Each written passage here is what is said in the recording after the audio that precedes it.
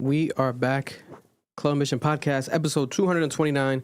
We're back live this week. We appreciate you all. Appreciate you all that tune in every single week on our live streams, every single Monday night. Here from Rhode Island to the world, live. And this week we're covering breaking news. Unfortunate, right? We're gonna get to the topics. You know, J. Cole today also announced his world tour. Over the weekend, people are calling LeBron James a Zionist. What happened? He is in fact a Zionist. What happened at the All-Star game? The All-Star game mess, and then the numbers of viewers, they're breaking records. I don't know how, because I don't know who watched it, but we'll get into that. That was a good ass All-Star game. You watched the full game? Mm-hmm. It was good as hell. Really? Okay, we'll get into that. We'll give you a review of that. Obama saying aliens are real was pretty crazy because now he's kind of stepping back about it. But we'll get into that. Pam Bondi in the Epstein list, right? The U.S. Attorney General. Hashtag, in my opinion, impeach Pam Bondi. We're going to get into that as well. Some local news. There's a controversy with a rug here locally. Job lot rug. Yeah, it's a weird story. Also, we have the unfortunate news, breaking news. But before we get into that right away, remember, this is Club Mission Podcast, episode 229. I'm the host every single week, Victor Baez. If you're new here, welcome. This is the Club Mission Podcast, a.k.a. Cap. We got co-host Noel in the building right here. We have Marloon right there, half of the Chubb corner. Erlen should be here momentarily. He's running a little bit behind today because he has life that he's dealing with right now, and he'll be back joining us hopefully later on during the show. But we are the Club Mission Podcast every single week here. Usually we kind of end the show with the local news, but the local news is now national news and very significant international news at this point. It's everywhere. So we're going to get into it right away. Right today, almost 2 months to the exact date of the Brown University shooting here in Rhode Island, there's another shooting. This time, it happened at a hockey game, right? There's reports of calls going in to the police around 2:25 p.m. today, Monday, February 16th, 2026, 2 days after Valentine's Day, after Valentine's Day weekend. Today's also a holiday. So kids are out of school. It's winter break for a lot of people, so there's no school today. But there was a hockey game in Pawtucket, Rhode Island, and there was a shooting at this hockey game. We have now exclusive footage. We just got some more footage sent to me right now, and people are sending photos that are making the rounds right now about this person. We also have a brand new interview that just dropped briefly outside the police station with, I guess, the shooter's daughter. She's speaking out, saying that this was her father. Pretty crazy overall. We're going to show some of the footage momentarily, but before we get into that, let's just show some of the actual, let's talk about some of the actual summary. And also a reminder before we get into all this, obviously this episode is brought to you by our sponsors, always powered by our sponsors, brought to you by our sponsors. Shout out to Dave's Hot Chicken, shout out to Aiden at Dave's Hot Chicken. Dave's Hot Chicken located in Middletown, Rhode Island. More locations coming to Rhode Island very soon. They're going to be announcing it here on the podcast soon. Dave's Hot Chicken located in Middletown, Rhode Island. That's right. Make sure to check them out. Dave's Hot Chicken. This episode is brought to you by Dave's Hot Chicken. Also, Mother Earth Wellness. Shout out to Jalen. Mother Earth Wellness, the Valentine's Day deals that they had over the weekend. They're saying that people can still go get some of that stuff. People going crazy. Like, oh my God, this Valentine's Day pack. What is going on? It's still some of it available. And it might be discount. I'm not sure. But double check that this week. Remember, if Club Ambition sent you to Mother Earth Wellness, you'll be able to get a discount. Remind them in person. Call them. Mother Earth. Hey, Club Ambition Podcast told me you're going to give me a discount. And last but not least, you can show the screen real quick too, Marloon. Shout out to Carlos, my guy Carlos, who's helping me with my taxes this year. Carlos A. Then, my guy, Dominican tax consultant, tax help. If you need some tax help here, locally in Rhode Island, if you're in Rhode Island, you need help with taxes, insurance, and also getting your financial house in order, this is for you. Shout out to Mr. Then Consulting. Helps individuals and business owners with tax prep, tax strategy, credit education, and insurance coverage like auto, home, and renters. This guy does it all. The focus is simple.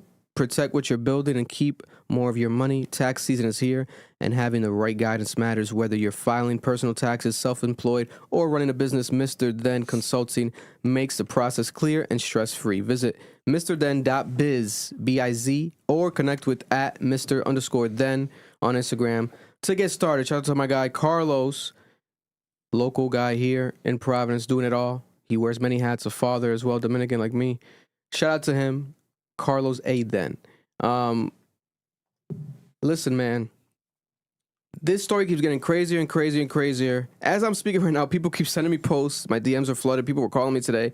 A lot of times they were sending me the same stuff. So here's a quick summary of everything, right? Today, for those who don't know, it was senior night. Senior night, right? Black, let me see, how do I pronounce it? Let me make sure I pronounce it properly because this was all in acronyms, right? There was a home team game called, the home team is called BVS. So there was a BVS hockey game, right? This was today, a hockey game. It happened to also be senior night. Today was senior night at this hockey game. BVS stands for Blackstone Valley Schools. That includes St. Ray's, North Providence, PCD, and North Smithfield. It was senior night there today, and the shooter was one of the parents from that team. Shooter's son is a senior, so it was his senior night. It was the shooter's son's senior night. And they played against Coventry/Johnston, a co-op team. They don't have a nickname. So this, shout out to my guy Juju, who gave me this update. Shout out to Juju, who's been doing great things. Juju, locally with sports coverage, local sports student coverage. Shout out to Juju, my guy Juju, great support of ours over here for years. That's what makes this crazier because there's a lot of schools involved. There's students from all types of schools from all across Rhode Island at this game, whether in the crowd, attending, friends of, competitors, coaches, staff. It's not just like a simple Cranston versus Providence game. It was a game where it had co-op teams and you had multiple schools inside of this actual game, right? These are high schoolers, high school games. It was high school senior night. This call came in to the police around 2:20-ish p.m., they're saying, right? This game was also live streamed. This game was live streamed online. Specifically, it was on Live Barn. Live Barn is a $25.95 $26 monthly subscription service, and it also was streamed on NFHS, where high school games, you guys can watch high school games, but Live Barn was the streaming service that people in the news were reporting that they got this actual live stream clip from, right?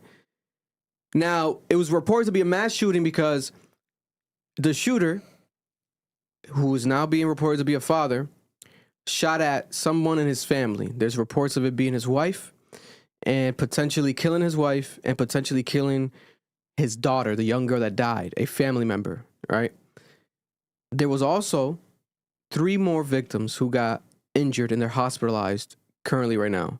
It went from 4 to now just 3 because there's now 3 confirmed deaths, right? Now, this is something that keeps getting crazier and crazier because we'll play the clip right here. I also have an eyewitness account who keeps detailing their experience there, and I also had an eyewitness that was there that contacted me directly. But let's play the clip. Let's play the initial clip right here. We'll play it in a chronological order.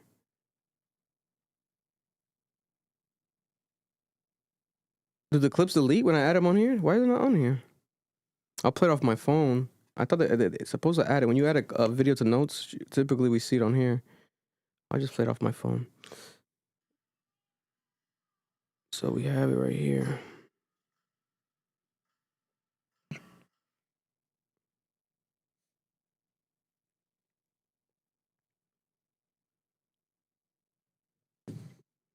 All right.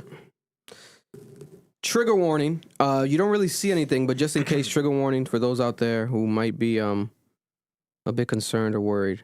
Just trigger warning ahead of time. Because you do hear it, mostly than anything.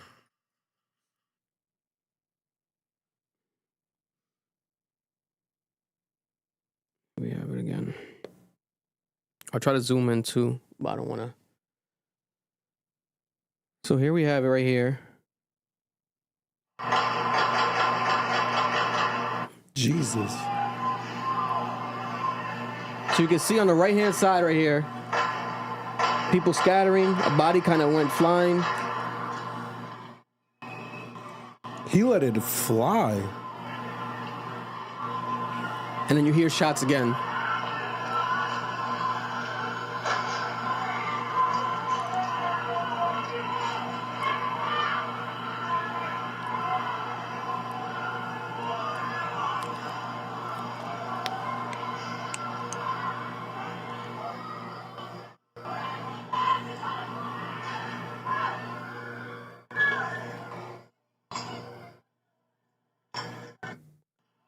Now, I heard about 12 to 13 shots, it sounded like, right? Which is crazy. Why so many shots? And then we have another footage right here. This is one of the teams rushing into a convenience store nearby, a bodega nearby. And these were amongst the first people to call the police in this actual store. People were walking in, calling the police, saying there was a shooting. And this was one of the teams. They all rushed in here to get shelter, running away. Concerned parents going crazy. All right. And then this is the brand new exclusive footage right here, which we're going to play slowly, right? This is this person that goes walking around in a white hat in the stands. They're saying that this is the alleged shooter right here in this footage. Watch them as they're walking a bit down.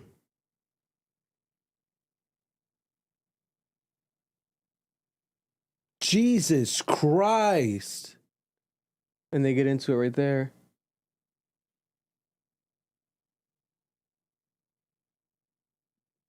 Like Crazy. they just dropped down and started spraying on him. Homie tried to stop him too. Oh, I think homie died. Jesus.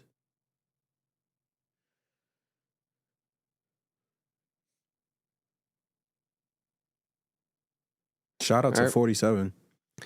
Crazy.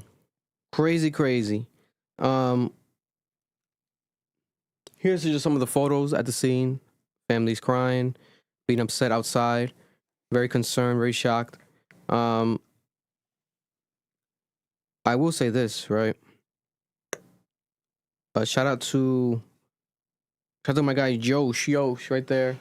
He gave us these photos. He was on the scene. He wanted to send us some photos in. This was nearby where Yuli, remember Yuli used to have the braid in Central Falls?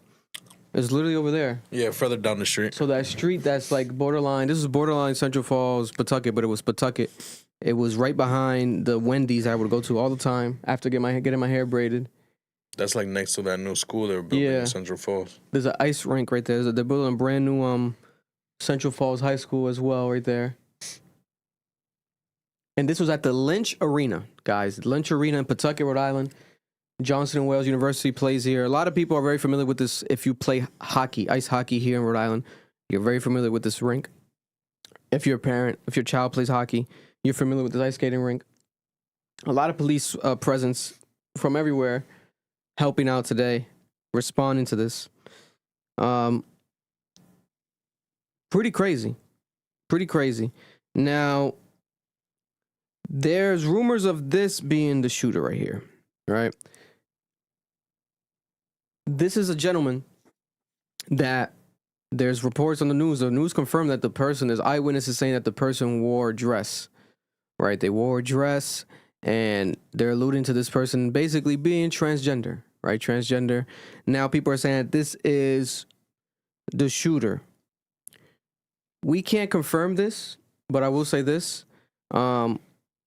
It seems more than likely. From everything I've done, research, people calling me, people sending me stuff, people actually there, actual students there, said that they're basically familiar with this guy, and this guy was someone that played hockey before and actually disputed with his family there. So basically this person, transgender man, walked down the stairs and killed his wife or ex-wife and daughter. Now, let's play this. We're waiting for police to confirm this. Better yet said, but let's play the actual clip of one of it. I'm not sure if that's the thing. Now we have another daughter speaking out, so I'm not sure if he has multiple. I'm assuming he has multiple kids. But this is an interview right now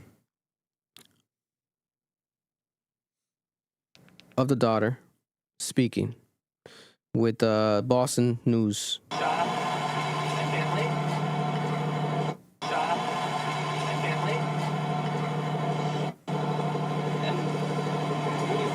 She said he shot my family. He's dead now. That shooting suspect as her father.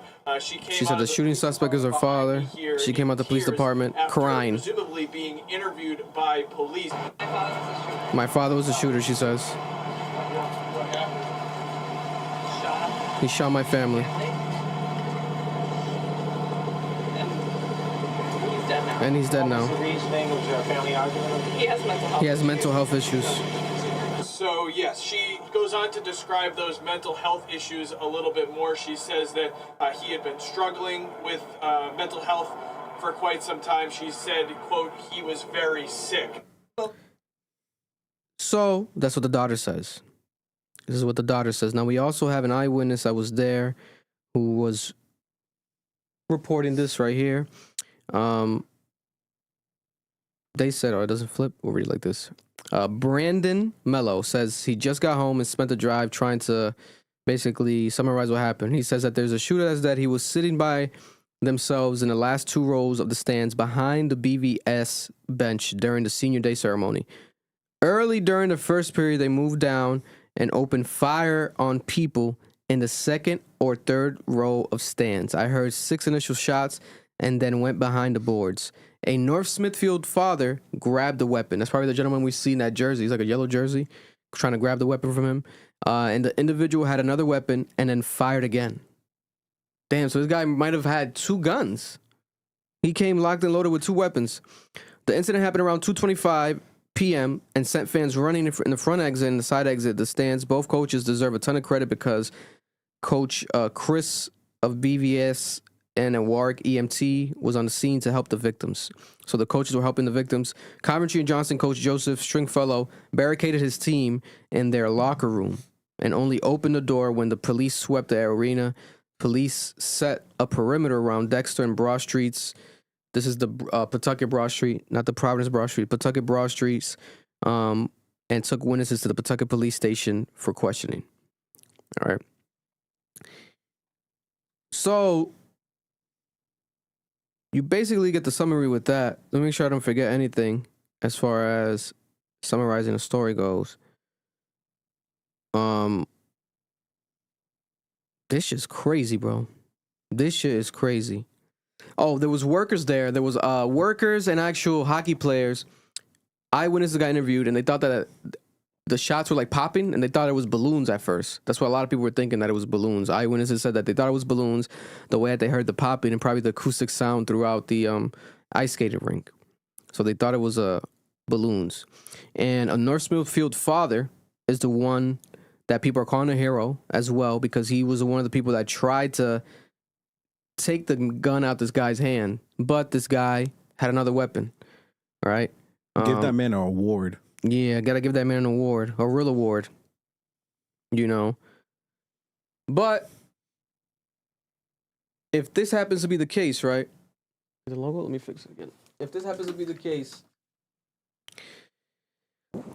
I will definitely see, and I already see it. People are already on Facebook calling for the burning of transgender people and kill all transgender people, et cetera, et cetera, et cetera, right? I personally have family members who are transgender, and I will say this, it's definitely something very tough that when they go through this experience, especially their mental health that they deal with, their judgment, their just journey, right? People in general have a mental health journey and obstacle that they deal with. So imagine you add, you identify as another sex, you feel like you're another sex, and that's who you are, and you're going through the transition, then you're going to be judged, especially in this world, by everybody. And it's going to be very tough. Now, that's just surface level. We don't know this guy. It could have been that this guy, okay, he was transgender, but he was maybe an asshole. He was crazy. The daughter did say that he had mental health issues. So I don't think, obviously we have to speak to her, because there could be a potential, because some people do believe, there's people who do believe in this world that if you are transgender, you have a mental health issue. So his daughter could mean that he has mental health issues because he's transgender. Maybe his family wasn't accepting of him being transgender, right? Or maybe he just had mental health issues in general, including him just being transgender and going through that process. But anyone actually going to kill someone in a situation, right, where one thing is this, we hear stories a lot like ex-boyfriends or girlfriends, etc., that kill each other, husbands, wives, maybe because like they're caught cheating, something like that, which is bizarre and crazy, but it does happen. But to go and kill your baby mother and then or ex-wife, and then you're killing your child as well after, it's in a public setting, right? That's what gets me. It's like, why? Okay, you're gonna do this. Why do it in a public setting, right? And then you shot other people. Was this the only place you know you're gonna see them at? Right? There's photos of this man surfacing, of this transgender person surfacing, and he's in the arena. Like, they've taken photos of him inside of this arena, inside of ice skating rink arenas, and he's been involved in the hockey world, a hockey parent. And by this eyewitness account, technically, he could have been there up on the stands above the whole time. Maybe the people that he killed didn't even know he was there, right? Because he came down to kill him. Why be separate from them if you are, you know what I'm saying, there? Seems to be obviously an isolated incident where he was targeting them, maybe scouting them. He definitely had like a covered up. There was people there that said that he was wearing a dress. The news also said that this man was wearing a dress. But if you look at that video right there, it could have been a dress, but it looks like it's like a sweater on top of the dress and then a beanie on top of it as well. A beanie on top of his hair. Let's say them. As I say them, right? Yeah, because you don't want to what's it called? Gender someone get killed in the comments, bro. The person, because I know that he looked like a male that was transitioned into a female, right? So transition into a transgender female. So it's crazy because I saw this, right? Technically, it is a mass shooting because when you shoot at multiple people, more than two people, multiple people is considered a mass shooting. But I thought it was just a gentleman just going into just spray at anybody and everybody. But he was targeting his family members and he killed them. Very tragic. I have people that were in the hospital and they said that it was crazy at the hospital today. It was very sad, very tragic. Police were going crazy. It was a mess, right? We have 3 people still injured, waiting for updates on their actual status of how they're doing. What is your guys' reaction to this, right? There's levels to this and there's layers to this, but just in general, right? It's just crazy because the fact that it happened and the timing. 2 months away, we just dealt with school shooting, mass shooting, and a man that went on to kill an MIT professor. And now, Rhode Island again, we're dealing with another shooting here, this time in Pawtucket, where it's more isolated, but still innocent people. They're all innocent, but untargeted people just standby people also got injured, right? And we don't know their status. Hopefully they pulled through. Hopefully it's not like life-threatening, like they don't die randomly tomorrow, etc. But yeah, what's your reactions to this happening today?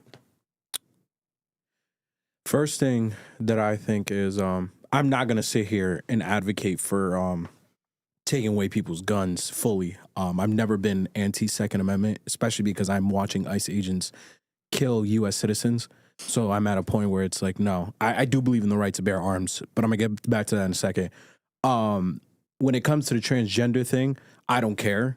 I don't think that's a factor in this conversation. Yeah, they're trying to make that like an important point. Yeah, and that's corny because it's like them being a transgender doesn't either like confirm that this was gonna happen or negate it. Like it just is what it is. Like they're transgender. Like I don't care. That's never been my provocative. That whole idea that transgender people are mentally ill and violent, I don't subscribe to that. And if that's how you feel, you're a bigot, and that's just what you are. And that's what you're going to make this about because it's more about the trans person than it is about the underlying issue in this conversation and the people who lost their lives. So the underlying conversation is this. We need better regulation around guns. We saw that after the mass shooting. There wasn't a call for it. But I do believe that we do need better regulations around guns. We need a national system that is accounting for these individuals and making sure we have an understanding of who is purchasing guns, who holds these guns, and what is the background of these individuals, not just on a state level, but also nationally, because when we do it by a state level, when we have state laws that are gun regulation laws, like perfect example, Illinois. Illinois has one of the most severe gun regulations that exist. but Chicago still has some of the highest murder rates by firearms is because they go to the state over, which has very lax gun laws. They purchase guns there and they bring them to Chicago and they commit their crimes with these out-of-state weapons. This is a common phenomenon in every single state, and it's because we don't have national policy to deal with this issue.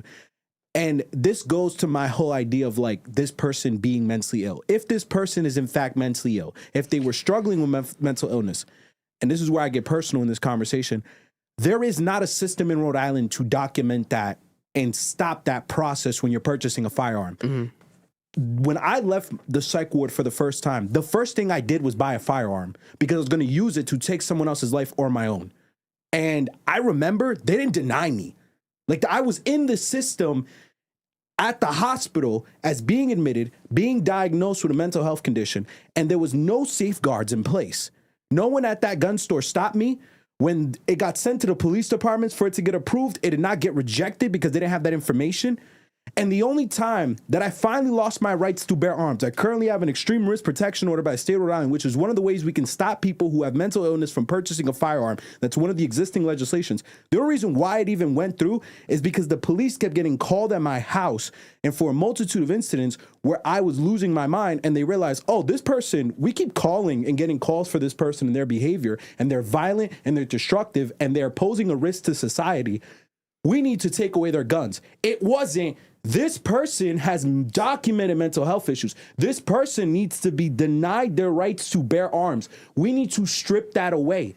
This is the fundamental problem. I get that there is a narrative by a lot of Republicans that if you have a mental health issue, you should not be discriminated against from using your Second Amendment right to bear arms. There are even some who go as far as saying that owning a firearm and using it is therapeutic. I don't care.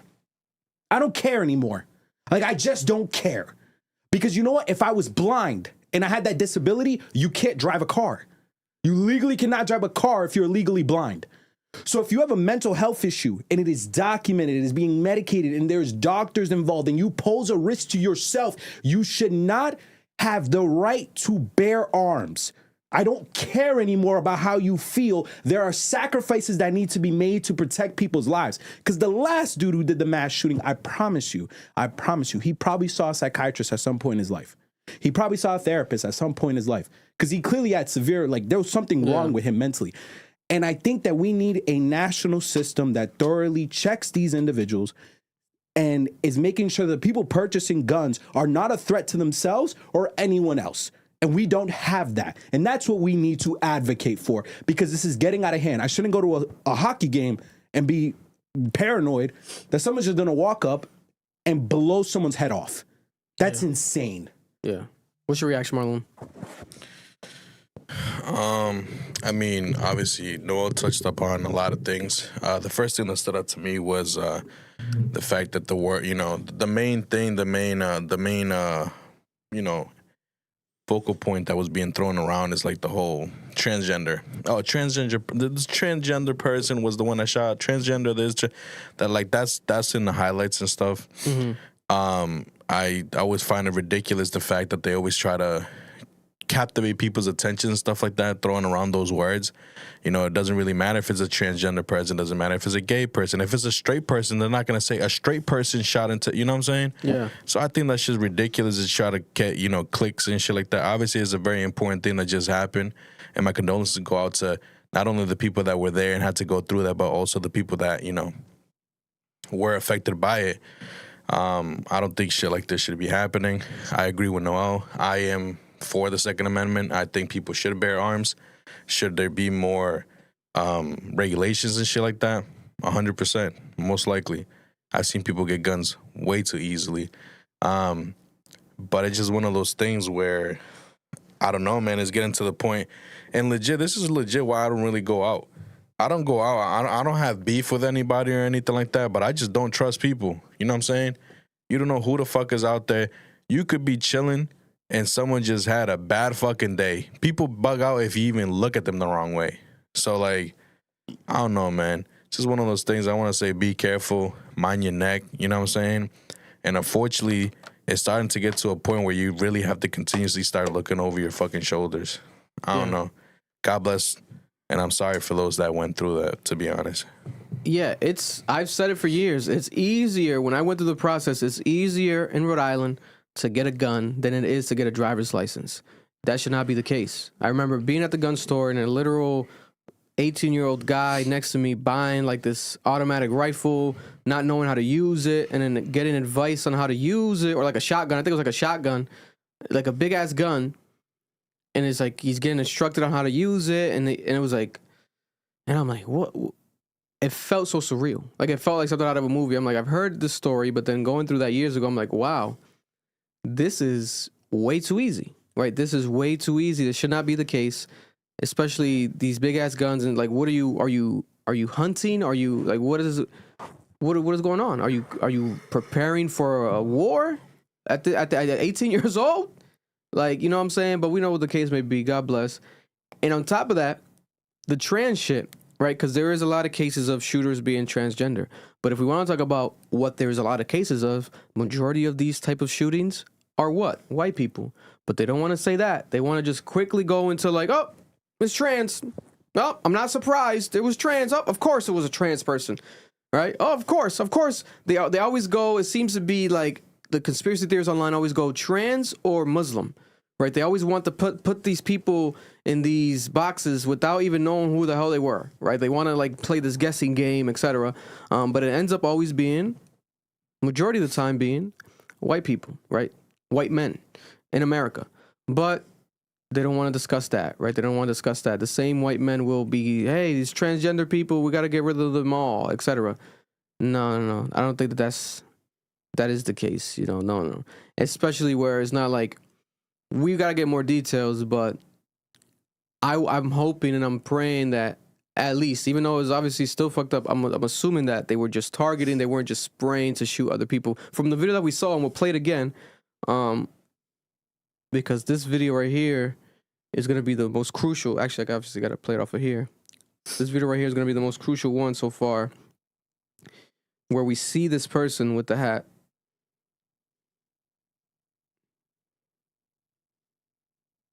Right there, you see it? It's behind us here. Full screen. And he's going up, he's going down.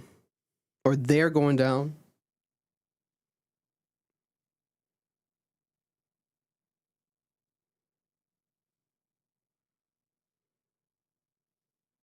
It's not popping up. I'll play from like the gallery again.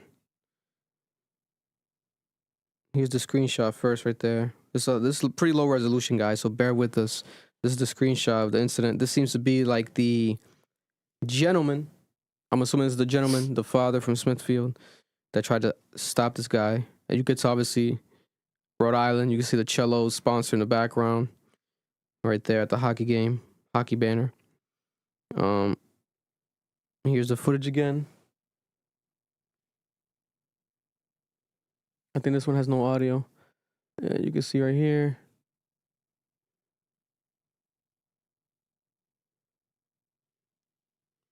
Crazy. Someone chokes them up too. Yeah, the person got choked up towards the end.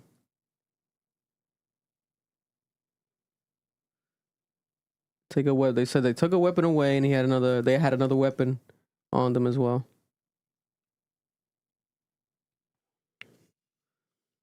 Nuts, bro. Thoughts and prayers for everybody out there.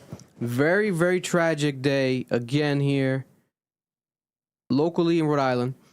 As a parent, as someone, you know, here that just has to cover all these news. You know, it's not exciting. It's not exciting. There's obviously a responsibility people place upon us, especially when it comes to a story like this of this nature and etc. But it's not happy or like satisfactory for me to get all these, you know, text calls and, you know, concerns and, you know, it's just so crazy. We got to deal with this, you know, but and I also want to this is reality. I want to talk about a point you made that was really important. You said a lot of just white people doing this because the last shooter was white too.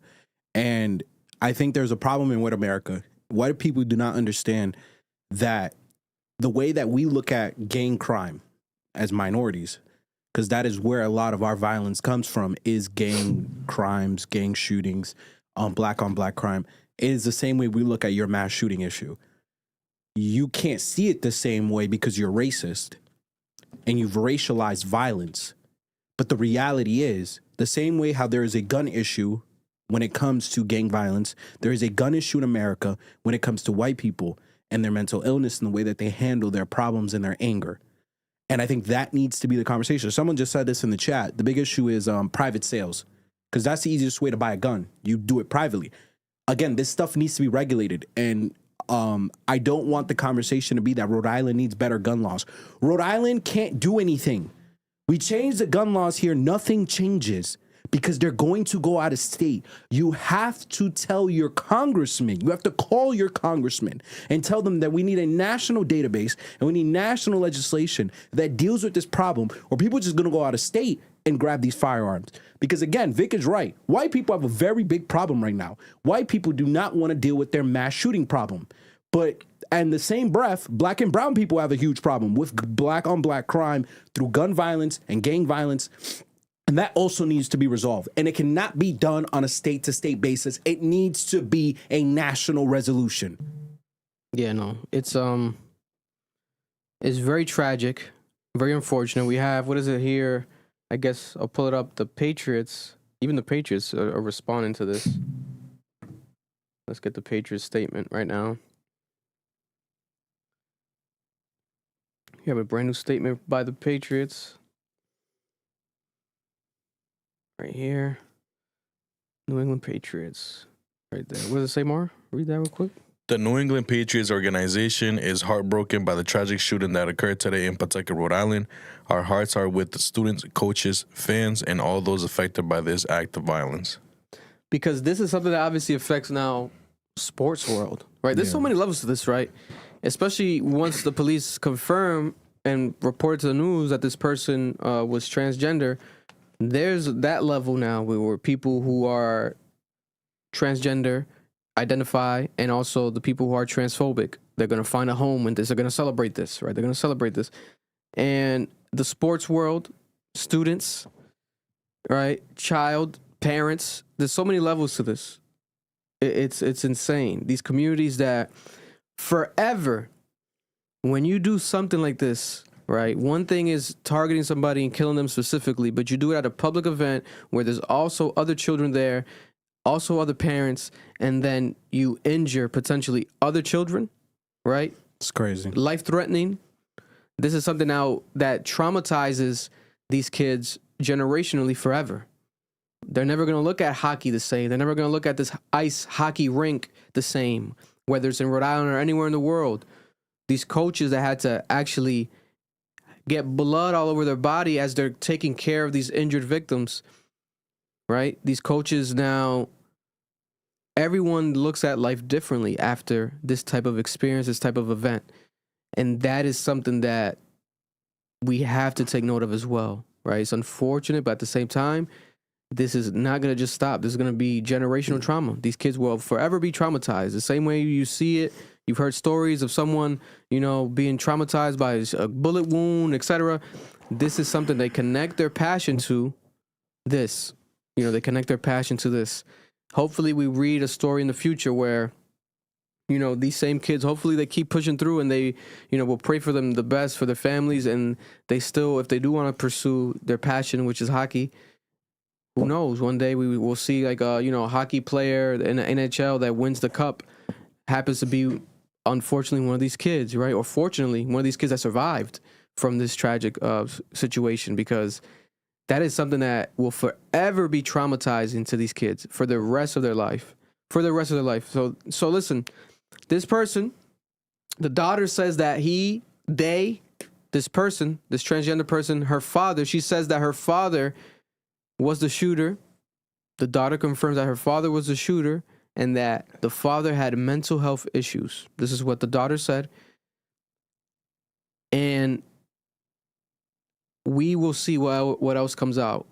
People usually, when they do something of this nature, they have, what's it called, like manifestos, when they kind of leave like Like a reasoning, Yeah, why or like did what they did. explain that what they're gonna do before they do it. It's a I don't manifesto. think you can get anything for this. You think not? Nah, this was just Depending straight. if it was, if they had two guns, it was pretty premeditated. Usually manifestos are politically driven. Yeah, This was, but from what we're seeing and what we're hearing, this was just out to get one person. yeah. Or maybe like an It apology to just his so other happened daughter. that other people unfortunately fell victim to it, but it seems like it was just This is crazy. premeditated towards that one person. Yeah, the way he leaned in and shot that one person, it definitely was targeted for one Yeah, individual. yeah. And the gun probably just recoiled out of his hand. Man. Listen, Their hand, sorry. Don't want to misgender. God bless. Let's pray for these families and pray for these victims. Again, this is something that's crazy. It's multiple levels of crazy. What can happen? What change needs to happen, if any? What can that's the conversation of every shooting. People point the finger. Is it this? Is it that? Is it this? Is it that? Right? In my opinion, it's extremely easy to get a gun in Rhode Island. It's very extremely easy to get a gun in Rhode Island. Too easy. I'm all for people getting guns, though. I do think that you should protect yourself when need be, especially if you're a parent, business owner, etc. But again, it is too easy. People cheat on the test all the time to get a gun in Rhode Island. It's a known thing, but no one talks about it because it's so easy to get that blue card to buy a gun in Rhode Island. Oh, No one talks about it, but it's easier than fucking picking your nose. bro, you could literally, I'll tell you how I passed my exam. I don't care. Yo, they had me go in the car and take my exam. I had the answers on my phone online. It's crazy. That's literally how the exam was taken. And the blue card is just for the hand pistol. Because in the state of Rhode Island, you have to be 21 to have a hand pistol. At 18, you could buy an AR-15. So there's a fundamental problem here. And Vic is right. There's just not enough regulations to deal with the accessibility of firearms. Like there are people with firearms in this state that should not have one. I'm telling you right now. Yeah. And we'll see what comes out. Hopefully they trace everything, trace the guns, what type of guns. I'm assuming it must have been 2 handguns. They took one gun away from the individual, and the individual had another gun on them, which is crazy. 2 gun toting, right? 1 gun is enough, you would think, but it's Dual like hand pistols is why crazy. 2 guns? But again, They want to make sure they killed that person. yeah. Or obviously they took their own life, so they want to make sure they took their own life with something. I don't know. Mental health is real as well. So everybody, if you feel alone out there, remember you're not alone. You're going through something. 10 times out of 10, somebody else is going through the same exact thing, and there's a lot of instances where it's worse. It can get worse, and things do get worse before it gets better. So please try to seek help. There's professionals out there for a reason. There's people that dedicate their entire lives to try to make you understand what you're going through and try to help you through your process. So take advantage of this. And if you ever need any help, especially locally, like we said before, reach out. Reach out here. I've helped people behind the scenes, connect to resources. We are available. We are available here. We're not here to lead to more of this. We want less of this. So if there's anything that we can help in that situation, we are here. We are available. If someone has mental health issues and you think that they need some help, try to get them the help. God forbid at least anything like this, right? So listen, man, we're going to continue. There's more local news. We'll get to it towards the end. We also have somebody from the Juvenile Hearing Board that's going to stop by the podcast towards the end as well of the show. But let's continue on the show, right? Rest in peace and condolences to these people. We're waiting for them to also be identified. Maybe by the end of the show they get identified, and we'll update you guys with names and ages as well. J. Cole has announced his world tour, guys. J. Cole has a world tour. Let's play the trailer behind me right here. Have a brand new trailer, brand new J. Cole trailer. Was there audio? Because we can't hear it. Yeah, it's fine because I don't want to play it because we'll get copyrighted. It's his music. Yeah, I think it's off his album. Here we have J. Cole in his Lamborghini. Where's the Civic, you fraud? I know. No, I'm joking. Don't attack me, Cole fans. And what shoes are these? Let's look at the shoes real quick. I think it's his shoes. Because he has Puma deal, but these are not Pumas. I love like Pumas. Oh, they might be Pumas. They might be Pumas. I think these are unreleased Dreamers. At first I thought they were Bapesters because they kind of have that star. Star in this corner. Yeah, it's not Babe, so it might be his shoes. They're kind of fly. He's kind of fly. I think this is the flyest he's ever looked. Listen, man. He looks good. He looks good. Then he plays Spaceship Plans on Mars. Is that one of the intros, I think? Yeah, do not play that. So, North America World Tour. He is coming to Boston. We will be there in Boston. We got to get in there. I'm going to kiss you when I see you. Coming to Boston August 7th. Might not come no more. August 7th this summer, we're going to see J. Cole live in Boston. If you guys want to see us in Boston, run into us. We're going to interview the fans outside as well. And I'm going to kiss J. In Cole. Boston, Massachusetts. Where? Did he say where? No, I don't think yet. I'm waiting for it. I got the pre-sale thing notifying me soon. I wish that he came to Providence, but God bless. Everyone's skipping Providence lately. I don't know what's going on. Small market. There's also, who was shootings. it? Was it Aiden? Someone told me and reminded me, obviously, about the legally, like the square radius thing, like certain concerts, like Live Nation tours, etc. Like you can't have, if they have a concert in Boston, they can't have one in Providence, like the same day or next day or whatever. It was like That a makes thing. sense. So like they just go to Boston now. Some shit like that. Which is dumb because it would be so smart. Yeah. It makes sense Just take a because 40-minute drive, dog. You're at your next destination for the next day. the thing is, I remember when Romeo did it with the last Aventura tour, the 2008 one. They came to Prov, and barely anyone came because he was in Boston. It makes sense. Why would you Prov if niggas in Boston? I'd rather niggas just do Prov. Fuck Boston. Like we have to get the He hasn't been a world tour like this. He is a manager and best friend said. What the hell is that? And then something. What happened? Was that you? Yeah, it was you. He hasn't done a I could double check, but should be good, no? He hasn't done a what's it called, a world tour like this J. Cole in years. And I think since Forest Hill Drive. might have been since Forest Hill Drive. I'll tell you this much. Do you think that this is retirement vibes? I think it's retirement vibes. Because why do a world tour? He doesn't have to do a world tour. Because his whole theme was like, you know, driving around. He's still doing a trunk tour. He's continuing it soon. Supposedly Massachusetts this week. Right? So he could have just done that route that the Lamborghini drives off. The fall off world tour. But doing a world tour gives me like, oh, he's retiring. I think he did the trunk tour to boost his physical sales. And like to really play into that like homegrown $1 in a dream type Which, of the round brand of he's always had. applause, 300,000. Yeah, bitch ass niggas. What's up? First week, J. Cole sells 300,000 first week. What's he talking about? That's my goal. Number one album in the country, J. Cole, The Fall Off. Congratulations, that's big numbers. You know what I'm saying? That's big three shit. He's not big three. That's some big three shit. Yeah. That's some big three numbers. You seen the photos of the people we've been posting with? Do you seen Shorty?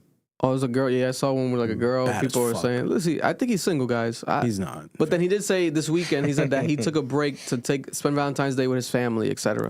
It's like, oh, so you're still with your girl then?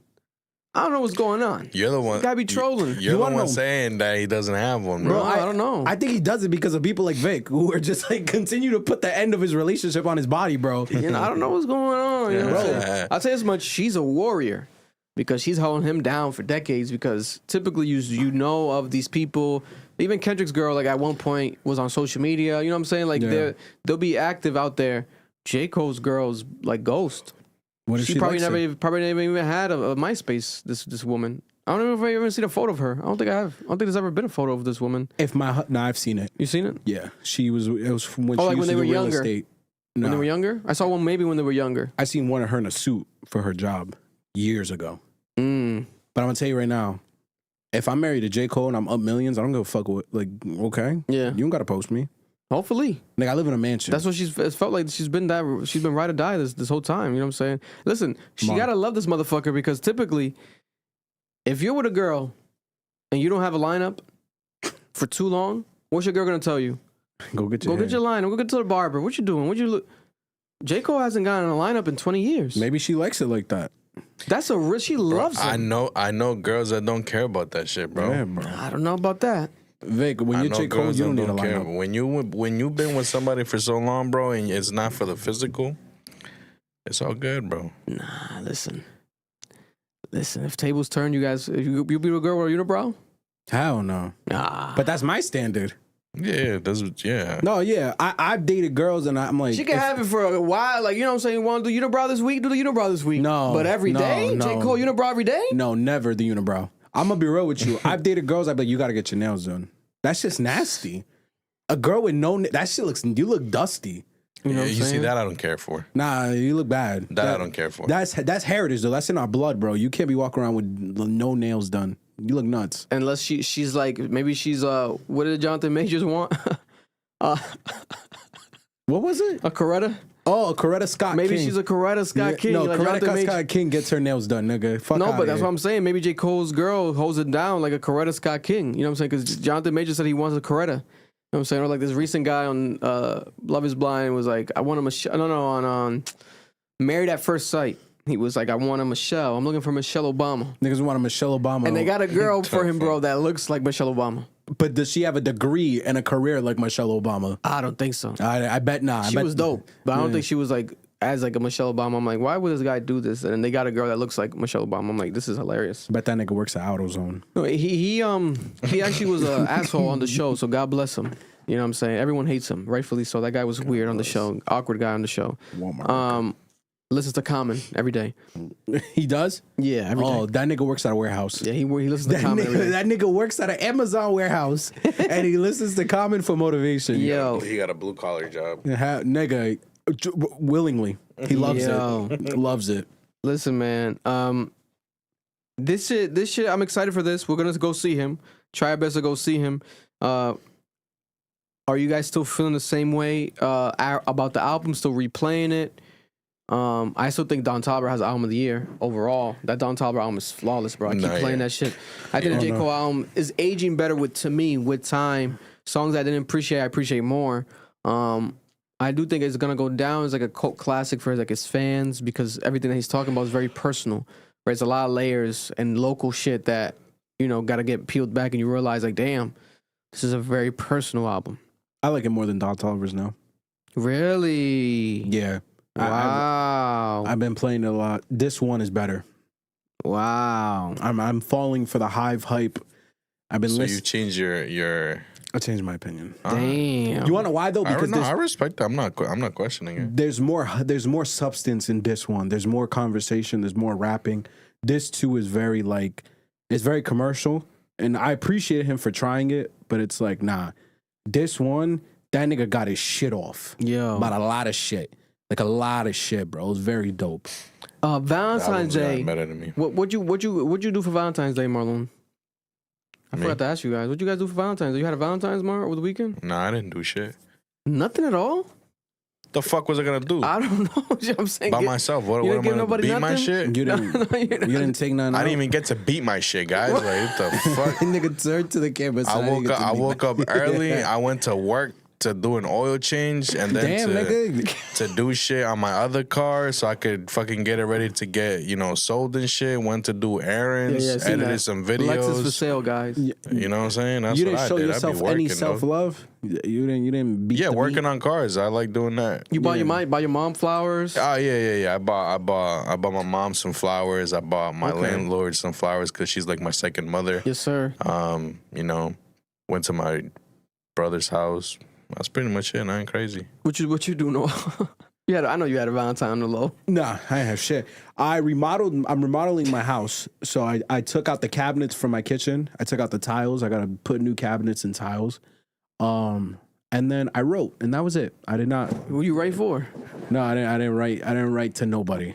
You didn't write no poem? I didn't write no fucking poem. You had no I was writing girl a there story. helping you fix There it was- and clean up? No, not a single woman in sight, my brother. I'm committed to myself. Ooh, you didn't get no DM though? Like happy Valentine to you? Like anyone to you? If I did, I ignored it. Oh, that means yes. And nah, I didn't. I don't know, bro. People, I don't be checking my DMs. I don't be No checking one my asked you to be messages. their Valentine's? If they did, I didn't respond. Stop. Bro, I'm gonna let That y'all means know. yes. No, it doesn't.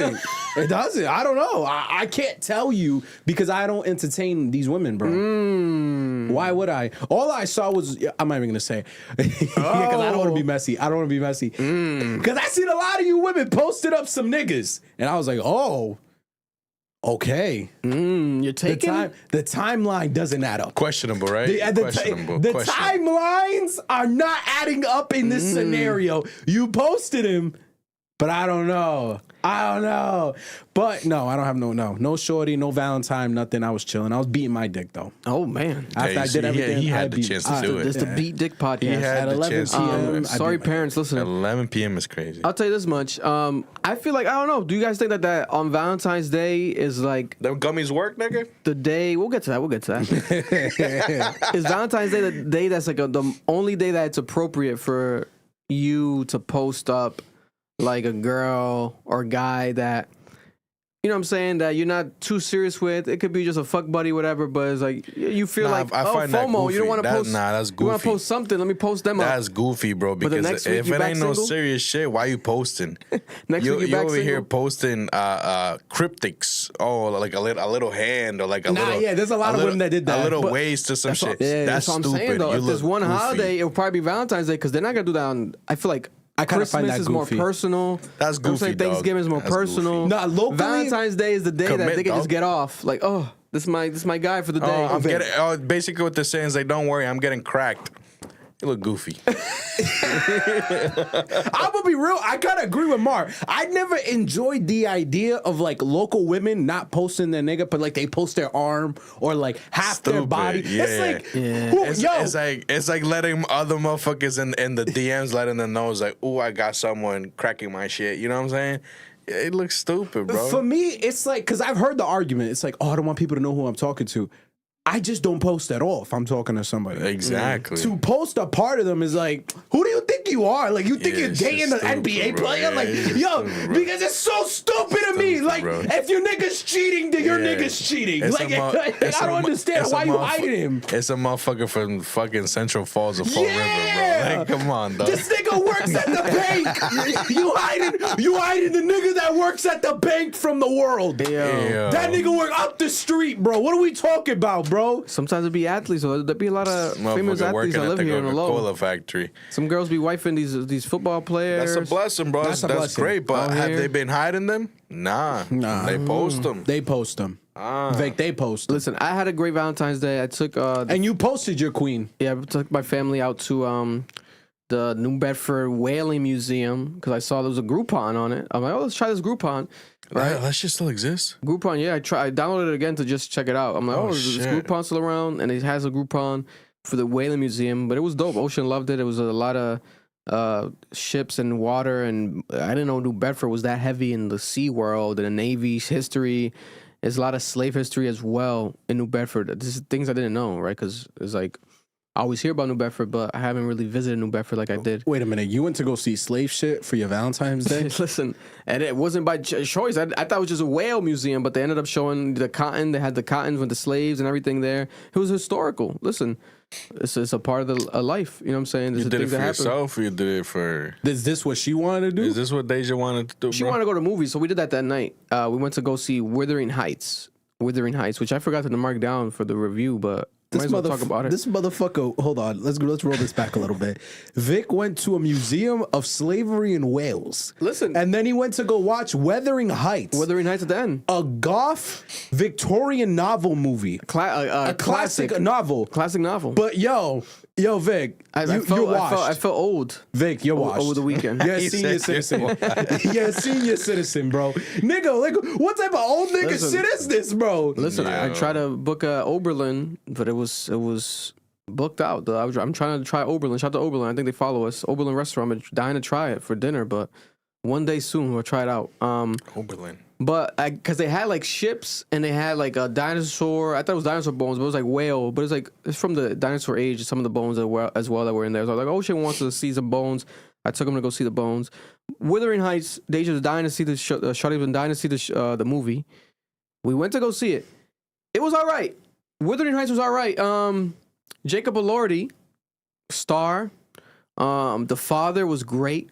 The father, when the kids walked in, the actor that plays the father, the old father, bro, when the kids walked in and he was like, yeah, you forgot about me, or get the fuck out of here. And he pushed the kids and he's going to beat up on the kid. I felt that shit felt real. I'm like, fuck, this guy's a good ass actor, right?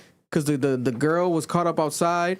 But it's basically about like these foster, almost like this daughter who lives with her dad, no mother, and they take in this kid, almost like a foster kid. They take him in to kind of help him and raise him because they feel bad. The dad feels bad about this kid.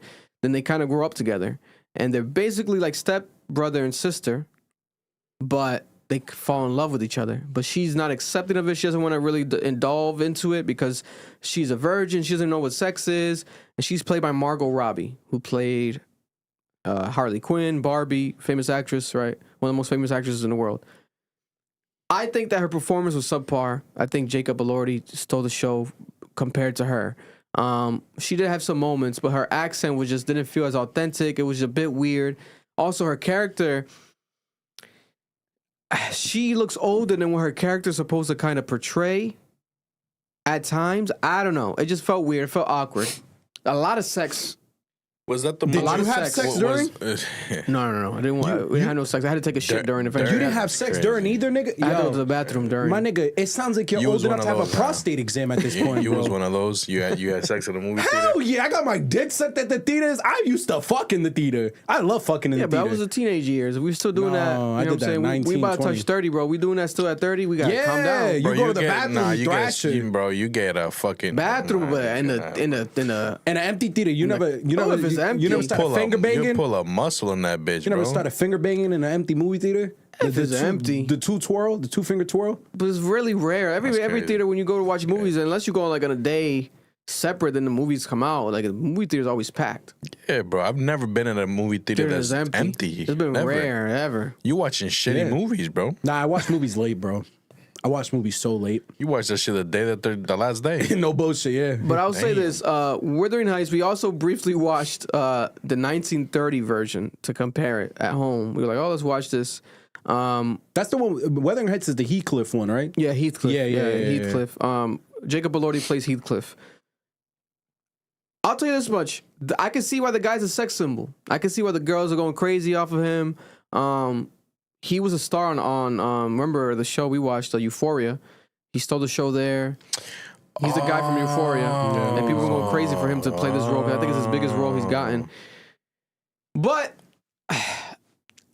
the movie, I don't know. It's the most memorable thing to me was the scene when she is on top of the house, the Wuthering Heights house, underneath the cliff. You go up to the house, she's on top of the cliff, and she's discovering what it is to masturbate. She's masturbating, she's touching herself, right? And then he's a gangster, bro. He grabs her, he walks up to her, he grabs her, startles her, then he grabs her hand, then he licks her fingers, the same fingers that she touched herself with, all right? It was crazy. Was It this was like like, oh, another 50 shit. Shades of Grey? No. It was some gangster shit. I'm like, God damn, we about to take her down. What Right? if But she was she was like, fingering- oh my God, she was disgusted. She's like, no. What if she was fingering the wrong hole? Listen, I would I had still a lick debate it. with Shuddy. I'm Nah, like, bro, I don't know it must have about reeked because it was a 18. No. What was it? 19. It was the 19th century. Hey Siri, what year does Wuthering Heights take place in? He said it must have reeked. Nah, he's right. It must have reeked, bro. Also, Wuthering Heights is not like 50 Shades of Grey. It's supposed to be a feminist novel.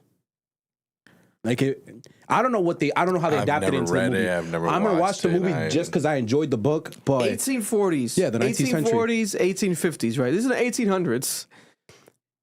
They didn't have soap. They didn't have showers like that. they had They soap. had Not like soap. that, bro. Not like that though. Not like They that didn't though. But have- yeah, they had no. soaps and showers. Vic, they had soap and showers. Women in didn't the even 19th shave. century. That's different. It was just That's like different. full That's bush. Yeah, no, they had smelly pussy. But he must have really, he really loved her because she grabbed her vagina. You don't like Tang? And then he licked it after. I'm like, this is a brave man right here. Man, I don't like that penny taste, bro. Y'all don't like Tang? I don't like I that like a penny little tang, taste. but not 1800 I don't like, tang. I don't like that Ancient tang. that brown key taste. I don't like that. I don't shit, know, bro. They bathed back then like once a month. I would. like And that she was a I don't like- virgin, I don't bro. like that She probably battery didn't even know how to taste. take care of her vagina. She didn't know what that was. Oh, she was definitely bleeding after the finger bang. That's what I'm saying, I would bro. have licked the blood. I did before. Okay. Okay. What's the next topic, bro? What's the next topic? 'Cause I hate this place. I saw him because I'm the only one I that saw gets him vulnerable. I saw him I'm reaching the for his only pants, one bro. here that gets vulnerable and honest. Bloody Nights. Yo, you niggas never like was finger banging a virgin and it just like explodes on you. Bro, like, what are we talking about, bro? I don't know. That's too specific. Yo, like Jesus Christ, nah, because you see this be the issue. I'm the only one here willing to be honest, nigga. Listen, Yes, man. Well, they don't need to know that, bro. shout out to Jacob Elordi. There's and been blood before. spoiler alert. She dies at the end because the baby inside her dies. Spoiler alert. But if you know Wuthering Heights, you know the story. And she marries the neighbor. And that was another thing back then. It was common. We would have arranged marriages and like, I'm gonna marry this guy for the money. Is that how it is? You know what I'm saying? Which we kind of still see to this day sometimes when these girls try to get a So she sugar went through daddy. all of that with that guy and did him dirty? Did him dirty, bro. Did him dirty. Nah, it's fucked up. He licked bro. the tang and she still didn't marry. Is that how it goes in the book? you see, it ain't, bro. They ain't worth But it. he bro. left. He moved out and left for a couple years, right when he found out that she was gonna marry the guy, the neighbor. He ain't really. So he felt heartbroken. But she said it to the woman that she was talking to, the Asian woman that lived with them, that she loved him. But he didn't hear that part. He didn't even know that she even loved him. Bro, So he left and then he came back, flexed up, had money now. Now he was rich too. Not just the neighbor. And he now just he was left? rich. What'd he do, bro? And he Pull up bought with the a old Model crib. T? He bought the old crib. I'm gonna let you niggas to know move something. it next to her. I'm gonna let you know something. If a nigga wants my bitch, we're gonna duel. We duel at dawn, nigga. I'm pulling out the hand pistols, nigga. Like, Bro, yo, but, what are we clearly, talking but clearly about, she bro? didn't want you, though. She let me lick the tang. And you know what's crazy? She let me lick the tang. He got with her husband's sister. He got with her husband's sister. His husband, the woman's husband's younger sister. What? He got with her. Oh, this nigga's a freak. And he would like abuse her, like fuck her aggressively to take it out on spite. It was so crazy. It was like, bro, how is this hurting the other girl? Like, why What not just the try to get the fuck other are you girl? guys watching, It was crazy, bro? bro. Is that how the You book motherfuckers ends? watching pornos, bro. I haven't was read the crazy. books in senior year of high school. Bro. It was crazy, bro. Was crazy. this like pre-workout for you or some shit like that? What the fuck? Nah, it's just a piece of historical, film because the movie's considered classic, the book's considered classic, so then they did like a remake. So everyone's waiting for this remake. But I think it was, it's memorable. But if I had to give it a rate out of 10, I'll give it a 5.5 out of 10 as a movie. 5.5 out of 10 as a movie overall. Listen, Heathcliff, you're a bitch for not fighting at dawn. Yo, I'm pistol dueling this nigga, bro. We're gonna duel, bro. Bro, but You niggas ain't fighting for a shorty girl you didn't fucking with. want you, dog. She let me lick the tang over She didn't- the building, she over the didn't want- horizon. She married some other dude, bro. No, and the she baby, married she some was other pregnant dude. with Heathcliff's kid. She kept this baby? Heathcliff's kid. She was pregnant with Heathcliff's kid. Is this how the book goes? Why do I forget this book so crazy? Yeah, no, it was fucking crazy. That's crazy. She died because of the dick, bro. Listen, man. That's what happened. You're not keeping my baby and marrying another nigga. He's not gonna be dicking you down while you're pregnant and my baby looking at his penis. We're not doing that, bro. Nah, we're dueling at dawn. Bro. We're dueling at That dawn. baby almost got poked by it. Yo, That shit crazy. That's crazy, Vic. That's our Wuthering Heights We review. we completely degraded a Victorian classic, by the way. Ew. Because when you put it in that perspective, it is, it's shit that we see nowadays. Like, Hell yeah. a girl try to get with a rich guy to, save her life, but then she might be in love with the broker guy. It's almost like, what was that, like Beauty and the Beast or Snow White? I think Snow White or Cinderella, one of those like Disney stories, very similar to that as well. Beauty and the Beast was Beauty the and the one where Beast. she wanted to be with a rich nigga Yeah, because her Beauty and the husband Beast. was abusive. Beauty and the Beast, yeah. So, God bless Heathcliff. You're a gangster. You're a gangster, Heathcliff. You're a bitch. All of that to not even get the girl. Not even get the girl. You He fumbled her. What at a the end. loser. fumbled her and the kid. What a loser. Yeah, no. He should have just stole her. He Now shoulda you're just stole her. thrashing the sister like a lame-o. Yo, listen, that accent was heavy, bro. Heathcliff, like it was pretty annoying. Her accent was pretty annoying. Didn't feel too realistic, to be honest with you. But it is what it is. This is Margot Robbie. Shout out to Margot Robbie, Barbie. You know what I'm saying? How much? You know what I'm saying? She's still an OG. We have a donation. Joey Days with the 199. Y'all need to tap in with Night of the Seven Kingdoms. I promise you I'm watching it, That's and the I promise you it's HBO fire. show. That's the Game of Thrones spinoff. Uh-huh. I'm gonna watch it because I heard it's a Insane. prequel. It's insane. It's like before everything. I think it's that. Then it goes I thought House of Dragons. House was of before Dragons. thing. Then it goes Game of Thrones. I heard. All I'll say is this. Or House of Dragons is after Game of Thrones, but this House, one is no, a House of prequel. Dragons before Game of Thrones. Oh, It's so the the- explanation of. So there's a prequel to that too. yeah. This is in between House of Dragons and Game of Thrones. Oh, so you have to watch House of Dragons to even understand this then. I don't know. I've watched all of it, so I'm watching this and I'm like, wow. I didn't finish House of Oh, Dragons. you're watching That it shit- already? that shit Yeah, I got watched bad. this already. That recent episode is probably. Oh, you caught up? Yeah, it's probably shit. the best show I've watched in Really? Game of Thrones history. Bro, that fight, the videography of that fight is insane. So do you think I have to watch House of Dragons and Game of Thrones to watch this, or can I just watch this? No, because there's certain characters they mention, like Ogie's and like, they mention Ogie and all these niggas, the Dartarians, whatever they're called, Tartarians. They mention a lot of those like early family members. I think you'd have to watch House of Dragons first. Damn. But where I'm at right I'll now, tell you this, bro. You watch House of Dragons, bro. you're gonna be pissed off. There's a field fight It gets bad. where they're doing the camera angle as if they're wearing the helmet. That shit is so fire. That shit's peak. So but I can watch House of Dragons before watching Game of Thrones. yeah, You have to watch House of Dragons before Game of Thrones. You don't have to, but you should. Because House of Dragons is watch it in based, order. Because if you read the books, House of Dragons is just the notes. So he wrote notes at the bottom of those books where it's explaining everyone's lineage, and that's what House of Dragons is based off, is those notes. Okay. And then this is he also wrote this. I was reading about this. Targaryens. Targaryens. Sorry. Thank you guys. Thank I you, Joe. apologize. I seen the news about it. He was also brought on for this season. So he's helping write this show as well. Okay. They're doing heavy promo with it. You know what I'm saying? They want to get their money back. So I'm going to check it out. I'm going to watch House of Dragons and I'll watch this show. And then I'll catch up and finally watch Game of Thrones. I've been trying to for years. Speaking of shows, since we're already on here, there's a new show on FX I watched. It's called The Beauty, where it stars Ashton Kutcher. And it's about a drug where started as a drug, but it spreads as a sexually transmitted disease, as STD. But when you have sex with this person, when you have sex with someone or they have sex with you, They get beautiful. you get beautiful, you get younger. You turn almost into like a caterpillar cocoon, and you become a younger version of yourself with a big dick, big titty, big ass. What are you talking about? Abs, everything. Doesn't sound you bad. transform, right? Doesn't sound bad. What are y'all talking about? But in 855 I days, don't you know, bro. He explode. watched it. Oh shit. Okay, never mind. Yeah. So they're trying to find like antidotes to it. Like that makes you very thirsty. Who comes up with this A shit, lot of people bro? just end up exploding. This was Ryan Murphy. Ryan Murphy, the guy behind all the famous Jeffrey Dahmer and all that stuff. That he does really good shows. So he has a new deal. It seems like with FX, because he has 2 shows on FX right now. This one and the one about John F. Kennedy's love story, John F. Kennedy Jr.'s love story, JFK's love story. But this show, The Beauty, I would watch it. At first, it starts off crazy. It is crazy, bro. Especially like you see this guy.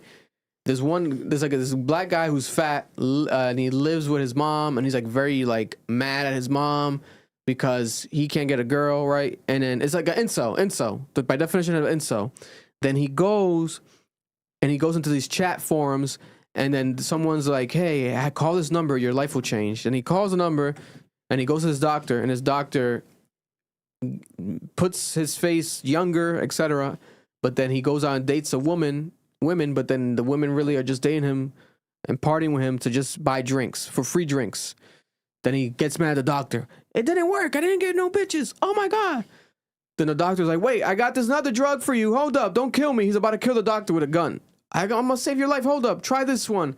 Then he meets up with a girl in a hotel. Then he hires a girl to fuck him. Then he wakes up and he's a new person. He goes through the transition. He's a young black guy with buff, big dick, and he's like happy as hell. He's going crazy. Like, oh my God, yeah, oh my God. Right, going crazy. But he has to drink mad water. You get mad thirsty. And then there's a hitman hired by the original guy that created this drug. This hitman is going out to kill everyone that's now gotten this drug or spread the drug.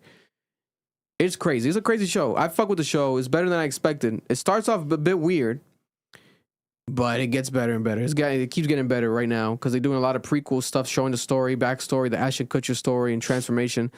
It gets better. I would recommend you guys to watch it. It is crazy though. This sounds. But I like crazy shows when they make sense. You know what I'm saying? It's pretty weird, but it's a pretty good show. Wonder Man. I watched Wonder Man fully. Marvel shows. One of the best shows Marvel's ever released. In my opinion, too short. It left me wanting more.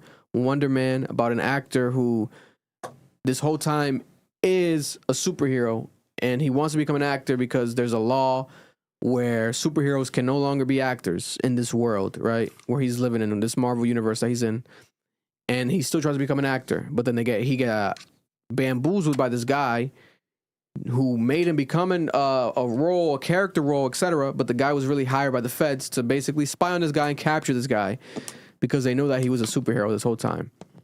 It was crazy. Great actor, great role, great character, great just show.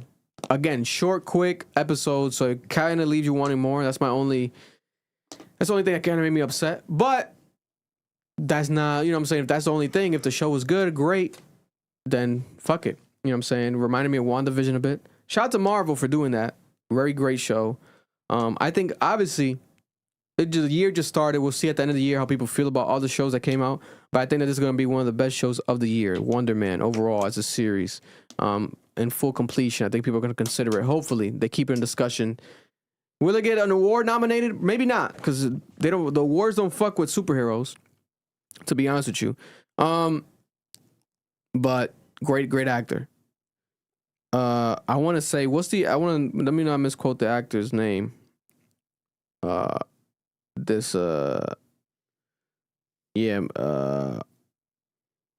I can't even pronounce his name, to be honest with you. I always mispronounce his name.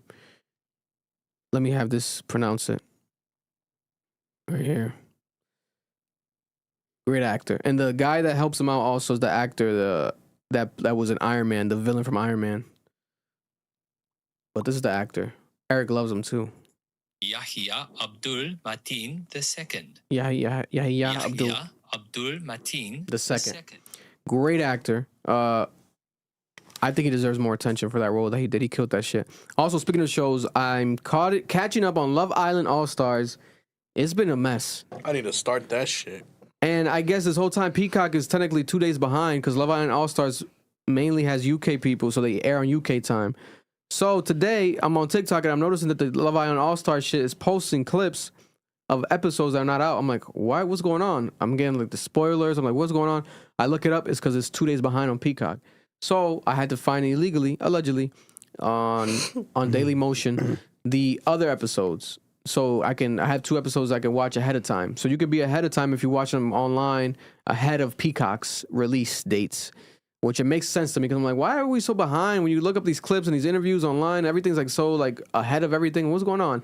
That was the reason this whole time. But Bella is the cause. Bella and Lucinda is the cause of controversy right now in the season. The Dominican girl, spoiler alert, the Dominican girl has been not voted off, but she got eliminated. 2 days ago, she got eliminated. Cher and Jack, the couple, has been officially eliminated. Beautiful girl, maybe the most beautiful girl on the show, the Cher girl, but she had to chuck deuces because she and Jack got the most votes during a game where they were voting for people who's the most this, who's the most that, who's the most this, who has the least love, etc. And the cast members are voting. They got the most votes, right? This show's good right now. It's picking up way more because there's drama, there's arguments, and there might be like a fight soon. It keeps alluding to like a fight coming soon. They're getting way more personal. And I don't know if they get money, because Love Island is about getting money, but I don't think that they get money in All-Stars. I think it's really more about love for real. And exposure and shit. And I guess exposure and shit, right? Obviously. Lucinda, I guess, is mad famous. I mean, do they call it All-Stars because it's like All-Stars, like winners and shit, or? No, so I guess there's the most popular people. That's what they're saying. Okay. Some of them might be winners, but this is etc. UK-based. UK-based, but for the first time ever, that you included US. So that's why we had the Dominican girl, Cher, and like a new people that got added. For the first time, they did like in between the season, a Love Island villa, US villa. Because it was never US people at the All-Stars. Okay. Which never made sense, because how you can do All-Stars but just include one country? All-Stars should be all the countries. Yeah. Like, include everybody in that bitch. Is it All-Stars or not? Yeah. So I think that's what they're doing now. Including everybody. There's this crazy show on Lifetime that's been around for years, is My Strange Addiction. The Strange Addiction show is back with a new season. And, man, bro, there's some crazy shit on here. There's this girl who's addicted to having her boyfriend's cum, his sperm, on her face. She uses it on her face every single day. She makes him jerk off 3 times a day. right? She collects his sperm. She freezes it. She makes ice cubes of it. All right, every single day, and she makes him have a strict diet because he can't eat bad. Because if he eats bad, it fucks up how the sperm works on her face, supposedly. Right? It is crazy. This is not fake. This is real. I verified these stories. These are real stories. There's another guy who's addicted to drinking piss. Nice. So he drinks his piss, and he found a girl. He fell in love with this girl who also drinks her piss. Nice. And they drink their piss constantly, all the time. They don't drink water. They just drink their piss. They pee, and then drink their pee, and drink their pee. Nice. They do mouthwashes with their pee. It's insane. I'm gonna throw it. It's insane, bro. What's another Do they crazy talk one? about, I saw a clip of this girl that supposedly she likes to like play with herself and like the juices and shit like that. She rubs it on herself. Yes, that's a good one, Mark. That's a good pick. That's like clips of There's that. a girl who also's There's a name for it. She's dabbing. Dabbing. She's addicted to That dabbing. shit's She takes disgusting, bro. vagina juices from her vagina. She puts it on herself because she says the pheromones are supposed to attract people. So she goes out She be to smelling bars and she smelling like pussy Nigga, that one. by choice. That one she was stinky. And she tries to have people smell her. You and, niggas just like watching like and That it- was a clip. porn. That and was there a was clip, one guy bro. who That was a smelled clip. her and was like, "What the hell is that?" Like he. I saw that clip where she goes out. She's like, "Yeah, I'm addicted to thing," and then she explains it, and then the guy smells it. And he's like, "What the fuck?" And he like leaves or some shit. Bro, there's an episode now of a girl who's addicted to, this past weekend, addicted to her wearing her dad's underwear. And her dad doesn't know. Like used? She gets her dad's used underwear and she smells it. Okay, all right. yo, but like But then Manuel watched some with me and he said like this is people who have OCD because they're constantly doing something. this right? is a compulsion. Compulsion. Yeah, no, this is definitely a compulsion. Obsessive compulsion disorder. Yeah, because I'm watching it. I'm like, get these people some help, bro. Like, can you imagine you wake up and your spouse is smelling your drawers? Crazy. Or like you meet a shorty and she smells like vagina fluid? I don't know about that one, bro. Bro, like, I don't understand. Like, I want to believe they're lying. No, it's true. I want to believe they're lying, bro. I want to believe it. But if it's not, it's like, damn, we're just posting mental illness now. She's the main one in the fucking thing. Nah. There was one that drank their pee all the time. Look at this guy. This is a guy that eats cardboard. There's a guy that eats cardboard, and he went to a cardboard factory to go try out different cardboards. And the woman saw him eating the cardboard in the corner, and she was so confused. She's like, "What? He's eating cardboard?" Like, freakazoid. and he was like, "Does it taste?" Asking her, "Does you know if it tastes good?" She's like, "Oh, how can I tell? I don't know. It's just cardboard." He soaks the cardboard, and he eats it that way too. There's another girl that's addicted to eating grass. She constantly eats grass. She saves grass, and she says the grass reminds her of her mom that died because her mom died, but her mom used to like being outside and like the outsideness. So she's constantly eating grass and outside eating grass like a Bro, dog. and it be black people doing that shit. That's probably healthier than the fucking other shit, though. This is the girl that eats hot glue. This girl constantly eating hot glue. Nigga, she eating that shit like it's gum. Oh, she was an Elmer's kid. Oh, no. You would have thought this shit was cocaine. She's eating hot glue. It's a beautiful girl too. Like, there's a lot of attractive people too on the show No. that you would think are regular, but the whole time, behind the scenes, they're doing some crazy dumb shit. Nigga, you kiss her and it's gonna taste like an Amazon warehouse. That shit is disgusting. So this is my thing, and this is why maybe I will agree with Noel. Look at this guy making breakfast 'Cause with it's like- cardboard and eggs. Why are you willingly admitting this? compulsion disorder. It has to be. But that motherfucker Cardboard and eggs. That motherfucker needs a new pan, bro. Everyone on this show looks slow. It's all that Teflon that he ate off of that fucking pan. That's why he's all fucked Bro, up. everyone on this show looks like they're struggling mentally, bro. Like there's a gene that is missing in their brain. I know he's ironed Cardboard up. and eggs. I mean, you probably don't feel it like that.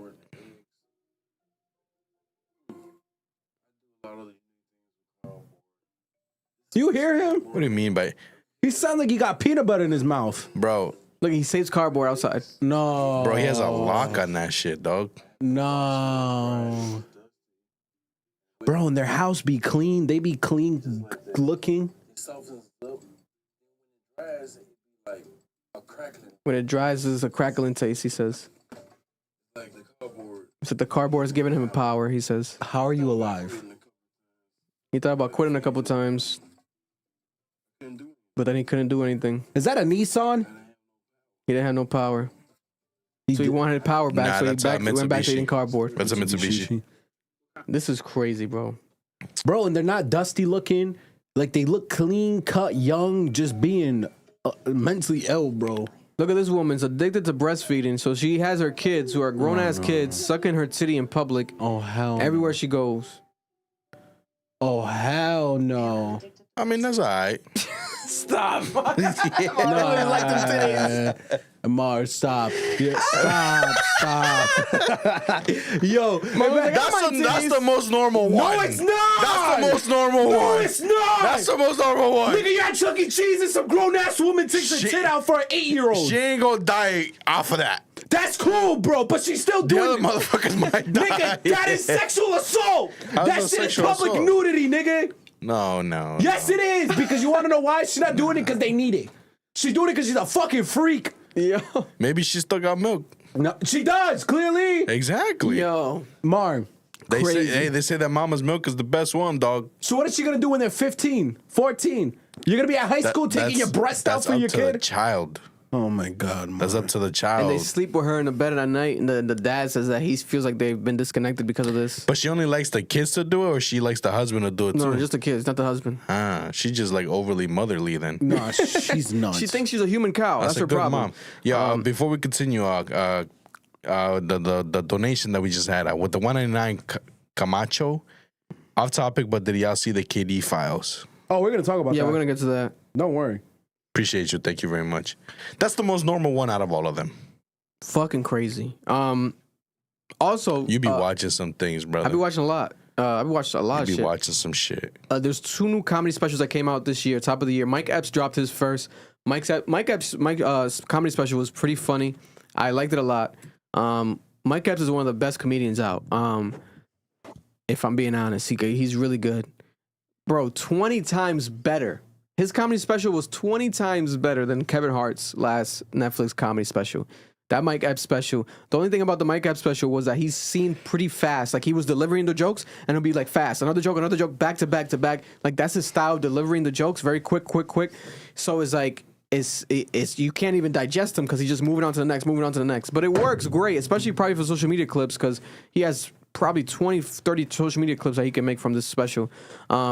Following the Mike Epps special, I thought it was going to be the special of the year, comedy special of the year, but I'm probably going to have to give it to, right now, surprisingly, Katt Williams. Katt Williams dropped a brand new comedy special, which was way better than I expected, because the last Katt Williams specials have not been up to par. This one is really good. He dropped one close to the time of the Shannon Sharpe interview. People were thinking that he was going to talk about the Shannon Sharpe interview, or was going to be to that level. It was not. Right? It did not live up to the hype of the Shannon Sharpe interview and the energy. It was like one of Katt Williams' worst comedy specials. This new comedy special is really good because he's speaking about the Shannon Sharpe interview, conspiracy theories. He's talking about Diddy. He's talking about everything. He's talking about 50 Cent. He's coming at what's his name? The fat rapper. Everyone's been coming at him lately. Was that fat rapper that was in the hospital? You're talking about the guy that made that album with Kanye? That made that lean song. I mean, on the drugs, and he had the song with Kanye, album Kanye, whatever. I can't put down the drugs. Dave something. Dave Blunts. He made fun of Dave Blunts randomly. It was really good. I watched it twice. I like the Katt Williams special more than I expected. I recommend people to go watch it. Favorite comedy special so far this year is the Katt Williams special. That one and Mike Epps.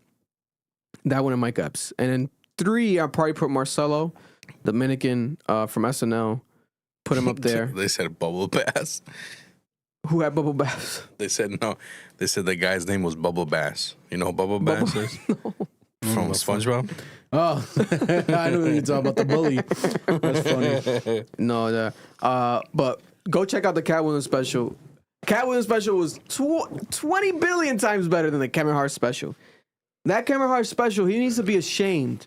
I think it was Emmy nominated too, or like Oscar or like award nominated. The Kevin Hart special last year.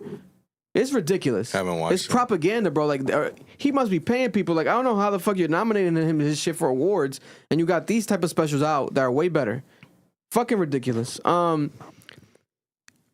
T.I. has called out 50 Cent for Verzuz, and people are saying that it should be T.I. versus 50 Cent or versus Lil Wayne. Lil Wayne crushes T.I. I think Lil Wayne could crush anyone if Lil Wayne picks a proper song. If he order. puts his old music. If he brings his old shit. But I think also anyone could crush Lil Wayne because Lil Wayne is just very lackadaisical, unorganized, and he might play some rock shit instead of the hits. Because you never know with Lil Wayne, bro. You never know. So that's the problem with him. But 50's killing him too. if we're talking about peak, T.I. versus 50, It's 50. you think 50 would win? I think T.I. 50. has a lot of T.I. hits, versus though. 50? We're going to 20 or 10? Even at You 20, have to go to 20. it's 50 by 11. Because 50 Cent has the G-Unit songs. 50 got it, bro. 50 has a lot. 50 got 50 got it. the Dr. Dre, the Eminem, Bro, the the one album alone Game. gives him Future 5 got it. wins. Future got it. I mean, Future. 50 Cent got it, bro. I'm sorry. Bro, there's 5. But it would be a good matchup, though. Yeah, it'll be 11-9. It'll be close. It'll be a good matchup. Because T.I. got some shit, too. But if he takes on Wayne and Wayne picks the right songs, it's 15-5. He brings out Nicki and Drake, it's a 20-0. T.I. is cooking 50. Hell no. Nah, y'all are crazy. Bro, if you Nah, go to T.I., sometimes you got to revisit. You should No, go to T.I. got hits, bro. Yes, No, you know 100%. what's so funny? I But had this 50 got argument. it. I had this argument with my boys, and we went through T.I. songs, and we went through Lil Wayne and 50 songs. Lil Wayne washes them. 50 Cent, it's close. But it's still... You still can 50. have whatever you like. Okay. In Now the club. live your life. Hey. Okay. What you know about that? I know all about that. Hey. Bring them out. No, bring them bro, out. T.I. Yes, Bring 'em out, nobody's bring 'em- downplaying T.I., bro. I Dead and love gone. T.I. Dead and gone. Oh. Blurred lines. He could play that one with Robin Thicke. That I shit's know ass. you want. This is a hit. I think I it's, hate that I think it's song. Diamond. And then you know what 50's going to respond with? 21 questions. Chill. Hate it or love it. Chill. In the club. Chill. Many men. Down on me. Pimp. Just a little, like, bro, what are we talking? Yeah, bro. That's Yeah. just one album. Bro, that's just one album. Window Shopper. Just a Best little Friend. bit. Hustler's Ambition. Hate it or love it. But then 50 Cent Candy Shop. is just laughing at him. He's like, but basically ducking the smoke. I feel like 50 Cent, because 50 Cent should just do it. Because if not, who would 50 Cent face? That's my thing too. No, like, it has to be T.I. it has to be T.I. Like, there's nobody else that I would think that could face 50 Cent. They're What, on a similar Jay-Z? tier. No. 50 Cent gonna smoke. Like, Jay-Z gonna smoke you. Like, you can't, like, it has to be someone that is a viable opponent. I think it's T.I. Yeah, it's T.I. I don't know what. The Wayne or disrespect for Wayne 50 is would crazy. be crazy, but we're talking about No. T.I. because T.I. is the one that's calling the one out. So it has to be someone versus T.I. Lil Wayne will be 52. Oh, yeah, no, I know. But I'm saying I think it'll Old be a better music, matchup than T.I. It'll be more entertaining. Lil Wayne versus 50 Cent, that'll be crazy. Be more hits going back and forth and shit. Because T.I. has songs with Wayne. T.I. has a Destiny Child song with Wayne. He has Swagger Like Us with Wayne. So it's like, you know what I'm saying? They can't, who's going to play those records? They got to see who's going to play that. You know what I'm saying? 50 Cent makes more sense. They said 50 Cent can go against Eminem. Eminem got him.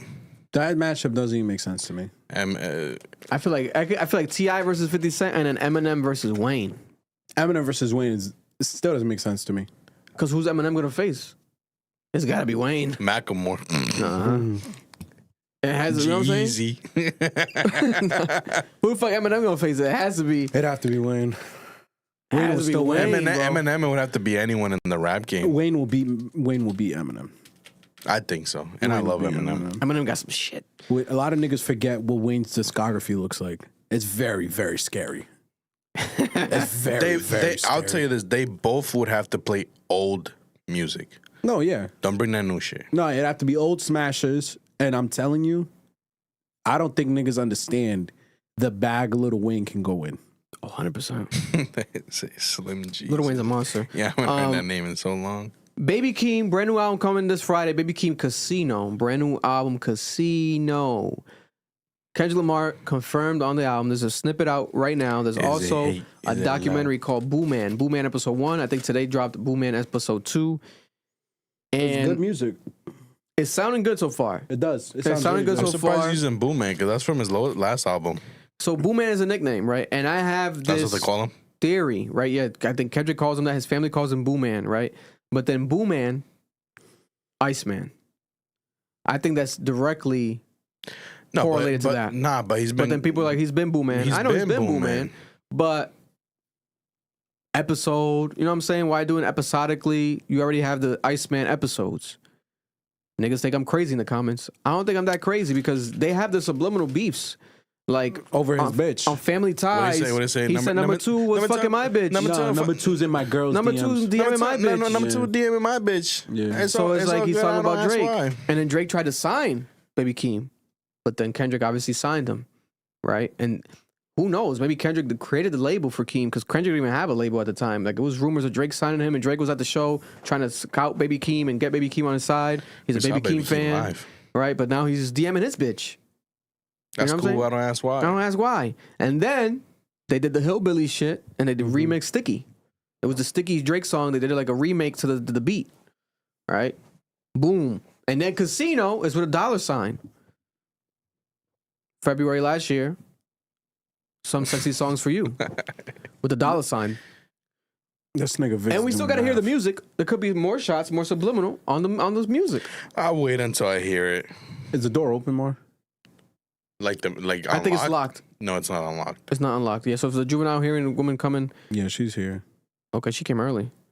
You gotta unlock it for her if she's up. Surprised Earl's not here yet. Earl's definitely not He's coming. not coming. He's not coming. But yeah, the Baby Keem album. I'm excited because it's Baby Keem. Baby Keem releases good music. I had people debate me in the comments. I was like, because I feel like Baby Keem is like young audience. But then there was like, I'm 55, guy in the comments. I'm 55 years old and I listen to Baby Keem. I'm like, what, brother? I fuck with Baby Keem. Like, I don't know, 55 and shit. These niggas I gotta fuck be with lying, Baby bro. Keem. I don't know, but you guys were trashing Baby Keem, bro. I'm gonna hold y'all to that one. Listen, You guys were trash. It's like I don't want to hear no Baby Keem. I didn't want to hear him on the Kendrick Baby shit. Keem, bro. It's Baby Keem. I want to hear him by himself, right? By himself. And if you want to add Kendrick to your music, okay. But I didn't want to hear him on certain, like, you know, thank God we didn't get him on GNX, right? I was happy for that. I don't know. He probably would have worked, bro. No. He would have worked better than other features. You can have him just sit out there and just wait a little bit. To be honest. And when it comes to their collaborations, I think we should get a Baby Keem Kendrick album. I agree on that. I think that's what we should be better off getting. You know what I'm agree on saying? that. Get that whole full-on collab at that point. But as far as this album, Casino seems to be like a theme. He has a logo. He has a belt that he's wearing. Casino. He has casino merch. The flyer's dope. When His is it aesthetics dropping? have always been dope this Friday. His aesthetics have always been there. fire. I'm there. I'm assuming that this is going to be really good music. It has to be I'm really there. good music. He's really good with beat picking. That was the first thing that that connected me to him early on, like his selection of beats and his sound. And I'm like, this guy is like really good. And like, what the fuck is this? Like, it gave like a younger vibe, and he turned out to be a younger guy. And then you found out eventually he was like Kendrick's cousin. Okay, Yeah. what the hell? But he's good as fuck to me. I'm just interested to see, right, the play. Is this going to be his best music? Is it going to be like single driven? Is it going to be more of a mainstream sound? Is it going to be more of a cultish sound? There's no single so far. I mean, they're kind of playing with their voices in the snippet and The shit snippet, like they that. kind of are. What does Kendrick say? Is it love? No, is it love? hate? Is it love? Probably. You know what I'm saying? You know, so That's just hard. it's exciting as far as that when it comes to that level of that, what we're going to get with that. But yeah, we'll see what's going to happen with that. Booman, I feel like at that point, he should just call the album Booman. But then that's my thing. Maybe if he does that, Drake Iceman, Yeah. then he avoids that on purpose, because if he does the Booman album, people are going to say, oh, you're doing it because Drake's album is called Iceman. Right? But instead, he does the documentaries called Booman. Right? Niggas just want there to be beef. But then at the same time, what if it happens? Like, what if Drake drops on Friday? It's a surprise because he drops on February's. He likes February as a month to drop. I'll be honest with you, bro. If he dropped because Baby Keem is dropping, Or he already had it planned. that is hilarious. That would be very funny. You're dropping it Because to of Baby crush Keem? Baby Keem. Come on, bro. But let's say he already had it Yo. planned. Vic, stop it. Well, he better move it if that's the case. That did move it. He But should he move can't do it, next week 'cause because next week he's next gonna week's look Bruno crazy. Mars. He's gonna look crazy. Yo, if you try, He can't do next week It's because not next gonna week's be a Bruno February Mars. drop, bro. if Baby Keem takes you out of number one, his career is over. No, that's not gonna happen. Nah, Baby Keem And if it ain't taking does? him out of number Baby one. Keem doesn't if it have though. does? They said what they predicted. They already have That'd be dope. predicted It'll be sales, crazy. And if he does, right? Kalshi, the wild. app that the people bet stuff on, they already predicted sales No. for 27,000 for Baby Keem first week. I'm not saying first week. I mean, if Baby Keem knocks you out the second or third week, you look nuts. That's Baby not Keem happening. has no reason to ever touch Drake's second or third week numbers. It's not gonna happen. And if it does, Because how you gonna do week 1 27? What your week 2 gonna look like? yo, if my little nigga knocks you off the board, Impossible.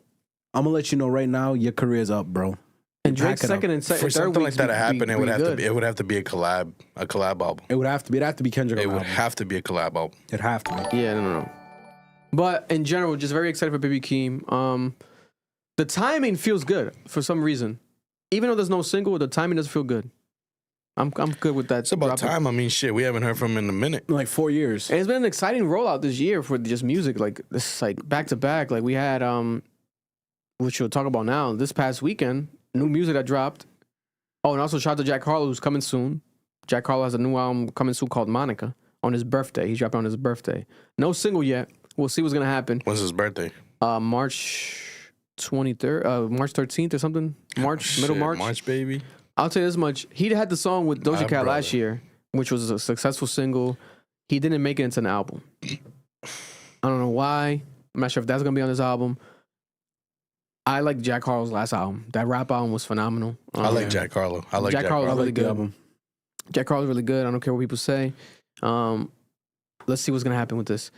This past weekend, new music that dropped this past weekend. We had Central C, who dropped the Iceman freestyle from the Iceman Drake episodes. Still haven't heard it. It was good. It's just like a freestyle. It's not like a hook. You know what I'm saying? It's just straight It's rapping. the one that we heard in It's the the same episode, one we heard right? in the episode. Same Yeah. one. And he also dropped a song with J Hus, another UK ting.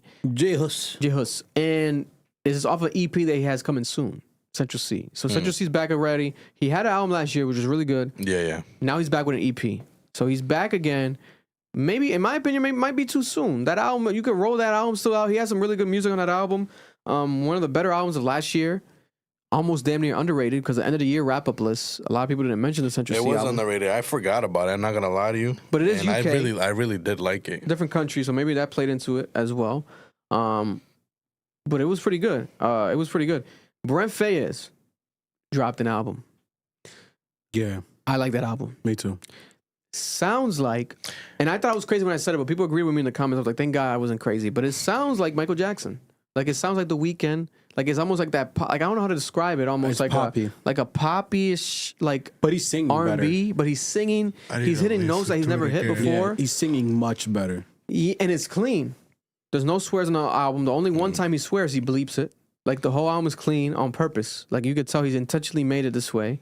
And they was saying, people were saying, I guess, because some of the criticism that he's gotten before was that he's very toxic Oh no, he's vulgar as and fuck. very raw and He- like swears a lot. And just he's his R&B shit is Future. crazy. Yeah. Yeah. I didn't mind it though. I liked it. I But love guess, it. I guess some people Same. might have gotten Yeah. too, I love it. like too much of it. Maybe Yeah, if this is a I direct response to that. I got too many hoes. Yeah, I love we that. always, I mean, we always you. thought he fed into it. I love that shit. He has really, that's, man. It's really getting into his Dominican roots. He does really good music. Yeah, he's Dominican, guys. He does really good music. Like he's really good at what he does. This album, favorite song is probably The Four Seasons. Yeah, I fuck with that. That song is crazy. You know what I'm saying? Like sometimes you as hot. What is it? Sometimes you cold as a winter time. Sometimes you hot as July. But for 365, I'll be here for 365 days. I fucked it up, but it's basically that. I need to listen to the album again. it's really I good. listened to it, but What, the Brent Faiyaz album? Since it's not like you said, toxic or anything like that. It's not one of those things where like he'll say some wild shit and like catch you real quick. You know what I'm saying? Yeah. So like I've put it in the background driving, but like I don't remember it. You know what I'm The saying? song that people are talking about a lot is the one that has a Cole Bennett music video, Wrong Faces. That's another good one. That's the second song. I think that's the one where he's hitting crazy notes. I like that song. I like that song too. It's a good album, man. It's a good album. Time will tell how it ages. I gotta replay it more. Not my favorite album by him, because I do love Fuck the World. That shit was crazy. Saunders Son with Sonder. Yeah, the Saunders album. It's just crazy. There's 2 extra songs. You saw that? Yeah, he just added some director's cut today. It is not cocaine music. Yeah. Like, you know when you fuck a bitch, you're not supposed to fuck on cocaine? Not No, that I we don't. know. No, we haven't No, experienced I that. don't, But, bro. you know what I'm saying? For those who have that. It's for, like for those who have, I don't. guess. I don't know. Like, that's the music you play for the girl that spits the drink back in your mouth. But this music is for Yeah. the girl that you love. That you take to dinner. Exactly. Take the dinner. Looking more. And Marlon's disgusted. You gotta try that shit, bro. This is wavy as fuck. Listen. That backwash, dog. Listen. And I Fuck it. think I believe he's independent. Last time I checked, he's independent. There's production on here from Tommy Richmond. There's production on here from Chad Hugo. Are you from the serious? Neptunes, bro. What song did he produce? Raphael Sadiq produced on here, the legend. What the as well. hell? I was reading Wango's newsletter this morning where he broke down the producers. I didn't even know that. Crazy, but it makes sense because the production's kind of all over the place, but still like one sound, but still kind of like all over the place. Yeah. Chad Hugo. Chad Hugo's crazy. I would love to know what song it was. After he worked with Pharrell, because Yeah. remember that Brent Faiyaz had that song. Wasn't it with Drake? He had like a song produced by Pharrell with Drake, or am I bugging? No. The Wasting Time song with Drake had the Neptunes cover Yeah, art. Remember, I remember it had this. Drake Oh, and yeah, him, yeah. almost like cartoons, the same as the Pharrell Neptunes Yeah, album yeah. type shit. Damn, that was 2021. Yeah. That was 5 years ago now. Yeah. That was before him and Pharrell started beefing. Damn, Yeah. damn, time is flying by, bro. Very quickly. And that was a slept on song. I like that song. Yeah, It's that been song 3 was actually years good. since Brent Faiyaz dropped an album. Because Larger Than Life was 3 years ago. Nah, it's because he dropped the Sonder album in 2022 or 3. I can't remember. Another one? It was. Or was it an EP? Might have been an EP. It was the EP, yeah. Ain't nothing No, he touched- dropped the album and.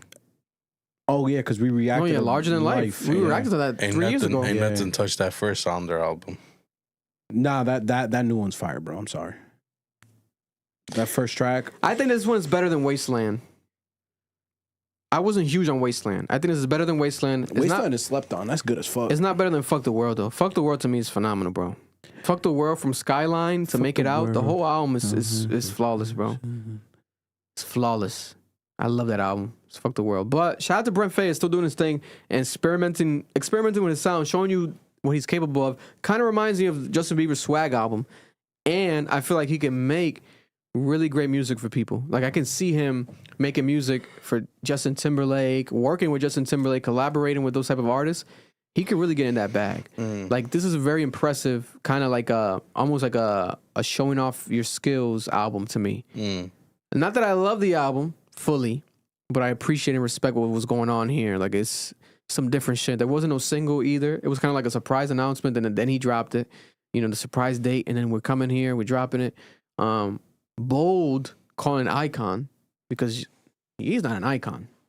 I love Brent Faiyaz. You're not an icon. You're very Yeah. far from an icon. No, You know what it is to be an icon? I understand, but he's an icon in his own realm. And that underground independent I'm world. an icon in my own mind. I guess. Nah, I mean- he's in the underground R&B scene. He's big, Vic. He is He not big. iconic. He's big in the underground R&B scene. He's not iconic. This guy is independent, and he got everyone talking about him. He does iconic shit, dope shit. But is he an icon? I think maybe it was because he knew that we're gonna compare him to an icon, like Michael Jackson. Can you name Maybe this was independent inspired artist by an as big as icon. him? That's an R&B artist. A bigger independent artist? That is an R&B artist. As an R&B artist? No, I don't know any other independent R&B artists. Then that makes him an icon. And is Leon Thomas independent? No, I think he signed on a label. Well, he signed a Ty Dolla $ign, Yeah, but is Ty Dolla $ign an independent label? Vic. I don't know. No. He might be. No, Ty Dolla $ign had to apologize $ign. for the anti-Semitic stuff because he's not. Ty Dolla $ign might be independent. No, he's not. We can look that up, and I promise you he's Let's not. see. I don't know. Before we continue, got two donations. Camacho with the $1.99. Are y'all going to be reacting to the album together? I will be there. Yes, Little yes, yes. Keem, Baby yeah. Keem, 100%. I will be there. Yep. That's a little Keem, baby. Trell with the 199, no message. Just a donation. Appreciate it you. very Bro, thank much. you guys so much. You know, that's just nuts. We have here Logan Paul, right? Logan Paul Oh yeah, I just saw has the sold news. a $60 million Pokemon card. For 12 mil. No, he Bro, sold it for 16. 12 mil. No, he sold it for 16 million. Oh, 16? It was Yeah. I saw on Twitter it was 15.9 something mil. He auctioned it off. The guy bought it for $16.49 million last That's a night. rip off. My bad. Rip off. Yeah, this is It's a crazy. 1-of-1. It's He not breaks even the a record. 10 though. He breaks the record for the. 1-of-1. He has the record now for the sale. After this, Guinness World Record was there to document this. It's a Pikachu Illustrator card, and he also has it like in a diamond encrusted chain thing that he wears. They rigged that for him because the card, if you look at it, looks damaged, bro, in the corners. It's not a 10, bro. It's This shit definitely is not a 10. crazy to me though. And he inflated the Pokemon market just to get this to happen. The person that won it was the person that bought it was this guy AJ Scaramucci. This is a son of a billionaire, son of a very, very rich guy, and this guy is launching his own website called Treasure Trove, where he's going to document collecting the world's treasures. And he started it off by buying this, That's fire. That's fire. right? What a way to waste wealth. Yeah, that's my thing. It's like this is so, like I get it, but at the same time it's so pointless to me because Nigga could save homelessness. like we could do so much. He could solve You could do homelessness. so much with that money. Yo, and that we're nigga could doing end bullshit world like this. hunger, bro. You could do so much with that money, but you're doing bullshit like this. Like If you had money, what bullshit would you do? shit, I would probably do similar things, but not this expensive. Like I would probably do like Aiden Ross. Like he bought the Breaking Bad house. I would do that. I'll buy the Breaking Bad house, things I'm a fan of, but I would do it where he's supposedly going to do it. He's going to turn it back into the same style from the show. That's wavy. And then I would just have people pay. It turns like a business, like pay to visit like a museum. Something that the show and the creator, Vince Gilligan, should have done. I don't know why you didn't do that, Vince. You got a lot of money, Vince. You just got all these awards for the show, the Apple show. What's going on? Pluribus? You should have bought the house. I don't know what's going on, but God bless. I would do things like that. Buy the haunted house here. What's the one that we always talk about? The The Conjuring House. Conjuring house. Things like that, where I can turn into like experiences and people can revisit it. Same thing I would kind of want to do, like revisit it myself, go inside it, memories, things like that. But a $16 million card, hell no. Hell no. Hell no. But then if you look up this guy, let me look up his money, right? What's his net worth? What's his last name? Anthony Scaramucci, personal fortune estimated around $200 million. What? So he's not even a billionaire. I thought he was a billionaire. No, that last name sounds familiar. Scaramucci. His father's probably a billionaire. He's the founder of an investment firm, Skybridge Capital. Yeah, his dad's definitely a. And do crypto investments. Then his dad's definitely rich because there's no. No, way. that's his dad. This is his dad's info. Scaramucci. His dad's You worth say 200 does million. crypto? 200 million. That's why there's not an accurate reading of what he got. 200 million. That's why. Yeah. That. So we can't. They don't calculate crypto as wealth. He's probably worth like 10 billion, Vic. Bro, that's insane. So what's the difference between a regular card and an illustrator card? This No, is it's the card. That's the what card the card's name. called. It's the illustrator card. It's a one-on-one. It's a Pikachu illustrator card. Yeah. There was only a couple of them that exist in the world. created by the actual, so that's the actual illustrator? Yeah, no, the guy who card made Pokemon, he made that card, right? That card, if I'm not mistaken, was a tournament or something like that, where because they have illustration. was a tournament card, They yeah, have if you won the They tournament. have illustration tournaments. Yep. The person who made that won the tournament, and they made it into a cards, and it was limited amount. There's only X amount of them, very small amount of them in tens. I think, is that a Beckett Black label? PSA, it said. It's a PSA 10. It was a PSA 10, PSA bro. 10. Okay, well, That's why I said they rigged it for him. if it was a black label, probably would have been worth more. I was than excited at $16 first million. because I was like, it had to be Bad Bunny. I'm like, I hope Bad Bunny bought it because I thought it was like an unknown, anonymous person. I'm like, Bad Bunny probably bought that shit to flex, to shit on him. But then it's not really a flex, I guess, because you're giving him money. But it turned out to be this guy. Let's see if we can play a clip of him speaking real quick saying why he did it. No, Logan Paul defended him. Bad Bunny was Jake, who's on bullshit. Fuck them both. Fuck them both. Toss the cable. Mark, whenever you get the chance, please. The auxiliary to hear this gentleman. He has a really nice lineup, so he definitely has, you know what I'm saying? He went to the barber today that day, at least. He's not one of those rich guys who skip the barber completely. You know what I'm saying? 16 mil on a Pokemon card is crazy. Insanity. And it's not going to go up, I don't think. No. At that point, it just goes down. It can. Go up? It's a one of one. It's whatever you. If the market inflates itself. But Logan boosted up the value by being Logan Paul and literally like doing a campaign for it. Niggas on major news stations talking about it. And this is the other, because he had the Charizard before, right? Yeah. This is not even. There's multiple. This is not even the Charizard. I thought it was the Charizard. This is not even the Charizard. There's many Charizards. There's many Charizards.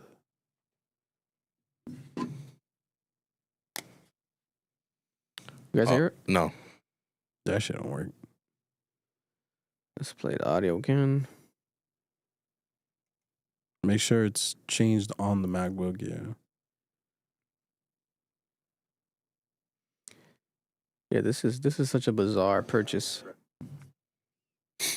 Where you get that situated. Or maybe it's down. Is it down over there, Mark? It's probably down over there. It says that the USB. Oh, is there other one? Money, what is money? Money is just trust inscribed, right? A $100 bill is actually worth nothing and has no intrinsic value. And yet, your project and Yeah. how this is the first of many things. absolutely, yeah. I love collecting. I've been collecting privately for 5 years, sort of in the shadows. I started with Pokemon cards and all the greatest hits back in 2020 during the pandemic. And I started dabbling in manuscripts, got curious about dinosaur fossils and dinosaur bones, and just Damn, this guy has dinosaur bones inside too. these real world scarce assets. That's crazy. If you look at money, what is money? Money is just trust inscribed, right? A $100 bill is actually worth nothing and has no intrinsic value.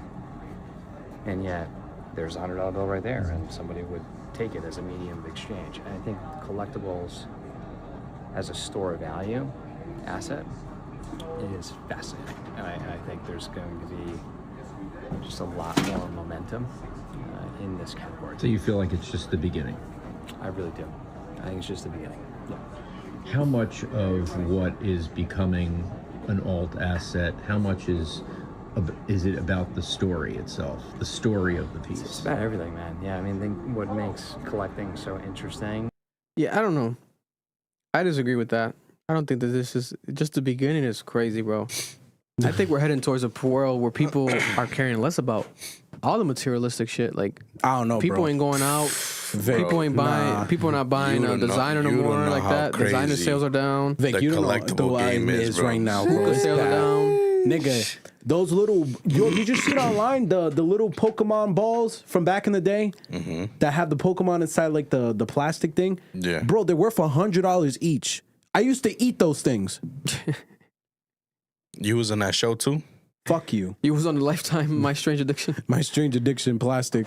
Yeah, but I think that obviously there's a surge, right? But if we're talking about like long term, like it's gonna be all onward upscale, I don't see that to be the case. It's been ever since it released. I don't say that being the I'm case. gonna be real with you, Vic. It's been like that since the beginning of time. The rarity of like those items. If you go to a museum, that's just collecting items. But what if they decide one day to just drop more? They Doesn't won't. matter. It just fucks up everything. Then It doesn't matter. Oh, then it's not original either. It's like shoes, retros. The original ones are always gonna be worth more than the retros. Vic, he's absolutely right. yeah, but the That's like value Van- goes down. That's like Van Gogh being You alive. could and get all painting those again. Jordan ones. All them shit's low So this now. is the thing. The reason why that wouldn't lose value is because it's so old. It's Did the guy die yet? Oh no, I don't know. I think it's he did it's, die. it's first gen. he did die. It's I think it's so. first gen. It's base. First one ever. For example, I have a Pikachu Van Gogh card that fluctuates between $500 to $600. Right? It dropped a few years ago, so it's fairly recent. If they were to re-release that card, yes, mine will most likely drop a few $100s because it's fairly recent. Yeah, Now, if that card would have dropped in early 2000s and it got re-released now, the old one will probably shoot up in price Yeah. instead of going down You need to look at it like because of the fact that they're first editions. They're it's old. You're not gonna find that anywhere. bro, it's like a Van Gogh or Monet painting. Like there's nothing you can do to reduce its value unless you destroy it or ruin it. Like even if Monet came back to life and started painting again, it's the original painting that matters. I think a lot of people are going crazy in this world. I'm not gonna lie to you. Like, this has been going on for years. I know, but 100%. this shit right now, what I'm seeing with shit like this, oof, I get it though. It's art. 16 million. It's art, bro. I get why someone would pay that much for that Pikachu just because that design doesn't exist anymore. Nah, I collect a fuck lot that. of shit, man. I like to collect shit. I think I'm gonna be real, to bro. the right people, bro. To the right people, it means something. Also, because we live in a society of mass production. Like, if I'm consistently mass producing something, it's gonna obviously lose its value. So people find an extreme amount of value in rarity. And also, Logan Paul in 2022 sold 51% of the Pikachu card I saw that. in fractionalized shares That's crazy. for $2.1 million. He just sold that same card for $16 million. So he offered shares of 51% of the Pikachu card, but only got So basically, he made 8 mil. 270,000 worth of fractionalized tokens sold. The card is worth 2.1 at that point. He basically loaned it 50% Yeah. of its value. So he got 2.1 That's million crazy. for it. So he basically made 14 mil on the card. 14 mil minus whatever he paid for it. Many of those people who got the percentage, they're unaware right now that they no longer have the percentage of the card. Well, he can just pay He them just out. finessed Yeah, he just finessed everybody. Jesus Christ. Yo, It's crazy how Logan Paul, of all people, has become like the face of this stuff. It makes sense. I mean, because of his fucking ass, One Piece shot the fuck up Yeah, I'm telling you. His like, ass? no, he weapon because of him. because he's been Because of promoting him, this. because of him promoting One Piece is shot up. Yeah, he made like a video and he was like, "Oh yeah, One Piece," and fucking shit shot the fuck up, bro. I'm not gonna lie, he is a genius businessman in the sense of he was the one pushing the NFT thing. He like literally ruined the market and it skyrocketed the value of it. We're not gonna deny that he didn't make money off of that shit. But that's why he's doing it. He's weaponizing his influence to inflate the market value, and then he sells Yeah. and leaves, and the market crashes with him. Let's say Drake would have bought that fucking card. Oh my God. The Pokemon market would be in shambles right now because everyone would be buying because Drake just bought a Pokemon You know how card. many kids would be getting punched at fucking stores, bro, to Like, get Pokemon? it'd Which be I'm bad. surprised like that those type of people like Drake, Kanye haven't gotten to this world yet. They probably will soon. I mean, Drake does get collectibles. That's exactly Drake what I was buys gonna say right mad now. He collectibles. does shit differently. He does chains. He Yeah. does Tupac. gloves. He does. You know what I'm saying? Yeah. He does. He does- memorabilia, whatever the hell. Yeah. You know? There's memorabilia collectibles and like art collectibles, like pieces. Yeah. God, but speaking of Drake, Kevin Durant has been exposed by this guy on Twitter, Busby, because Kevin Durant would DM this guy defending Drake. Kevin Durant is a real life. People think the Drake bots. Kevin Durant would defend Drake as if Drake was. People thought Drake was paying him to defend him, but obviously, I guess Drake is his friend in real life, so he's gonna, wholeheartedly defend him. But he would DM this guy, right? Who he says to this guy, he says, Buzz, you talked to Kendrick today? Hey, goof, your daddy got a text you today? Your daddy, I guess your daddy Kendrick. He says, who cares about a chain when you got billions? I'm wondering if your daddy Kendrick knows you exist. Hey, Fats, why do you want Drake dead? He says, hey, Buzz, you talked to Kendrick today? Buzz, why you ignoring me, man? Stop ignoring me, bro.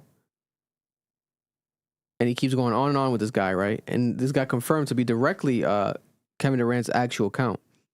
So he would step in to defend Drake during the Kendrick Lamar and Drake beef. So there's something that led up to that. I mean, he was in a music video. Yeah. There was in the episode. There's a very long time. Like, originally what happened was there was a random Twitter account that was attacking the fact that Adam Silver decided to change the way that all of the trophies in the NBA look. Mm-hmm. So then Kevin Durant comes in and he's like, oh, what don't you like about the new trophies? And someone else comes into the conversation and says, I'll read it exactly. Let me find the tweets. Because there's actually a reason why he did that. Like there was a chain of events that have taken over in the last few days that has been very, very funny. Let me find the original tweet. Why you finding? Let me read this one because I don't know if this is pertaining to something like this. It sounds like it. Tro with the 189 was good. What y'all thoughts on La Russell Wayne backlash? Is that similar to whatever the fuck we're talking about? No, Russell's different. That's a different story. Okay, well, Shout out to Lil Russell. I though. didn't want to get drowned. So the original tweet was by Pranav Siriraman. God bless. He said, "Y'all remember he changed the design of every major trophy. There was zero reason at all. This was in regards to Adam Silver changing all the trophies in the NBA. Kevin Durant from his direct account says, "Damn, y'all even hate the trophies?" Question mark, question mark, question mark. Because a lot of people were criticizing the All-Star game. So that was what Kevin Durant was referring to. Like, you don't like the All-Star games and you don't like to change trophies. Like, you guys just hate Adam Silver. So then the original account responds and says, "Not as much as I hate your drone investments." So what he's responding to there is that Kevin Durant put investments in a drone company that has been selling drones to the IDF. And the IDF is the military of Israel. And these drones have been being used to bomb citizens in Gaza, to surveillance, and do a bunch of very horrific things. And people have continuously brought this up to Kevin Durant, and he ignores it. So in this tweet, when this person says this, Kevin Durant responds and says, "So you hate the trophies, question mark. My God, you guys are just miserable." And the account responds and says, "Not the only thing I mentioned I hate. Address me." And the GIF is elephant in the room. So address the elephant in the room. Because in that sentence, like, Kevin Durant's only acknowledging the trophies, not acknowledging the statement about the drones. Reiterating what he just said. Exactly. So then Kevin Durant says, "Why do you hate the trophies so much?" And then the account says, "They look cheap and uncreative. There, I answered your question. Will you answer my question about Skydio, a drone company you invested in, selling to the IDF, or will you stick by your brand of deflecting and ducking, question mark?" Then out of nowhere, this random account that has like 40 followers, Based Frog 23 tweets, "Do you believe KDF," that's a spin on IDF, they put the K for Kevin Durant, "will address the burner of his Get Higher 77. Weird how all of his friends in search engine are the ones who are responding to it, and he goes and chats on it, trashing his teammates, and the person puts screenshots from the chats where Kevin Durant is calling his teammates like Jabari Smith the R word, he's calling him retarded, and like there's just a bunch of stuff going on in these chats. That's what caused that situation with Homeboy that's a Kendrick fan. Because when this person exposed that, then everyone started to expose this burner account. They started exposing screenshots. Some of it's AI, some of it we don't know if it's real or not. But when you're reading it, it sounds like Kevin Durant. The profile photo, like the background photo on Twitter, it's the same owl Kevin Durant tweeted back in 2021. So this account looks like him. It has 77 following, 75 followers. Get off my Dickerson. And there's just a bunch of chats of him like dissing people like James. He's like Russell Westbrook. He called Russell Westbrook a triple-double cocaine bear. And yeah, I know. It's pretty funny. It's been very funny. He's like, "Oh, I love James. He's a little delusional, but I understand." And like he was dissing Steph Curry. He was dissing the Golden State Warriors. That's crazy. Then the guy you're mentioning, who's a huge Kendrick fan, he's come at Rory before. He then tweets, "I been knew Kevin Durant was a weirdo. He was in my DMs arguing with me." And is that you? What? Annoying? No. That was playing? Yeah. So It might be a notification thing, maybe. yeah, that's probably what it was. What the fuck was that? So that's why that happened. This is what proned that, is that people are already exposing Kevin Durant for trashing his teammates and saying he's an incel weirdo on the internet. And then that dude proved he's also a Drake dick rider. God bless. Because there was another, I think this is different from the accounts that years ago. Remember he had this is a thing. For those who don't know, Kevin Durant had an account years ago that got revealed to be Finsta fake Twitter account. Yeah. He is chronically online. Kevin Durant is too legendary to be getting caught up in this bullshit. Like, brother, get off of the internet. Like, he's very obsessed with the internet and like hiding his identity and his persona. And we always see these people who run these accounts, they're like losers and like, you know, stereotypical, you live in your mom's basement, you know what I'm saying, you've never been outside in 20 years. Like the stereotypical thing that people say, they end up being that. But you never expected to be Kevin Durant. multi-millionaire, one of the best basketball players of all time. You would though. No family, no wife. No kids. Yeah, like I'm not surprised that Kevin Durant has made his entire life about defending no lineup. Bro, he's dusty. He's dusty. No lotion. Bro, no lotion. His knees look nuts. He had to make a whole lotion commercial to beat the narrative that he got dusty knees. Bro, this dude has good ass commercial too. Good ass commercial. His entire life is about his legacy, and his legacy in basketball is running from the fucking smoke after blowing a 3-1 lead against the Golden State and joining them up and getting these bullshit Mickey Mouse rings he has. Like, he has lived Still got the rings though. Still got the rings, cool, but your legacy is trash because of it. And he's like deliberately attempted to protect his legacy through these burners. Because I remember that burner. The reason why he got caught is because he used I. Yeah. He said it in first person, which a lot of people caught on like, bro, this is you. And he continued to do it. It was so bad during the All-Star game, Marloon. This nigga's on his phone in every shot. Crazy. Everywhere you see him walking, he's on his phone because they're torching him on Twitter. They're like, bro, not only you are a Zionist, you're like an open Zionist. You are now a fucking weirdo who goes in group chats and thrashes your teammates. This is one of the viral tweets right here. He says, a whole industry versus one man. Y'all was supposed to be up 100 points by now. Jealousy and envy won't stop the show. Crody. This is during the beef. It's so crazy. It's him, bro. It's so crazy because... And then he uses Crody. Yeah, it's like, bro, what the hell? And if you're Kevin Durant, obviously we know you're Drake's boy. Just at that point, just put it on your personal. But he has this addiction. He has to get it off on a fake account. Because he knows he can't do it on his personal. Sad, bro. This speaks a lot to Drake, sad, Vic. bro. This speaks a lot to Drake. This is the type of niggas Drake fucks with. This speaks a lot to Drake. Fingers. It's still Kevin Durant, though. That's cool. Like, I said the same argument. Yeah, Kevin Durant's a cornball, but he still fuck your bitch because he's up like 400 mil. I mean, Drake, whoever's his friend group, whether Drake, etc., they had to be calling him out about this. Like, bro, what? Why you get caught up in this? Again? And worse? Bro, they were asking because he said one of his teammates, Sangoon, he's like, he can't play defense or offense. And they asked him during the interview after the All-Star game, oh, have you like seen what's going on Twitter? And he starts laughing. He's like, we don't talk about locker room stuff in public. Like, they know. The NBA knows that this dude goes on his little social media group chats and just destroys his teammates. Bro, there was one tweet that made me laugh so hard. He was like, I don't know why Kyrie thought that European would play ethical hoops. Talking about Luka Doncic. Like, bro, he attacked everyone. There's one that I don't know if it's true, and I pray to God it's not, because Kevin Durant's career is over. He said in that group chat one message that said they sent a post of like his involvement with the IDF drones, and he said, if they want more drones, I got them. Oh my God. Yo. He's sick, bro. Like, if that's actually him, there's something wrong with this nigga, bro. We also have this story, forget before we forget it, because it's in the title.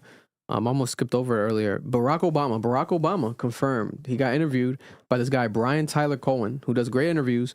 And during a rapid fire question segment, he asked Barack Obama about aliens. He said, you know, if aliens are real, and Barack Obama said that they are real. That they are real, but they're not in Area 51, and there's not an underground bunker, etc. But he confirmed, he said that they are real. And he said the first question that he asked when he became president that he wanted to ask was questions about aliens and finding out information about aliens, right? This went so viral that Trump now is kind of backtracking. He released a new statement today. He says, I was trying to stick with the spirit of the speed round. You said Trump. My bad. Obama. Oof. Let's see. Careful, you might get sued. He might reveal that soon just to cover everything up. Just to get the heat off him. Yeah, be like, hey guys, forget this. The Epstein files. Actually, we caught an alien and put an alien's head on his Truth Social account. Barack Obama clarifies in a new statement. Barack Obama kind of backtracking the alien statement. He says, I was trying to stick with the spirit of the speed round, but since it's gotten attention, let me clarify. Statistically, the universe is so vast that the odds are good there's life out there. But the distances between the solar systems are so great that the chances we've been visited by aliens is low. Niggas made the call. And I saw no evidence during my presidency That's what it was. that extraterrestrials have made contact with us. Really? Then why does the government drop videos and this and that and blah blah blah? Someone called him. No, yeah. They pressed him. They Hell might yeah. have. They might have had him and Michelle upside down from a balcony somewhere. Hell yeah, bro. They had the whole family Might have upside been an down. alien himself. Yeah, the alien. They had the beamed them up. daughter. They had the daughter upside down I was smoking like, yo, cigarettes. you yapping too much, dog. Like, what is going on? Like, this is like, That's fresh off a probe. like, yo, that's crazy. You said it. You said it. The guy didn't have follow up questions because it was like a rapid fire question speed round. I would have ended that shit right there and be like, what do you mean by that? But it's like at that point, I would have made sure like you might have to live stream that interview because who knows? Post edit that and then something deletes or like Obama hits you. Hey, can you delete that segment, buddy? If not, I'll kill your family. You know, aliens are real. Nigga, 10 SUVs pulled up to Obama's house. They say, yo, you gotta Because how's it gonna go? Like generally, statistically, like whoa, you said they are. How do you know that? How do you know that? You can't. You But won't say even that they are if they're not. Even with the statement that he made, he's not saying that they're not. That is the first U.S. president to ever say that. Yeah, we never had a U.S. president say yes, like the aliens are real. They've tried to get it out of the presidents. I believe it. I believe aliens are real. I think aliens are real. But the thing is, if they're real, what are they? I don't think that they're. I think that they're real, but I don't think that they're dangerous or super genius, like plotting on us. I don't think that. I don't think it's a stereotypical way that people think. I think it's the same way we discover these weird ass animals like underneath the water and these ocean seas, and they just have different things. Like they might have 20 fingers, you know what I'm saying? Like 5 heads, but it's not like they're smarter than us and trying to take our information. I don't think it's that way. You remember I don't think it's Independence Day when these niggas are holding the sign on the Empire State Building, the beam just annihilates all of them? That's going to be Vic. Yes. Vic is going to be one of the niggas with the welcome, we appreciate you signs. Just get annihilated, bro. I think we want it to be that way, but I don't think it's that way. I don't think it's a World of Wars type of thing. I think People that want it to be, but it's not. I don't think it is. human beings already dominate over each other according to resources and intelligence. You're going to tell me another life form wouldn't do the same thing? If they do, it's not like strategically. I don't think so. I think If it they're would be smarter than us, yeah. I don't think so. I think it would if just they be. wanted to, they could. Yeah, like if they really wanted to. Like, do you think that they know that we exist? Is the bigger Yeah. question? You think that aliens know that we exist? I think there's a large chance they came here and they're like, oh, these niggas are dumb and left. Because Are we aliens to them? This is the thing, Vic. You know, if they do exist, you know what I'm saying? For those that don't believe or anything like that, right? And there's like videos and this and that, whatever, blah, blah. The fact that they're able to just fucking visit us Yeah, it's crazy. says plenty when it comes down to them being smarter than us and being more capable. I really think but it's a there's Futurama I shit. think there's a lot of versions of them. I think it's like Yeah. hundreds of species Oh, yeah, of them. more. Yeah. Well, yeah, yeah. don't think it's just We're one not gonna dominant just say it's just alien. one fucking roaming the universe. But I do believe there is a species of alien much smarter than us, and they're just choosing That not look to like fry us? us. That look like us? Not look like us, probably not. An Because this is my abbreviation thing, of us. bro. If nothing like that existed, what's the whole purpose of other planets? No, yeah, I agree. I think God has remade other species.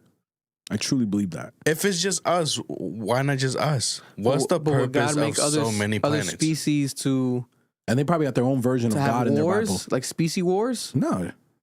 If I had a giant universe like Mars saying, I would make other species. Yeah, well, It's not just you you. gotta occupy the empty space. It's true. The fuck I make this whole universe for? Yeah, come on, dog. Yeah, bro. Do you think Obama's been abducted himself? After that fucking interview, yeah. Yeah, bro. Yo, I'm telling you. There's people think that he's an alien. Yeah, if an alien puts it on my ass, as in like the probing, as a way to like get me to never talk, I'm never talking, bro. I'm never talking. What if you like that? That's shit, though? crazy. I would never spill their secrets. Hell no. He said yes, that they're real.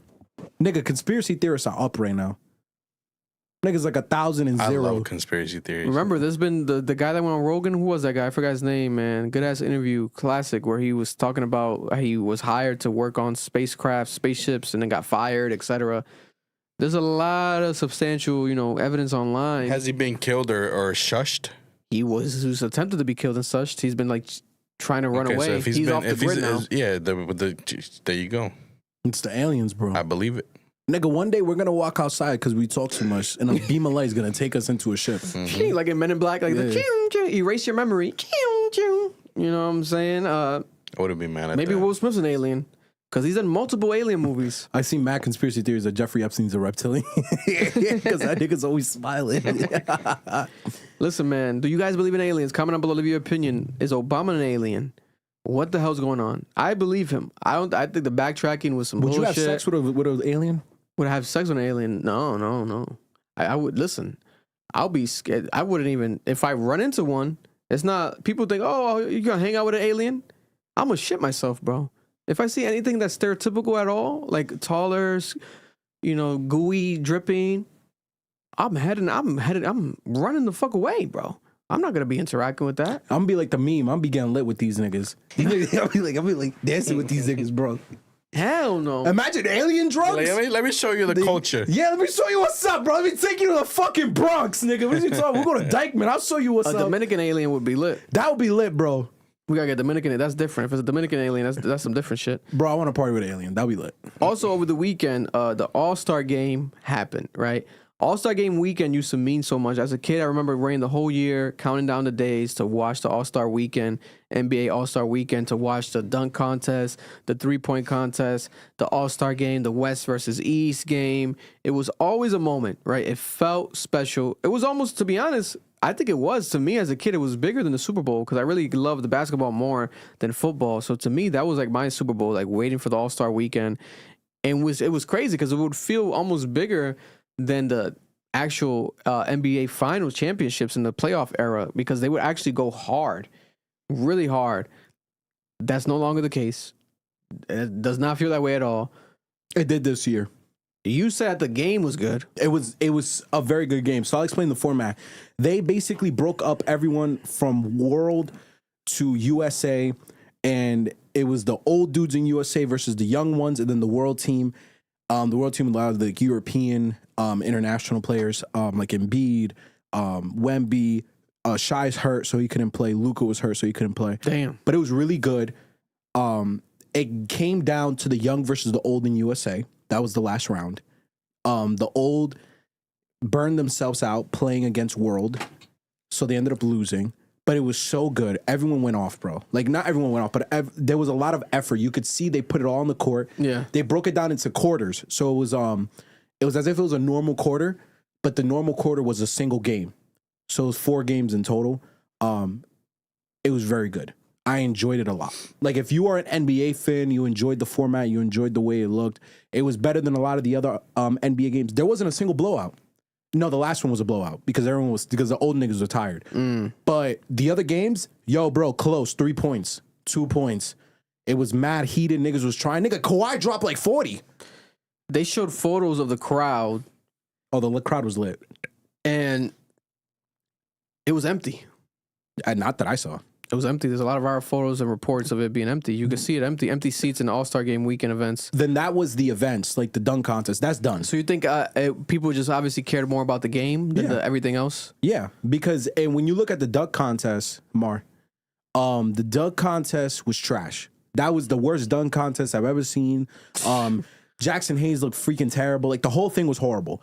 They were doing terrible dunks. Someone almost got hurt. I want that gone. Stephen A. Smith actually did a segment this morning. I was watching when I was at the gym in the sauna. Is the dunk contest done? Like, is it over? And he was saying, like, I think this is it. Because the issue with the dunk contest is a lot of players don't participate that should participate. Like, the people who win don't come back to, like, defend their title. The 3-point contest was amazing. Damian Lillard, on injury recovery, I think he tore his ACL, if I remember correctly. He won. He won the 3-point contest while recovering from a major leg injury. I don't think the room understands that doesn't happen. That was a phenomenal moment. Everyone's losing their mind. They're like, oh my God, Damian Lillard won the 3-point contest on an injury. That's insane. It was a beautiful moment for basketball. The 3-point contest is fine. The dunk contest needs to go. I'm advocating we need a 1v1. They need a 1v1 format. They need to give a prize for it. And I think it was, I forgot what player called them out, but someone called them out and was like, yo, let's 1v1, stop this bullshit. That would change the game. And if LeBron retires, I think he's going to retire before the new elements to this, then it's gonna suck because we never saw LeBron dunk contest. LeBron participating in this. People want to see the best of the best compete because that's what an all-star is, the best of the best. If you don't have the best of the best dunking, then what is going on? We have these new people. We find out who the hell they are during the dunk contest. We never heard of them throughout the whole year, and you find out about them during the dunk contest. Congrats to them, but it's horrible.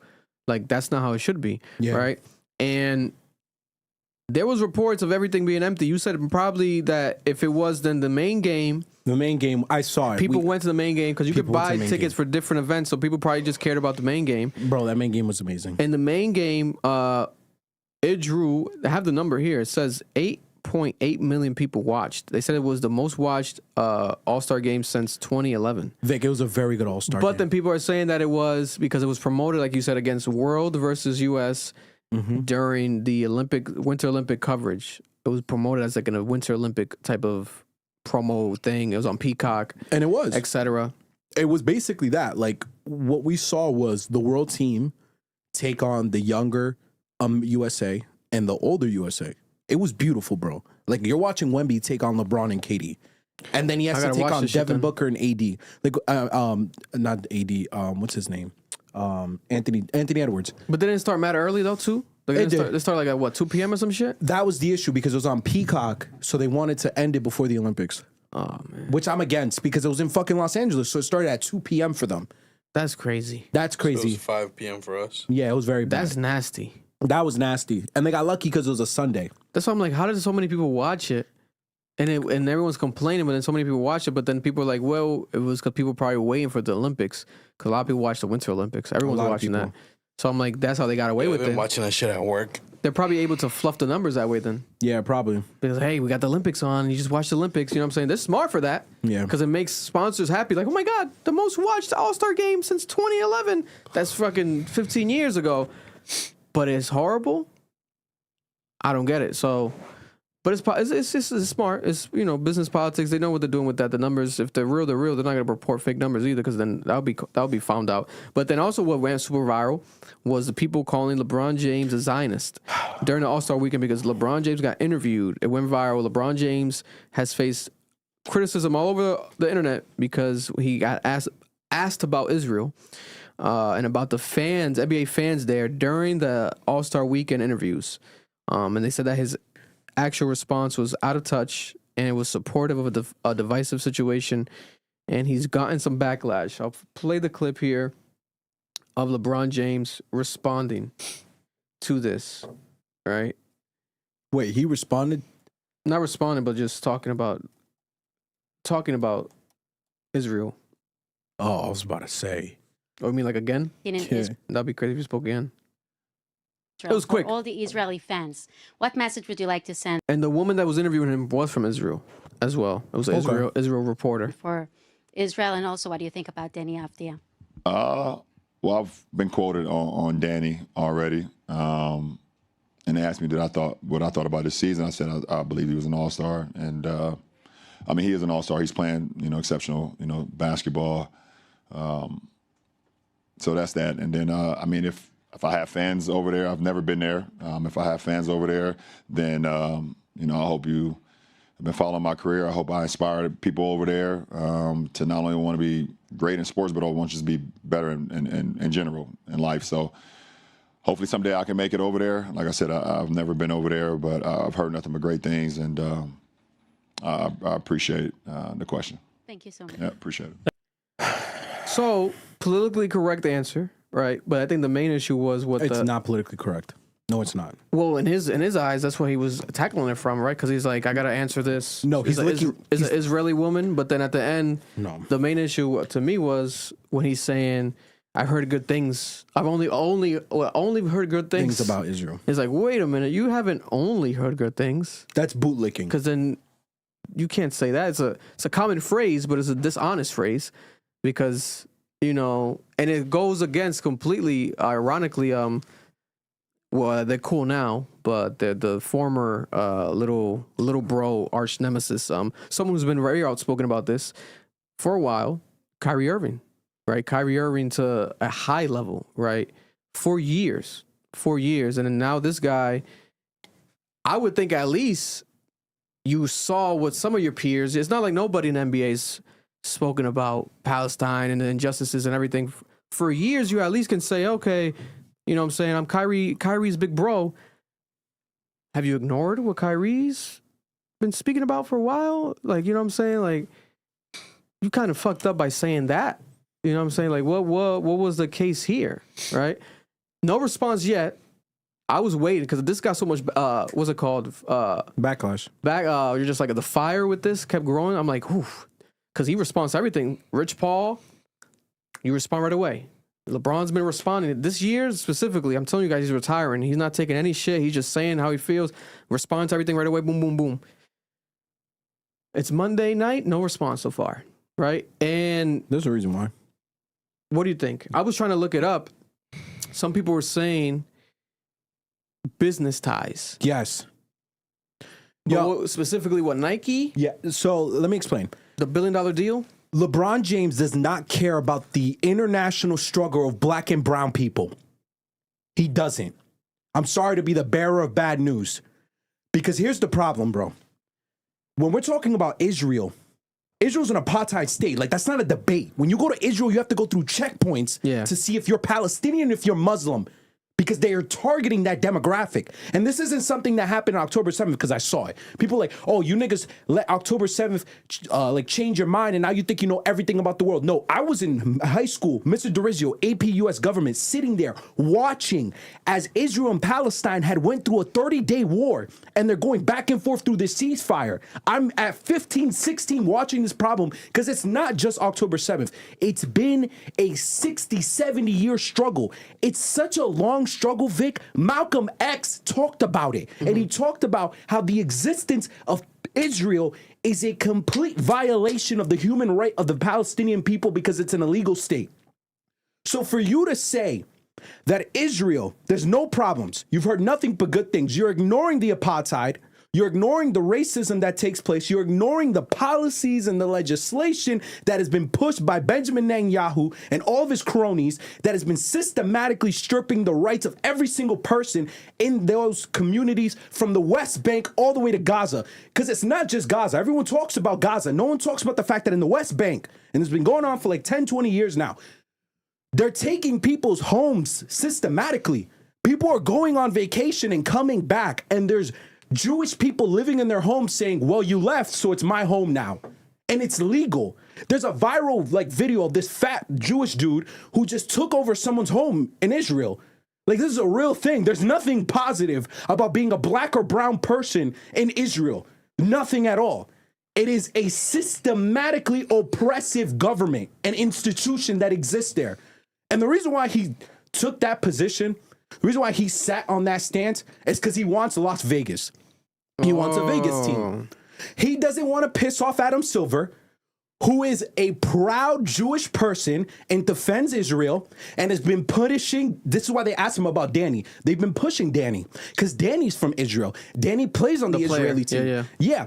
And they've been pushing Danny and propping him up because they're using him as a tool to gain sympathy and popularity for Israel because they're witnessing the backlash they're getting because of their behavior in the region. And the reason why I'm so frustrated with LeBron, Vic, is because it's year 23. If it was year 5, if it's year 10, if it was year 15, I'd be like, you know what, bro? It's your family you're thinking about. It's your legacy. It's your career. I wouldn't agree with it, but I'd kind of understand it. Yeah. Even though Ali, in the prime of his career, got locked up, destroyed his career, destroyed his body in a federal prison because he refused to go fight a war in Vietnam. Yeah, no, but these niggas ain't as real as Ali. Nah, they're not as real as Ali. None of them. But I accepted that. I'm like, all right, if it was year 5, 10, even 15, nigga, we're in year 23. You're a billionaire. You're the biggest face in the league. If the league ever retaliated against you because you took a stand for Palestine, I promise you, Vic, we would collectively abandon the NBA because that's how big LeBron is as a figure. Owning a team mattered more than defending the rights of a group of individuals that look like your fucking kids. Yeah. Because all it mattered was this team. That's all that matters here. It's not about his money. Well, how much would he lose? How much would you really lose? What, a couple mil? Probably not. I don't know. I don't even know if you lose money. What you're losing out on is the opportunity to keep your relationship with the league and to own that Vegas team that is getting opened. And Vic, I'm going to tell you something. There are moments in history that are just so monumental that we never forget the stance people took. From the Civil War and the whole thing of slavery to the Civil Rights Movement to Nazi Germany to the apartheid in South Africa, right now, the most monumental moment in our world right now is this conversation of the war on terror in the Middle East, everything that has happened because of it. And now this issue with Israel and Palestine and how it all ties in. This one situation is so huge because everyone on Twitter is turning their back on him. Everyone's like, bro, this is destroying your legacy. Because you chose the biggest issue, the most non-debatable issue. Vic, they're digging babies out of the fucking ground from the drone strikes that they've been doing. You chose to stand with a genocidal state for a fucking basketball team. I truly hope the team was worth standing on the wrong side of the biggest issue of our generation. Because when they talk about LeBron's legacy, it's not just going to be most points all time, longest player to ever play. What it's going to also be is this gigantic stain, and you had the nerve, the audacity to parade around Malcolm X's book while you sit there and you hype up Israel that is systematically killing people just because they're Muslim. Look at this clown shit. That's clown behavior.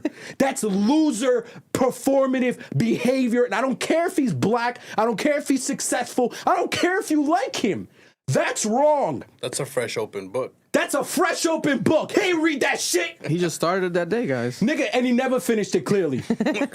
Bro, because you know what's so crazy but to me? is there any No. Is there any saving for my goat though? Can he come back and free Palestine?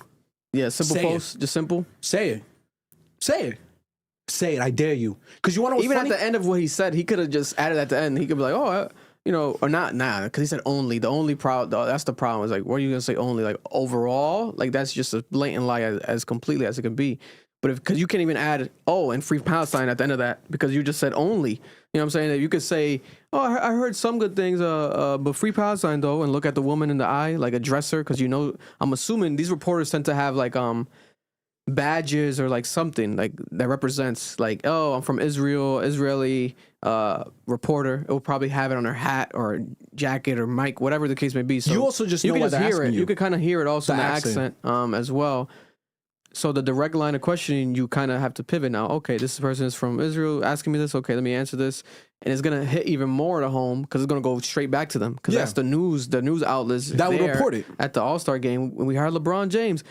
We're not over there, but I can only imagine, bro. They're probably like have flyers. LeBron James supports us. Like, you know what I'm saying? Like, they're going crazy right now. He didn't just hype up the fans.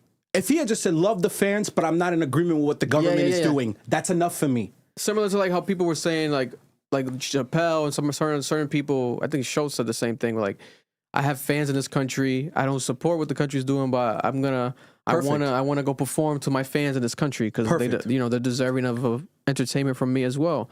That's one thing. But then to say you've only heard good things about an apartheid state that's literally, I'm hoping he got scared and just like scrambled. Like, you've only heard good. No, that's a blatant lie, brother. Do you really believe that, LeBron? It is because Adam Silver is Jewish. He is pro-Israeli. He's been pushing the Israeli propaganda. Like, this is known fact that we've been watching for the last few months. Do we think that he's really gonna try to get that Vegas team? That team? No, that's what his goal is. Vic, that's his sole goal right now. He wants to retire and take the Vegas team. Like, this is so crazy. But that's why I'm frustrated. Because my frustration is, bro, you wouldn't have lost anything. You're at the end of your career. You have all the money you can think of. Your kid's in the league. The only thing this is going to affect is the team ownership. Are you kidding me?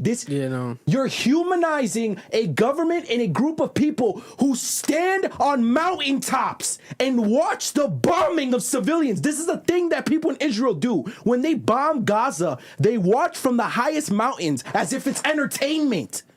That's what you call a nothing but good country? Bro, fuck out of my face.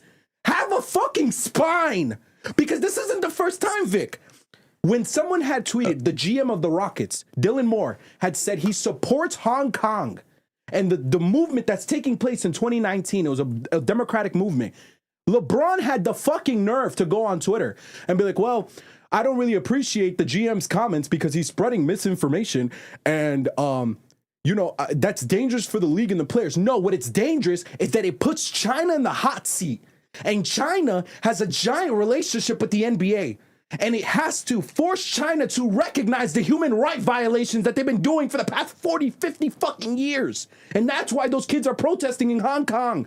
But the problem is, you niggas think that LeBron James cares about you more than he does about his money and his legacy. No, he doesn't. LeBron James, if he had to choose between his money and his legacy or black and brown people, he's picking his money and his legacy. I'm sorry to be the bearer of bad news. The hell? Yeah, no, this was very very shocking. That's why I'm also just surprised that there's no response today, like clearing something up of like, hey, why would he? Like, oh, how do you clear it up? He probably really just is. Well, but is it ignorance or is it just pure greed? It's pure greed. Because I don't think he's ignorant to what he has to know. He's not. Come on, bro. Your own peers. You know what I'm saying? What's the worst that could happen? Like, okay, some blackballing, Kyrie, but LeBron James? Are we going to see LeBron James get blackballed because he's pro-Palestine? I don't They see that suspended happening. Kyrie. I don't see that happening. Yeah, but They forced him to apologize. They made him pay $500,000. They treated him like a little that boy. was fucking insane. You know what I'm saying? And he still, God bless, stayed in the league. He did leave. He's not. He has his own brand, own shoe. I forgot if it's his own shoe, but I forgot what it's not with Nike no more. It's his own thing. No. Which I love that. But the LeBron thing, very shocking. Very, very. Yeah, no. My thing is, if are we gonna see him take the trip? You know what I'm saying? Like, is he if gonna he go to takes Israel? the now? Israeli trip, I'll laugh. It's gonna be crazy. Like, that's what. At this point, you either double down, or like you wait for it to die off, like he always does. Yeah, or just I don't know, like just clear shit up fully. Be like, go attack him now. Like, actually, wait a minute, guys. Like, I fucked up by answering that. Like, my thing is, niggas on Twitter are like, don't put basketball in politics. Megyn Kelly from Fox News told, I think it was Megyn Kelly or it was another host. They told him back in the day, shut up and dribble. Remember that? Yeah. Remember the whole shut up and dribble thing because of BLM? We all defended LeBron's right to speak on political issues. We all encouraged him to speak. He took a stand for BLM at some point.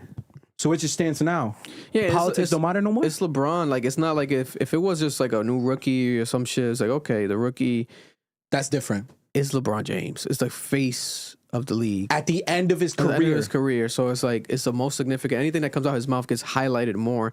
So you would think that he wants to stay on the right side of history, but God bless his heart. You know what I'm saying? Shout out to this is Mehdi Hassan said, "What a disgrace LeBron James is." In response to a tweet that said, "The entire human rights community, Israel is an apartheid state committing genocide, ethnic cleansing. LeBron James." I've heard great things about Israel. And niggas in the bro, Vic, they're fighting to defend him. They're like, I think he said, I've only heard good things though. I've only heard great things. That's what he said. And niggas are like, no, LeBron's just not educated on Israel. Yeah, no. What are we doing here? How much dick do we gotta suck? And also, like, what are the we people doing around here? him gotta know. The people gotta you gotta inform him. His wife, his kids. You know what I'm saying? Like, he knows. You think Vic. Bronny doesn't know about Palestine and what's going on?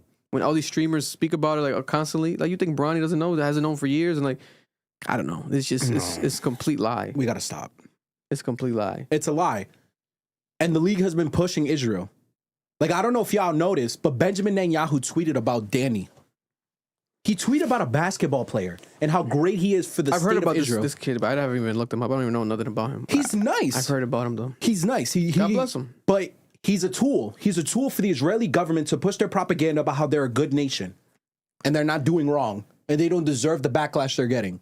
I know the play here, and LeBron went right with it. Accept it. You're a go to Zionist. Should I burn my LeBron James jersey? That's my goal. Should I burn it? That's up to you. It's up to you. I'll let you decide what you want me to do. I'll tell you this though. Steph Curry and KD are also Zionists because Steph Curry is also investing in a company that's working with Israel. It's a tech company that does work with Israel, and the type of tech that they're using is to push their apartheid methods. So it's not just LeBron. KD and Steph Curry have been consistently called out for their investment in the state of Israel and the behavior that they're doing, and they're not stopping either. So you're going to burn all three jerseys? Well, I only have a LeBron one and a Jordan one. You know Well, what I'm Jordan saying? touches white kids. So. It's just Jordan probably, you know what I'm saying? He's probably worse than LeBron this whole time. The only thing he just says, he shuts the fuck up. Jordan's a degenerate gambler. If we ask Jordan his opinion of anything right now. Oh, no. Yeah. He just won a NASCAR title. Congratulations. He won Daytona. His car won Daytona 500 over the weekend. Michael Jordan. I know. Crazy. You saw the video of the kid? He's like touching his butt. I didn't see that. I heard it was That was AI. him? I didn't see that. That was him. That was hilarious. After he had a whole lawsuit with in a case with NASCAR months ago that he won. He just won the Daytona 500. Congratulations to Michael Jordan. But leave a comment below. Is it over for the GOAT? I can't wait. I want to see this week how people cover. I still haven't seen the Stephen A. Smith cover this yet. I want to see people's reaction to it. You think he's going to cook him? I've been waiting for that too. I mean, nephew Stephen A. Smith probably will because he's on his political thing. He wants to run for president. He wants to be president of the United States. So unless Stephen A. Smith agrees with Israel. Or maybe Stephen A. Smith has an insider. Someone has to have something. Oh, I have an insider. LeBron James actually was nervous or he didn't understand the questioning. What's gonna happen? This is gonna be just a PR nightmare. But again, let's see what's gonna happen. Because Vic, he can't denounce Israel. I'm sorry. He can't do that now? No, after this? No, not at all. What I'm telling you is... because of the... Okay, I know yeah, if he wants the team, they're not going to give him the team. Adam Silver is an active Jewish person who supports Israel. Like, Vic, that's a real thing. He has... I thought he was a vampire. No, he has ties to Israel. Like he's a vampire this whole time. He has a bunch of photos with Benjamin Netanyahu. They're friends. I'm surprised Netanyahu wasn't there at the All-Star games or like participating, or he probably will be soon. They're on their promo run. They are. He'll probably be at the finals sideline.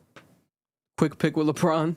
My God, it's gonna be so sad if he goes that route. If he goes that route, I'll be sick. Oh my God, it's gonna be thrown up. But if he calls out Israel, he's not my GOAT. I will buy a poster of LeBron James if he calls out Israel. It could be subtle if he just puts it like on tape on his shoe or something. But that'll be copying. You can't be copying.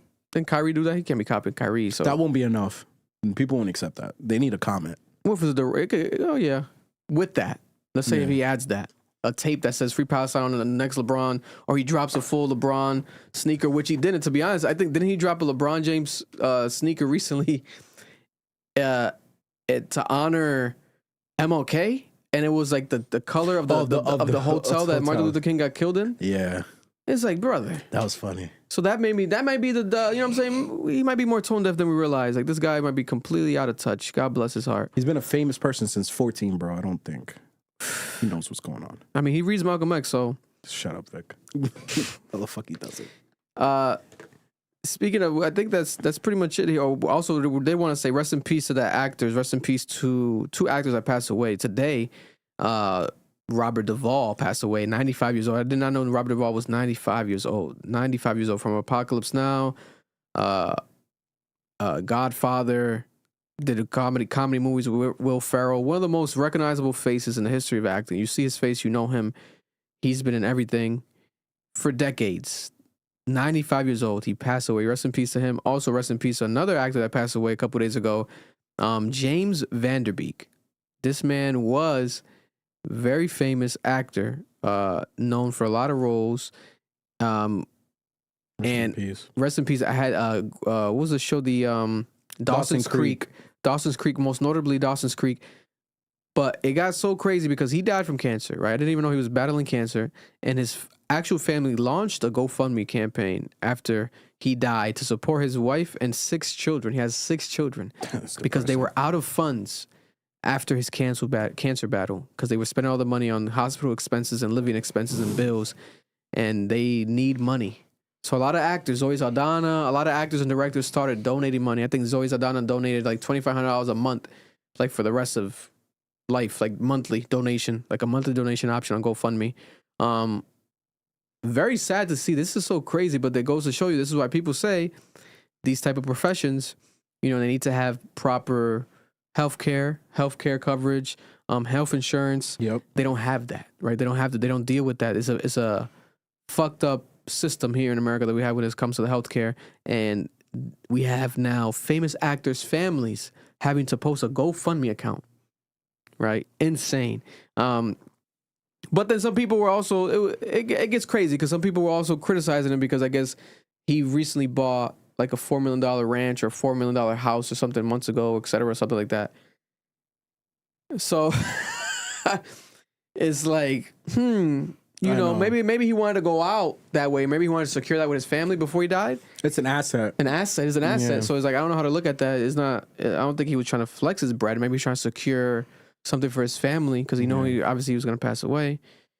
But condolences to both of these actors. Recognizable faces. You see them everywhere. Very, very sad to see. Yeah, and then let me make sure here we said the All-Star game full recap. KD. Shout out to Harlow's. And then, yeah, lastly, before we have our guest walk in, the Epstein, right? Another update this week with Epstein, right? The Attorney General, U.S. Attorney General Pam Bondi, has gone viral over the weekend when being questioned about all this. I'll play the clip right here where she decides to highlight. She says, hey, you know, the economy is more significant than the Epstein files, right? This is her, what she's saying right here. The Dow right now is over, the Dow is over $50,000. I don't know why you're laughing. You're a great stock trader, as I hear, Raskin. The Dow is over 50,000 right now. The S&P at almost 7,000. And the NASDAQ smashing records. Americans' 401ks and retirement savings are booming. That's what we should be talking about. We should be talking about making Americans safe. We should be talking about, what does a Dow have to do with anything? That's what they just asked. Are you kidding? Mr. Jordan, Mr. Jordan. Committee. People want you to just come out and expose these pedophiles. They're calling the GOP. They made like a whole meme, like the Guardians of the Galaxies, and they said the GOP is the guardian of pedophiles. That's so funny. I was dying. There's another one that was good as hell. I forgot. They were putting up. It was like stats, and it was like like NFL, like a Hall of Fame music, and it was like the numbers of times that they're mentioned in the Epstein files, and then Trump was like amongst like the most, and like they had him with like the trophy suit and everything. I'm like, this is hilarious. But this woman, I think she should be impeached, man. Like, this is really our attorney general, and it's sad to see. And I think that today they came out and said that they're no longer releasing any more files. Yeah, they said they released the last drop, and that everything that's left is just duplicates or like revision, like it's references to things that have already been released. So there's no point in dropping it. Honestly, what's happening is unconstitutional because the attorney general is separate from the president. Yeah, the attorney general is supposed to investigate the president in case something wants to happen. So when you look at her behavior, this is some shit you'd see in like North Korea. Like, I never seen meat riding to this level. And if you notice, they all say the same thing. Whenever they're getting questioned, from Naomi, who is the head of Homeland Security, to the head of the FBI, Kash Patel, every time they're being questioned, they always go back to three phrases. The economy is up. We need to deal with crime. And that we should care about the American people. Yeah. Like, that is the three things. It doesn't matter what the subject is about. It is those three things whenever they're being pressured about something because it resonates with the base. Yeah. But everything they're doing is unconstitutional. Like, this is unconstitutional behavior. It's also a cult. I think she's brainwashed and in a cult. It really feels like that way. It really feels that way because I feel like they kiss a photo of Donald Trump before they go to bed. She speaks like, and she was accusing people that were questioning her of having the Trump derangement syndrome. It's like they really believe this thing. Yeah. They really believe anyone that just speaks out against him and the Epstein file, anything against him now is like you have a disease, you have a syndrome. And what do they have? Don't you have like anything that he does is just correct? Like, one thing is just supporting someone in a policy, but why? What's wrong with MR? Well, was MR? MR. Meat riding. Meat riding? My ME is meat eating. Like, why are you so shocked that people just want you guys to expose all these pedophiles? Like they want them to be punished. You have the actual victims there standing up, raising their hands, saying that they're trying to meet with them, and they don't want to even meet with them. She wouldn't even look them in the face. MS. This is ridiculous. Let me ask you a question, Vic. In that scenario, do you speak up? Because there's a raging argument that JD Vance he feels something because he won't tweet. After one of the dumps happened, he stopped tweeting on Twitter. So like, if you're in that scenario, would you say something? Would you jeopardize your family and your career for that in that situation? I think that I would, and a lot of people will, and they're going to. Especially, it's about the timing though. let's say, 2027 or towards the tail end of that, especially if JD Vance was to make his run, which I think he definitely is going to do it. Turn on the part. I think he's going to turn. That's when you turn. Yeah. Because he already was anti-Trump before. Oh, hell yeah. He was very anti-Trump. He was shit on Trump all the time. And then he became pro-Trump.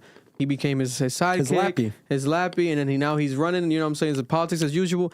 And now, with this situation, anyone that has a morality, anyone that has like a family, like come on, bro. Like, you think that his wife, I would hope, you think that JD Vance's wife is not questioning him about this type of stuff? Like, are you sure? Like, are you going to speak up about this? Like, these are conversations people probably have to have behind the scenes. They call her wife like a Baljeek on Twitter. They say you're a traitor to your race for marrying your wife. And I'm like, bro, do you have any fucking spine? It's so bizarre. It's so bizarre. It's very sickening, right? And we're becoming numb to it because it's so consistently just straight up lies in our face. And it's like, we're in a cult. Yeah, literally, it's cult-like behavior. Everything about it feels like a cult. The covering up of it. The way everyone's treating it like nothing is wrong. Yeah, literally. And then everything else is more significant to them, right? Trump rather will shit on Bad Bunny and call Bad Bunny hate, but then blatantly just not acknowledge his existence in these files. As a pedophile. And actually having a history of pedophilia. Like, what is happening here? And I think it's going to get worse. Like, I think we're all going to start seeing people, the cracks are going to start leaking. We're going to start seeing, who knows, one of his sons that he loves so much. And like these people, because you can only fake it till you make it, bro, for so long. Like, you have to have some sort of spine. I'll be honest with you. I know it's falling apart because the Republican who's leading this charge, well, the congressman who's leading this charge on the committee is a Republican. That's shocking to me. A lot more Republicans are speaking out, which was not a thing. They were very terrified of doing so because they'd be left behind politically. You get left on an island if you do that. And I think they're finally realizing there's an opportunity here to move the party back to like normalcy because they're so far into this like situation where they're just in a cult. My thing is this, bro. I don't think he goes to jail. Because this has been my argument. Because who could put him in jail? Would it have to be after he gets out? No, they can put him in jail. Right now? Yes. They can do it now.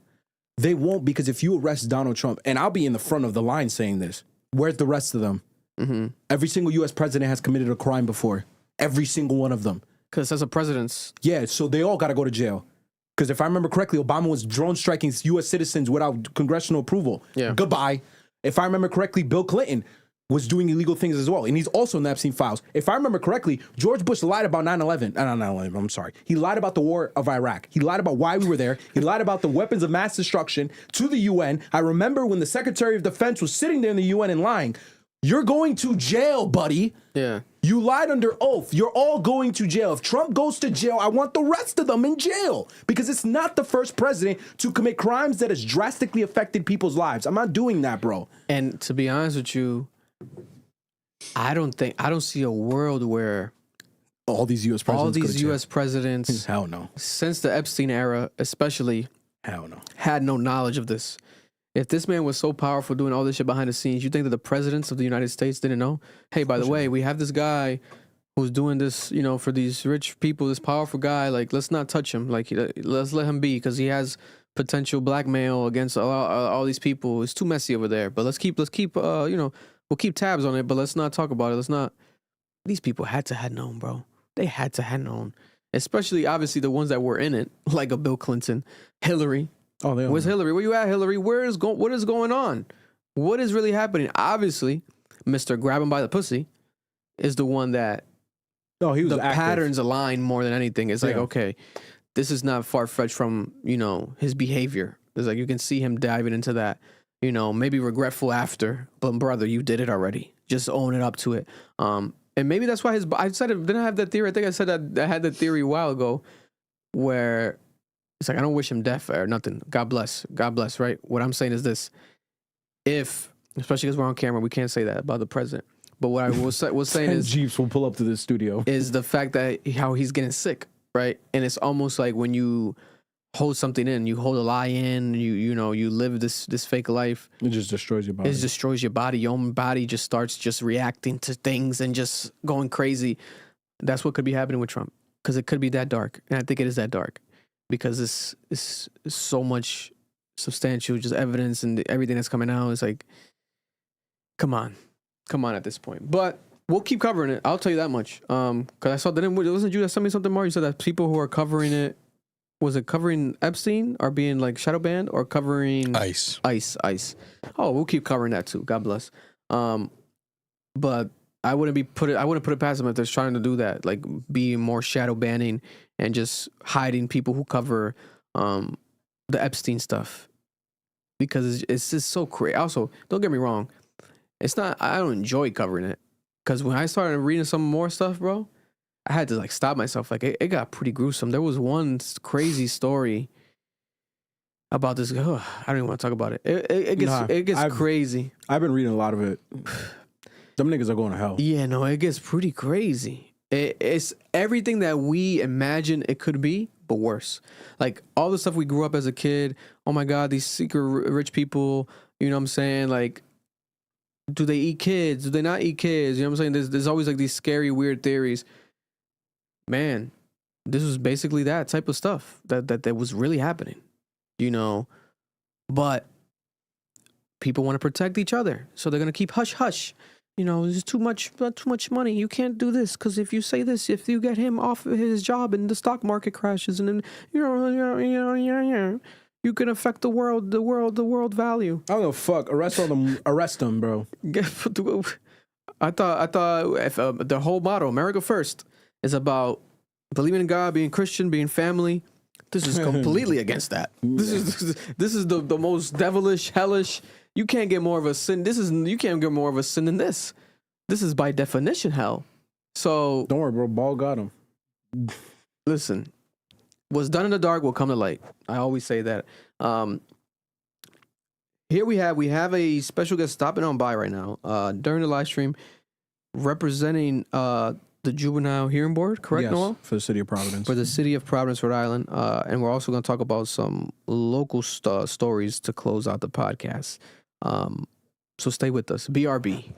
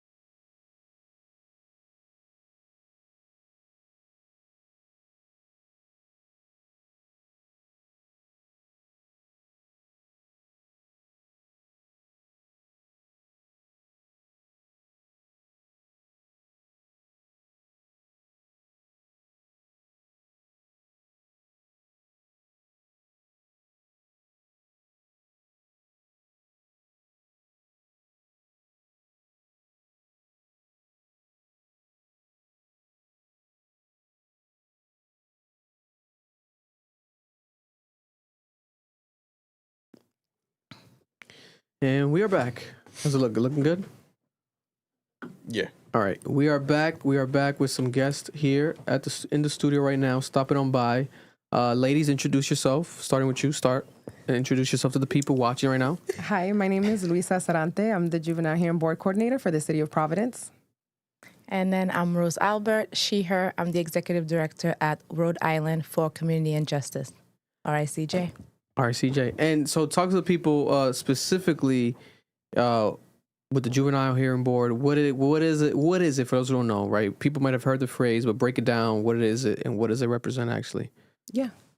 So the Juvenile Hearing Board are community-based board that exists in the state of Rhode Island. Yeah. So talking about a bit of the history very quickly, it's been around in Rhode Island since 1970s. Wow. And I really love to talk about that when I start the storyline, because if you are a young person less than 18 years old in Rhode Island during that time, and depending on where you are living, instead of you going to family court for a misdemeanor, like a low-level case, Yeah. you are able to go in front of community folks and have your case be heard, and then they would give you a sanction, you'll complete it, and after that, you'll go back into the community without having a record.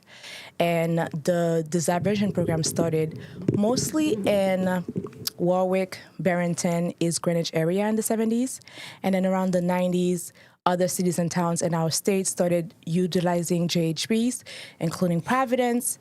And then, especially in Providence, there's been a couple of times it's been open and active. But then in 2016, in Providence, the JHB becomes, fully established, operating and running. And then now, fast forward, the JHB is thriving in Providence. And I like to give lots of credit to our JHB coordinator, Louisa. Thank you. But with our organization specifically, we support all of the Juvenile Hearing Board in the state of Rhode Island. So right now, currently in our state, we have 25 cities and towns that have active hearing board. And then if a young person commits a misdemeanor, they're able, and if they're eligible, to be heard in front of a JHB instead of going to family court. So can you tell to the audience why it would be more important to go to a juvenile community board versus going to a family court? Yeah. So if you, instance, I like to use it as an example. So if you do like vandalism or disorderly conduct, those cases, and you're 16 or 15 or even 17, right? You go to family court, you get a record after that. And once you have the record, that can be changed, right? Versus if you're able to have this opportunity in this program and have the second chance, you get to complete a sanction, you get no record, and then you get back to the community trying to be a better citizen of society, and it doesn't change the trajectory of your life just because you decided to be a silly high schooler and decide to egg a house for example, and that shouldn't be able to impact where you're able to go to college or get a job or be able to have certain jobs in our society. So it's really working around keeping young people away from the system as much as possible, and having a better trajectory for their life. So the really big difference is whether or not you're getting a record for a misdemeanor case or a low offense case that, honestly, depending on where you are, sometimes you don't even get that consequence for some of those, what people call childish actions. So my question is, when it comes to the board itself, I've heard that the way that you end up on the board versus going to a court of law like family court would be that the arresting officer would have to recommend you to go to the juvenile board. I just want to see if that was actually true or not. That is true. Yes, that is true. Why is it that way? That's how it started, right? So, as I mentioned, if you know Rhode Island, I said it started in the 70s in Barrington, Warwick, East Greenwich. So if you know those areas, you know exactly what I'm talking about in terms of who lives there, who holds power, who's making changes. And the reason why they were created is because they wanted to work around the incarceration situation that was happening in the 70s and keeping their young people away from the system. So within that, a lot of the ordinances that got created throughout the state has the onus being, once they get arrested, the detective, depending on, because also once you get arrested, you already kind of getting into the system. So therefore, when you're thinking about the department itself, there's a couple of factors that they have to be taking into consideration in order for this opportunity to be available. So you have to be eligible. And when you're eligible, you do get that offer, I guess you can say. And then after that, you also, as a young person, have to be taking accountability for your actions. So that's another big thing we definitely want to talk about. And then also your parent have to agree for you to waive your rights to go to family court and then to go to this diversion program. So there's a couple of there's a piece of paper that they have to sign off. Okay. So so if your guardian is not aware of this opportunity and then they have the misconception that family court is better, or what we hear a lot is like more fair, which it is not, that's another way that young people are not getting and not taking advantage of this process, because people are not really aware of it and the benefit of it, and how going in front of a JHB is way better for your child than going to family court. Yeah, because not to just mention, like, you're walking away with no record once you're done completing the program, but we're also, like, the board members do a really good job at connecting the youth with programs that are going to give them the skills they need to not end up in this situation again, whether it's conflict resolution skills. You know, sometimes we refer kids to financial literacy programs. And not just that, but we're also asking them, like, what are you interested in? What do you like to do? Because we know that kids out right now, like, they make mistakes, things happen. You know, kids right now are getting arrested for fighting at KP. If you live in Providence, we all know that, you know, kids have been fighting at KP for a very long time, but now kids are getting arrested for it. So, you know, we're trying to figure out what's going on, but letting them know, like, hey, let's connect you with the leadership program to teach you conflict resolution skills so this doesn't happen again. You were caught shoplifting. Let's figure out what's the root of the problem. You know, let's connect you with financial literacy problem to get you to understand money, to get you to understand budgeting and stuff like that. We also work with families on trying to connect kids to jobs, stipend opportunities. It's really, you know, it's a restorative practice, but also an investment. Like, we want to let them know, like, hey, this mistake doesn't define you. This isn't the end of all. And, you know, you shouldn't, just because you were fighting, not to say that, you know, you shouldn't be fighting at all, but if you are fighting and you are arrested, being this your first charge, you shouldn't have to go to family court and face a judge for it. So I think it's really important for families to know that this is an option for them, that they can advocate, they can ask the officer, hey, this is the first time my child has been arrested for a misdemeanor offense. They do live in Providence. They are under the age of 18. Can we get a referral for the Juvenile Hearing Board? What are the ages that qualify to be in the Juvenile Hearing Board? So from 11 to 17. Okay. 7. We had a 7-year-old case. Oh. So less than 18. Less than 18. Yeah. Okay. And then the younger they get it, stay away from trouble, the better it is for everyone. But Okay. Can a police officer say no? Can they deny the referral, like, if you were to ask them? I think there's a lot that goes into when they make a referral. We're working with the police department now to see how we can, you know, strengthen that relationship and get more referrals. But I think there's a lot that goes into it when they make that decision. You know, the severity of the case, how, I would just say a lot of things go into it. But for the most part, we have a good relationship with them, and they've been sending us kids that are eligible for the JHB. So my thing is just this. I know how cops be. And there are cops that they hate, like, they grow so jaded in the process. And because of that, they don't see the human aspect sometimes of policing and the human aspect of the person that they're arresting, especially when it's a young person. So I personally would never feel comfortable with the future of a child being in the hands of law enforcement. It should probably be something that, like, should be left up to the community. So if we wanted to, like, change the law so it's not just a referral through the police department, but there's an actual process where the city, where people we've elected, or, like, there's a board that exists that can actually decipher through these cases and make these decisions. How do we get that to happen? Like, is that a city hall vote that would have to happen? Like, the city councilman have to vote for it? How would we have to go through the process to kind of just circumvent the police department and make this more of a community type of concept? Yeah, so definitely connect with your city councilors and reach out to them. Let them know, like, you know, you're aware of this program and you want to see things change. Yeah. So reach out to the councilors, And I would say I hear your thoughts and sentiment. I will also kindly say that over generalizing it is also kind of not fair for the ones that do not fit that box that you just illustrated to us. And I live in a world where I really hope that both ends can happen, because we really want to see our community, or elected officials, or even the police officers, right, that are there in the community and spaces of power, doing their job in the way that they should do it at the service of our young people.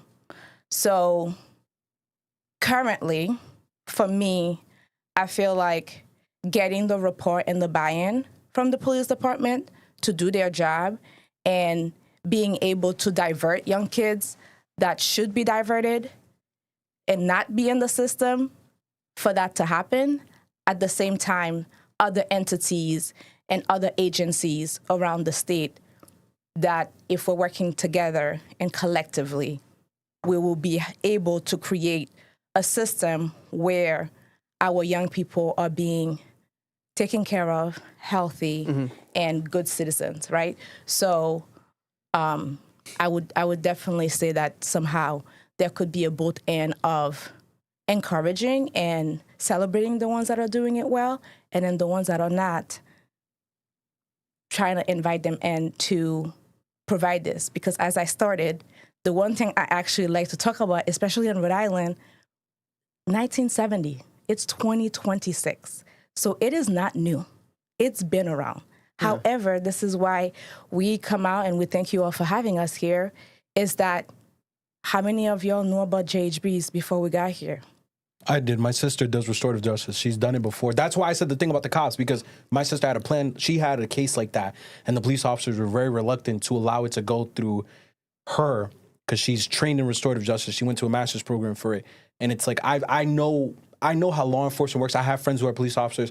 I understand that there are jaded police officers. I understand that it is a broken system.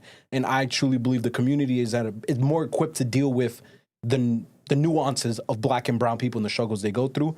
And like the things just that I've learned just being around my sister, the things that she's told me about restorative justice and the benefits of it, and just how it kind of fundamentally undermines the current police system and the way it works when it comes to the school to prison pipeline, when it comes to the criminalization of Black and brown bodies to feed the prison industrial complex. Like, these are things that get undermined when you introduce these type of boards. So that's the reason why I said, like, I rather prefer the community do it, because I have already seen the history with this.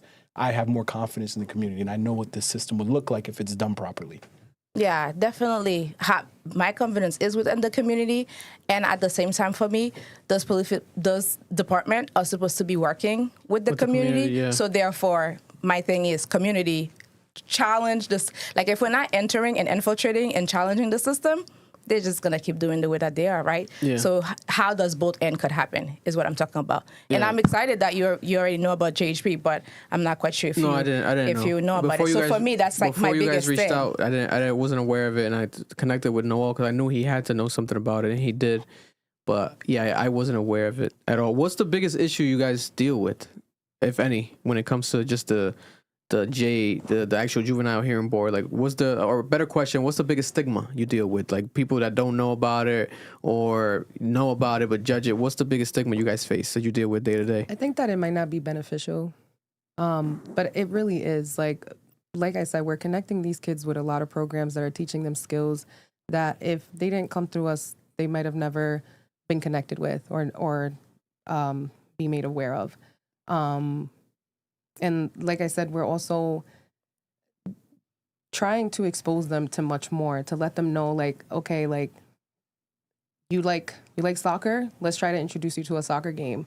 You like cosmetology? Shout out to AS220. They're a wonderful program. Mm-hmm. They have a program like that we were able to refer some kids over to. So it's really beneficial. And I don't see any of those kids that we see come back because we've introduced them to the necessary skills, but also we keep them engaged in the programs that we sanction to them to participate in. Like a lot of our kids, we refer them over to Rhode Island Community and Justice so that they can participate in their leadership program. And a lot of our kids end up staying. So I think that's a really big benefit that I wish people knew. And then again, it's just that it's not common knowledge, that people don't know about it. Yeah. I lived in Providence my whole life. I have family and friends who have gone through the system, and this wasn't offered to them at the time. And I think if it would have been offered to them, outcome would have been different. Yeah, because at least the knowledge of knowing that it's an option, like whether you take the option or not, but the fact that it even exists was something that I wasn't aware of. What are some of the stats, if you guys have any, maybe last year or recent stats of maybe like the cases, like how many cases do you guys deal with on a year-to-year basis, or any numbers that you can share? Yeah, I can share. And before I go into the sharing, I would say another misconception is that it's like easy, or this idea of like, oh, this is like, y'all do fun stuff. It's just nothing serious, right?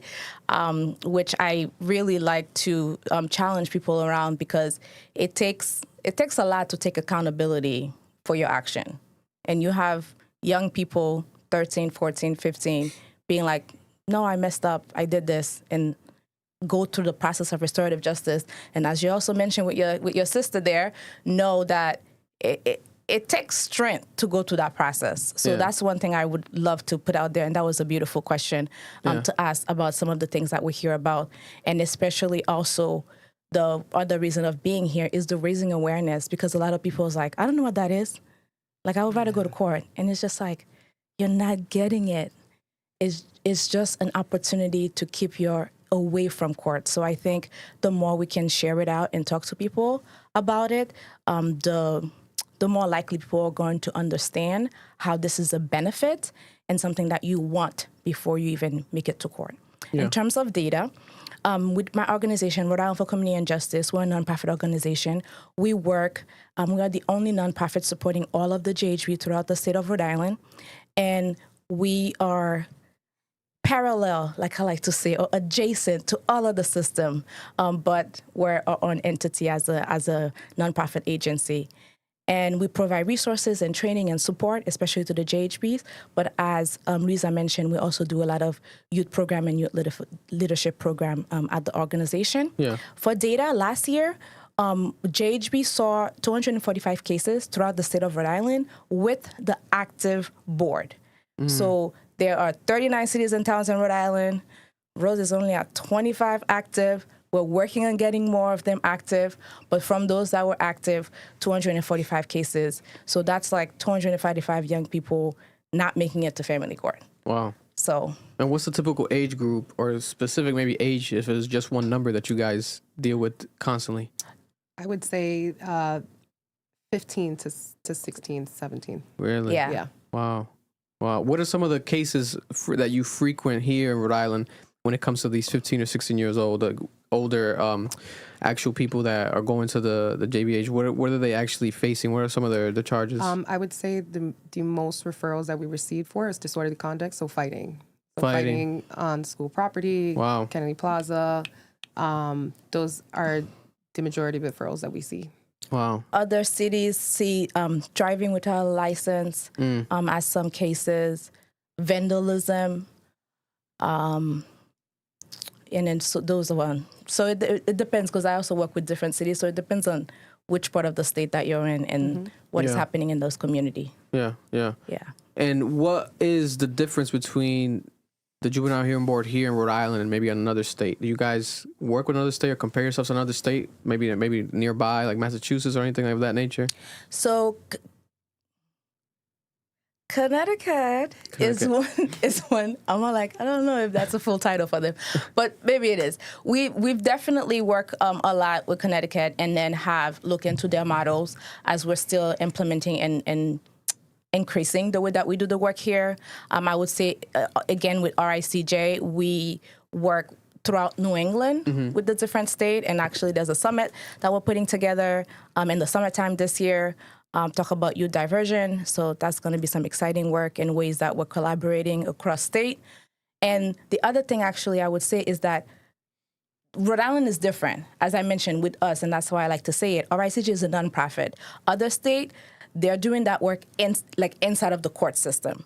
So the way that it looks, the way that its name is different, and operate in different ways. The way that it's being funded is also different depending on the state. So that's another thing that I'm really excited with, especially with the summit too, that individual from those states, especially in New England, have decided to like, let's come together, let's rally, let's talk. So that's why I'm glad you're asking this question now, because if you asked me last year, I did not have that for you, right?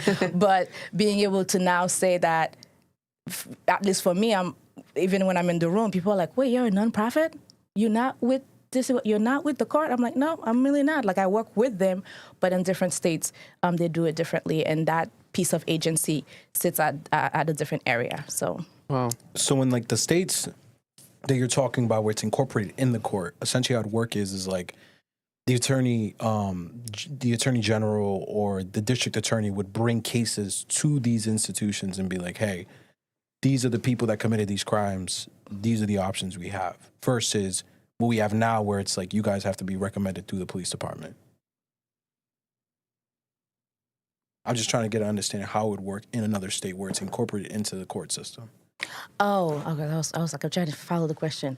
I don't want to speak on things I'm not fully aware of, and I don't want to say the process as different. I don't want to mess up one of the steps on how they are doing it over there. But the one thing I would say, and that's what I talk about for Rhode Island, and one thing that actually has put Rhode Island in the map when JHB started in the 70s, and Rhode Island is part of one of the states that are the pillars that initiate that at the forefront of this work, is the way that we do it around the community service piece of it, right? The fact that our JHBs have community members volunteering their time to sit on a board, and the community is coming together to hear this case about this young person that is in their community, and then wanting to work through the restorative practices lens and having them going back into the community to be good human of society, is a model that other people are trying to take. So not fully answering the question of what the other people are doing, but I do want to say that with us, it's so community rooted and community focused that it doesn't look the same as those other states. And some of them are trying to do that right now. And then to kind of go back on what you were mentioning, the thing about our process and our system right now is the referral, right? Because the referral is coming from one agency. So it's like, what I'm hearing from you is, how do we get other folks to have agency around this referral process?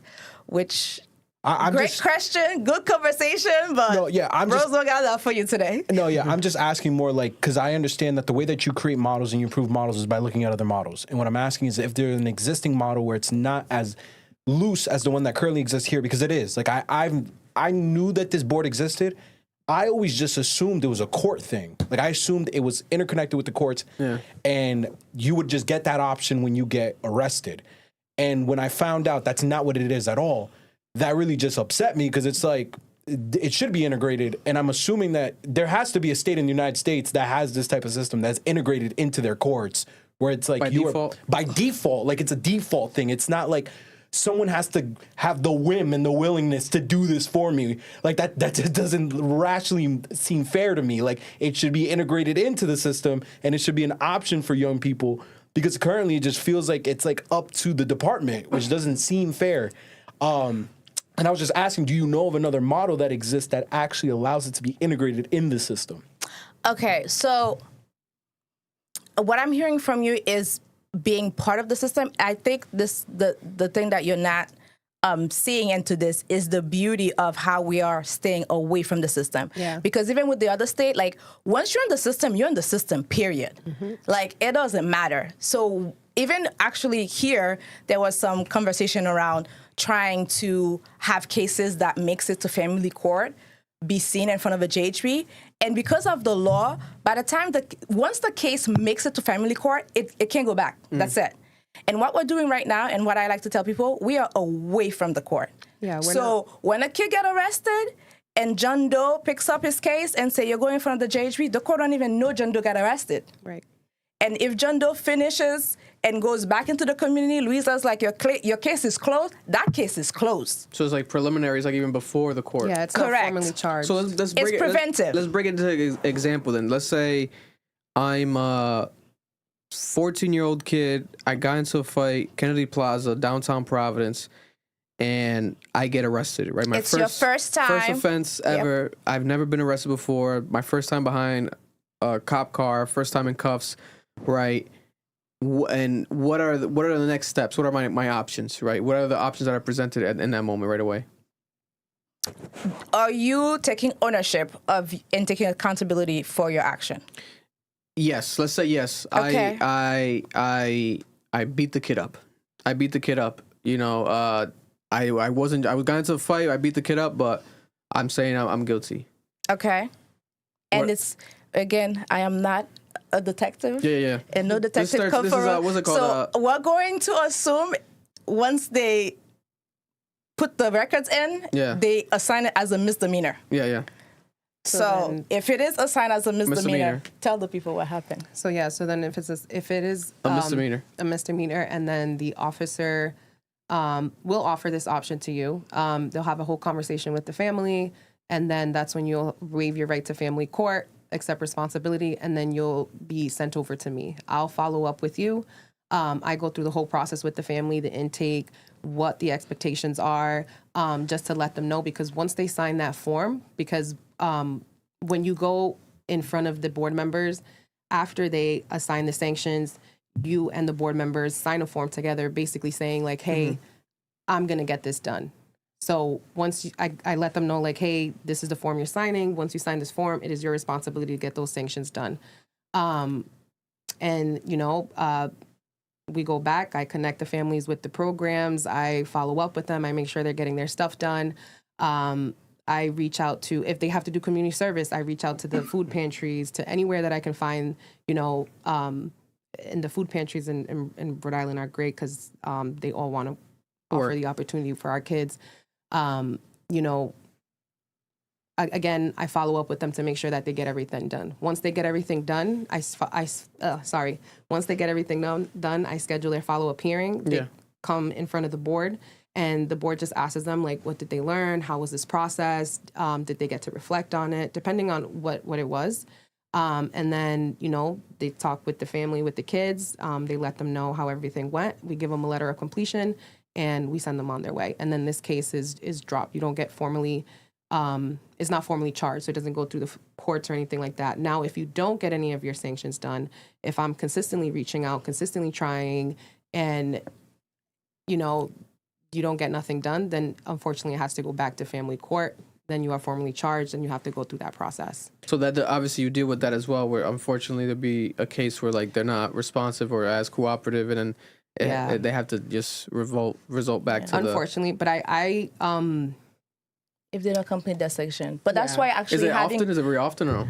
Before it was. And that's really why, you know, coordinators and even case managers got created, because at the end of the day, our goal is to support and keep young people away from the system. It doesn't happen often, but because of Lisa, I and Providence, because I really try to work with my families. Like, I understand, you know, especially with everything that's going on in this world, parents have a lot of responsibilities 100%. At home, you know, 2 jobs and all this other stuff. So I work really well with my families to try to work with them. And, you know, if the kids need bus passes, we get RIPTICs. RICJ also offers RIPTICs. If they need a ride or something like that, I make sure I connect them to like Mentor R.I, which offers pickup and drop offs to certain programs and stuff like that. So we take that all into consideration, and we give them time. But, you know, again, it also falls on the family. Like, they have to be accountable. They have to do the work. If they don't, then but it doesn't happen as often. The kids that come to the JHB are accountable. They want to do the work, and they're also excited about the programs that we recommend them to, because again, they didn't know it was there for them or it's available to them. So, and then the other thing I like to say, that they take it's a second chance that they're getting, and they take it very seriously. And then bringing back into your question around data, the data is showing us, and that's what we do also at RICJ, is that a young person that gets arrested for a misdemeanor goes in front of family court, 70% time for rearrest. That same kid goes in front of a JHB, 10% less likely to reoffend. So they are taking it seriously. They are taking the second chance, and they are going back into the communities, being better humans of society and trying to stay away from trouble. Because, you know, I like to also tell people, y'all were all kids. So you did a thing or two, or you know somebody that did a thing or two, and then it just depends of where you are, who you with, what's your connection, on whether or not you get in trouble. So you know, and I keep staying with this vandalism or even shoplift. Okay, don't do all of it, right? But just having like a vandalism case or another case, kids in which I did not know. I didn't tell you this. Kids are like opening the door of school to let other kids in that are not in school, and that's an offense. And that's like a whole thing that people are doing that now. I used to do that. I didn't know that you could get arrested for that. You can get arrested for that now. Yeah. Wow. So, you know, something like that, right? Thank you for outing yourself, but think about it. Think about allegedly. Allegedly. Think about that allegedly just like changing your life or changing your trajectory when you're just like being a kid and didn't know. Yeah. So. I do have to ask this because I've been arrested for a misdemeanor when I was I did a vandalism when I was younger, and Vic, you remember, and Green, and I went in front of family court. Like, I remember showing empathy. I felt really bad in the moment, and the police officer was very adamant on me going to family court for this issue. That's why I'm asking you, according to the letter of the law, are they required to recommend you once you have been arrested if you show any remorse? Or is this something that is voluntary? Because my point is, I've seen myself in that position. I've had friends in that position. I'd rather it be a mandatory thing where if you are showing compassion, according to the letter of the law, you must go through this juvenile system board versus going through family court. Because I've experienced what family court is like, and it is very like cold and mean. It's court. And it's not, there is no compassion. There's no understanding. It's the letter of the law. Yeah. So that's why I'm asking you, like, the letter of the law, does it say the police officer has to recommend you? In the ordinance right now, the language is that it is at their discretion. Thank you. Okay. And that's Rhode Island or Providence? In our ordinances, yes, in Providence. Yeah. And that could be changed according to the city council if they voted on it, from what I understand. Thank you. Yeah. So if you want that to be changed and you want it to be implemented, that if you get arrested, you get put in this board. Because I think this board is a great thing. I think both of you women are doing amazing work. I've been part of this system, so I get how ruthless it can be. And I thank you for the work you're doing. And I'm glad to know that there is a system in place. I just wish that it was mandatory that if these kids are showing compassion, that you have to put them through this program. Did they offer you that at the time when you were? Hell no. No, right? Yo, that cop was ruthless. He was like, he's like, because of the severity of the crime, like, we destroyed her plants, we vandalized the house, and his energy was like, no, you're lucky I'm not throwing you in the car and sending you to downtown. Yeah. Like, he was vicious about it. And I'm like, bro, I'm 13. Like, I don't care. Like in the sense of your power and your authority, that's what he was trying to project onto me. And I'm like, bro, like, I'm crying. I'm sad. I feel bad. Like, I really like feel like this was wrong. I got peer pressured by another friend of mine that I met in class, and we did it, and it was messed up. It'd be that peer pressure, though. What happened? I said it'd be that peer pressure. It'd be that peer pressure. And in that moment, it shouldn't have been this ruthless authority that I'm being shown. And that's what I mean. It's like the community is much more understanding about the nuances of reality versus the letter of the law, which is very compassionless because it's very clear and strict. That's kind of what I'm getting at here. Yeah.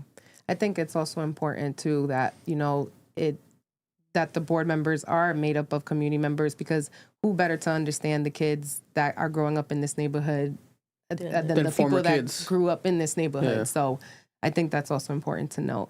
But yeah, if you want to see changes, definitely reach out to your city councilor. And where can people find out more about this? So where Rose and I are doing the best we can to, you know, make this common knowledge, let everybody know that this is an option. We currently, Rose has her website. Want to share it? www.ricj.org. And again, Rhode Island for Community and Justice, RICJ, is a nonprofit that I work, that you can find us. We're at 271 North Main Street. If you're interested to come to the building, would like to also say at RICJ, we support the JHB and we have other programs. So we do youth programming in general. So we're doing a lot of youth leadership work, mentorship program, after school program at the organization. So it's always busy, especially after school. And then we also do training at the organization as a whole. So if somebody is interested, reach out, and I could definitely connect you all with Louisa if you want, especially in Providence. But I work with all of the JHB throughout the state of Rhode Island. So if you're in another area listening to this and you want to know what's happening in your city, or if you can sit on a board or whatever it may be, or if you want to volunteer, just reach out to RICJ and we can find ways to connect you. And then to your point around the letter of the law, there has been some work also on that end, thinking about how to have a unified conversation around the JHB for the state of Rhode Island. Because especially in Rhode Island, it kind of started in different pockets. So different cities have different ordinances, different way the process is going.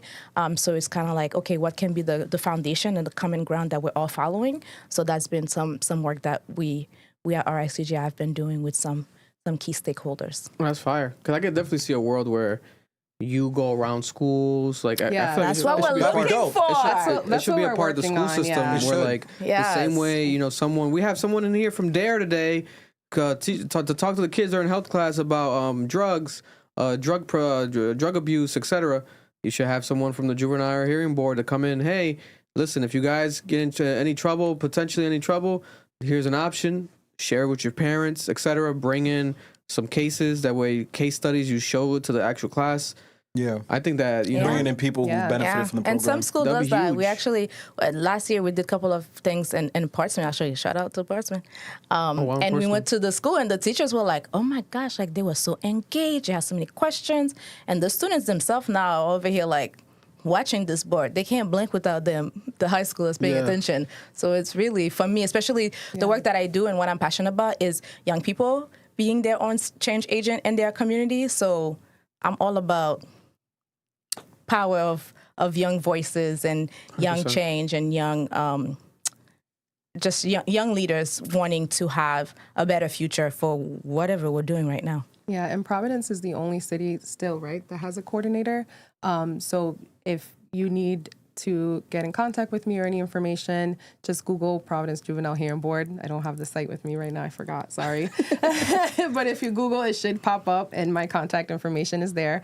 And, again, we're working hard on trying to make this common knowledge. We did connect with the school, so you should see brochures pretty soon about the JHB. And again, we're just trying to connect with as many people as we can, hence why I reached out to you guys here, so we can jump on. It's just to get the word out there, to let people know that this is an option for them.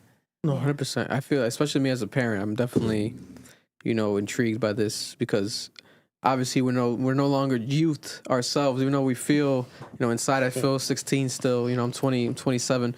But I have children, that are, now entering or part of the Providence school education system, public school system. I would think this would be something that would be huge and beneficial to have the actual students know about, before, making it preventative. Yes. Because you want to have as much preventative measure as possible. Because the idea is not for more crimes or for you guys to be busier. It would be for it to be less busy all around, less actual youth cases. But if you give this as an option, right, they know, the parents feel more of a sense of a security where they have another option. It's not just one end all be all, this sort of core system only. You can go through an actual juvenile hearing board and, face it that way and, take your chances that way. And it's before it even reaches actual court, right? Which is things that people don't speak about enough. So I applaud you women. Round of applause for them for actually Thank you for having us. for actually changing lives. You guys are changing lives. You're changing the trajectory of a lot of people's lives. I appreciate that. I love it. But I really, really think all of the credit goes to the board members. Yes. Just the adults that are giving. Shout out to all of the JHB. I don't want to get in trouble. Too many boards. But all of the JHB board members, really thank you from the bottom of my heart. And on behalf of all young people that you help, especially I said 245 for 2024. Yeah. We got to see what 2025 had and 2026, right? The board chair, because those people are sitting on boards for free. They're not free. they go to work. Volunteer. They're volunteering, right? They're going to work after long, tired day, happy day, sad day, whatever day. They give their time to, because also we forgot about this part. The hearing happens at night. So always. Because people, the kids go to school, adults go to work, right? So you have people giving their time from like 6 to 9 p.m. To just sit on a board and hear young people's cases. Yeah. And that's huge. And without the board members, the work is not possible. And then thanks to the board members, the impact is incredible, right? Being able to change the trajectory of young people's life, 240 plus in a year, that's not easy work. No. Right? So I definitely want to give a shout out to all of those that are donating their time and being passionate and determined to keep our young people away from the system. And all because those it makes a difference. Right. And all those programs too that we work with, the Nonviolence Institute, AS220, Pete and Andy's thrift store, Oneyville Food Pantry, Providence Student Union. I can name. She's trying to get in trouble. That's why I was no, like, I'm just saying thank you. I'm just saying thank you to them because they're all they really work. That is us true. And I just wanted to shout them out to because they do amazing work also. Tags, yeah. Because also the young people need places to get referred to. Right. So you need community agencies, business, nonprofit, for-profit, name it. Because with the process, thinking about a passion that the young person have and then being able to connect them with that passion is part of the reason why it's so impactful and effective. Yeah. Because it's one thing to, as was mentioned earlier, right? Going to family court is so cool and it's like, bam, bam, be out, right? Versus coming in front of a JHB, people are really caring about you and trying to understand what happened and who you are, and then trying to connect you with the resources and the services that you need to thrive. It's a different experience. Yeah. It's a different process. And being able to be connected with a lot of entities, right, organization, all of that, to have a resource, like she's over here collecting names and agents, right? So being able to have that Rolodex of places where, you want to come to you like radio stuff? Okay, we know where to connect you, right? You want to do art, we know where to connect you. You want to do this? So the more partnership we're able to have, the more effective we're able to be and better of service to the youth. So that's also as impactful. Listen, consider us. We're looking for interns this year. So if you have any young podcasters that might have, caught up, did a mistake, their first instance, we're not perfect over here. That. You know what I'm saying? Noel said it himself. Noel has his own past. We are not a judgmental zone over here. Definitely connect with us. So maybe help, depending on the case, we can speak about that in the future. But I think that could be something that can happen because, again, these younger people also don't want stereotypical lives or stereotypical, careers. They're looking at things like this, YouTube, podcasts, like way more interactive and creative. So that's another thing. You might struggle sometimes connecting them with some sort of resource because there might be a lack of that existing. Yeah, we definitely need mentors and programs. So please reach out and we would love to collab. I know the kids would be super excited about this. They love a good TV. Like they will. Even like at RICJ, we do like a summer program, and then we do a behind the scene of what it means to be a meteorologist. I'd be trying to drag them out. I'm like, come on, we gotta go. But everybody's like, 5, 6, 7, 8, green room. So that's thank you for. Be careful what you wish for, because we'll definitely follow up on that. We'll follow up on that. Your way. But we appreciate you, ladies. Again, give the people where they can contact you at. What's the best way, whether it's a phone number, email, Instagram, whatever the case may be? Okay, so RICJ, Rhode Island for Community and Justice, RICJ.org, or social RI #4 CJ. Instagram, all of the above.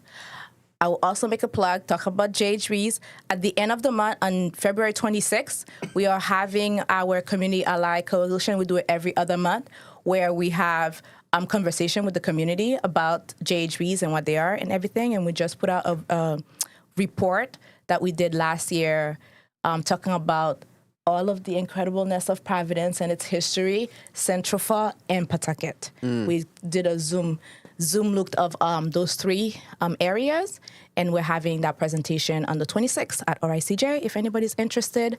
I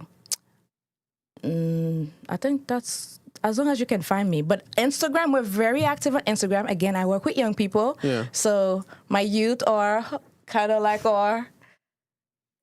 they make the flyers, they're all up in the socials. So we're really more active on Instagram because that's really where the passion is. But also just visiting us at 271 North Main Street in Providence. The door's always open Tuesday to Friday. And if you have any specific questions about the Providence JHB, you can reach me at 401-580-9370. That's my work cell number. And there we have it. Appreciate you, ladies. Thank you again for having us. Stopping on by tonight. And we'll be right back with the live stream, guys.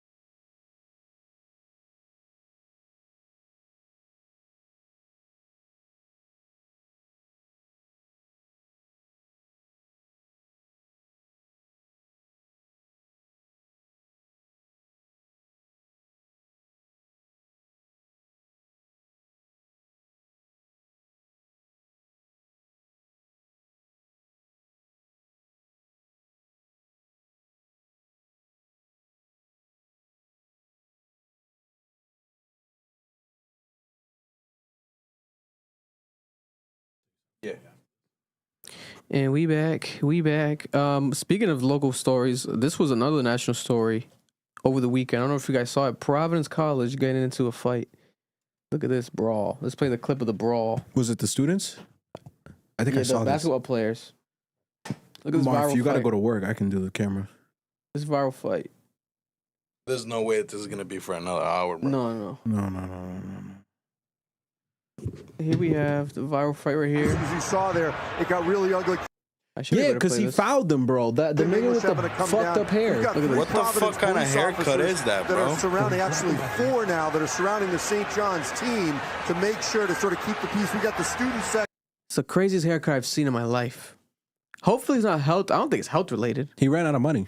Oh my God. It almost feels like they're surging right behind me, and you can see how head down when he was trying to put the ball in the hoop. That was fucked up. Look, bro. Look what he did, bro. I think he's mad about his haircut. It was unnecessary too. Because what's the point of that? No, it's a flagrant. Is he trying to hold him down like to save himself? Jesus like, bro, what are you Christ. doing? No, it's that. And he went up on him. Yeah, he did that. And he on pressed pride. him after doing it. I This think is that dude was crazy. smoking them. That's what it was. He We're was going watching crazy all on of them. this just as This is crazy. So it says here, this was between St. John's and Providence. This was Duncan Powell. He throws punches. Bryce Hopkins and the St. John's bench respond. Right? And then we have this apology. I saw an apology. Was it him directly? This was Jameer Jones. They don't look like him. He was a player on the team, I guess. Jameer Jones, a player, Friars player, says, I just want to apologize to the PC fans and PC community. I also want to apologize to my coaches and teammates for how I handled my fatigue during our past game. Didn't mean to intentionally hurt anybody. I could have gone about it different ways. Appreciate all the support I've gotten. But that's not the Powell guy. No, it's not. Right? What? They're not gonna let that guy talk, bro. Hell no, bro. They probably shaved the back of his head as punishment. They should. Look at the photo right here. And honestly, they're doing him a favor. Oh my God. Them tats are fucking terrible. That's crazy. Nah, he should get suspended for a couple games. That's a freaking flagrant out the ass. They said the tattoo looked like this Lane Maxwell. Which one? That's so fucked up. Because what if it's his a mom or something? God bless. Well, it's just Lane Maxwell now. That's hilarious. Oh my God. Powell Epstein. No, yeah, this is nasty. This was nasty. I put the apology because I thought it was him apologizing, but he didn't apologize. Did Duncan? Yo, if a nigga that looked like that did that to you, what are you doing to him? That is crazy, bro. And that's I'm not the saying J. Cole nothing, bro. team. I'm not saying nothing. St. John's. St. John's. That's the J. Cole. That's the He J. was Cole there the other team. day. He was giving out CDs over there. I'm not saying nothing, bro. This is these are neighbors. You know what I'm saying? These are neighbors. They said that he's been suspended for the fight right now. Good. This said that he was arrested, but I don't think it's true. I hope he was. He is a criminal. Look at him. No, his barber's a fucking No, he got criminal. he should get arrested for the haircut. Fuck his barber, bro. That is crazy. Arrested for the haircut. Arrested for the energy. That barber's clippers gave out, bro. Nigga, I'm telling you, he ran out of money. That is crazy. Providence College. Le dio un apagón, bro. That's why. It was right before the game. The Big East suspended Duncan Powell for 3 games. Good. 3 games. Powell, you're a criminal. That's crazy, bro. You could have killed that guy. Yeah. You could have decapitated. You could have You could have snapped paralyzed his him. neck. Just because you couldn't stop the fast break. Get better at hoops. Listen, I'm all for. I'm not roughness and some roughness in basketball, but when it's that level, when it's like unsafe, like mid-air, Yeah, it's that's crazy, wild. unnecessary. Now, if you want to swing it out, you guys fight after a rough foul, okay. But with the foul itself being the foul that almost killed someone, come on, bro. That was my first time watching it. People kept sending it to me, but I was like, I'll watch it on the podcast. I didn't know it was that crazy. I didn't even know his haircut was that crazy either. What justifies that haircut? Drugs. I've never seen a haircut like that in my life. Like it's like a 0, but like a 1.5 or like a 0.5 because he still has hair. Yeah. Bro, it's like when Hicks like cut their hair and they leave the ponytail. Like, bro, I don't know what he thought, bro. Like, he walked in and said, yo, I got $20. Do what you can. Also, we want to send our condolences. Rest in peace to this son and mother who passed away in Providence, Rhode Island. They've identified 2 individuals who died. They were inside of a car parked outside the Miriam Hospital. They're saying that these people froze to death. They died in the cold. Wow. This man, 49 years old, Stanislaw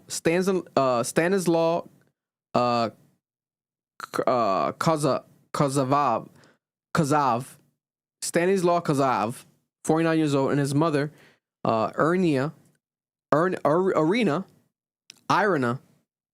Kazav, 75 years old. They're believed to have been unhoused, so that means they must have been homeless, and they lived inside of their car. Under an undetermined period of time, the investigation indicates that weather-related deaths with possible contributing health factors. There's no foul play. So it seems like these people, their car was covered in snow. They might have slept in their car overnight during the snowstorm. Yeah. And woke up to the car covered in snow and just stayed inside the car and then died in the car. This is crazy, bro. Probably couldn't get out. And at the same time, they probably had nowhere to go. Who knows if they had heat in the car, right? Because if they were homeless, they might not even had money for the car gas, or the heat might not have been working. 49 years old and 75 years old. That's crazy. This is very older God people bless, too, yeah. bro. That's sad. Very older people. Bro, very you'd be unfortunate. shocked. There's a lot of people who sleep in their car. Because I usually walk at night, and like people will like, when I walk by their cars, I would see people sleeping in their cars. Damn. Huh? They locked their doors. You think I'm checking the doors, nigga? While niggas I is said not. they lock the door because you're walking around. Oh, they see a nigger. But no, legit, Oh bro. my God. They be like laid out and just knocked, bro. I'd be like, yo, you're really sleeping in your car in like a street like this? Like, damn. Listen, also, condolences to them. Also, round of applause to me, because I'm an actor now. You know what I'm saying? I was in a movie that filmed here in Rhode Island, in Cranston, and in Providence. Oh, it came out? The Ella McKay movie. Ella McKay, I was acting with Jamie Lee Curtis, Woody Harrelson, to name a few. You know what I'm saying? And the movie came out, it was on Disney. It came out in movie theaters, but I never went to go watch it because I knew my part wasn't that big. But still, I come out in the movie, and you watch it on Disney Plus. I'll play the clip right here. This is me in the movie. Play the clip, bro, because This is hilarious. It's I don't not got Disney Plus. Listen, there's the clip I got up on here. I'll put it on here. I don't know what's going on with the notes. Notes usually picks up everything, but I'll play it off of here. Now you're gonna have to squint your eyes to see me, but I'm in this bitch. I'm not. It's not a lie. I promise. You know, is it behind me? Yeah. So, for reference, look at this movie. I'll show you guys how it's filmed here. So there's some scenes where you can tell and notice that it's filmed here. So look right there. This is outside of the actual state house that we have here. And you guys probably remember that actor right there. You've seen that actor. I think he's in the MCU now too. He's everywhere, this guy. Did he screen record a whole fucking movie? That's the actress right there. That's Ella McKay. Is that the State House? Yes, at the State House in Providence. They filmed this last year.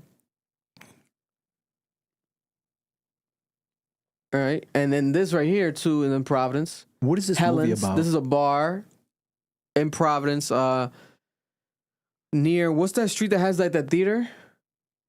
That old school theater. Thayer Street. No, not Thayer Street. The you're other talking one. about where Stay Silent did an event one time. That theater. That street, there's like a mad like 7-star bakeries on that street. You're talking about you guys, Broadway. This street right here, Broadway, right on Broadway. Look at it right here.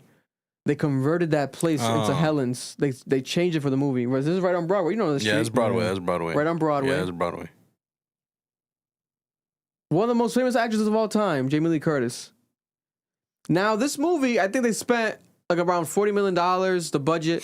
They lost money because they only made $4 million, and it got bad reviews. But it's out on Disney Plus now. What is this movie What is the movie about? Ella McKay. It's about this girl and her life, as a politician. I think she's like an attorney general. This woman's daughter. Here is me, featuring me. This is me. This is one scene I'm in. Real quick, you see me right there?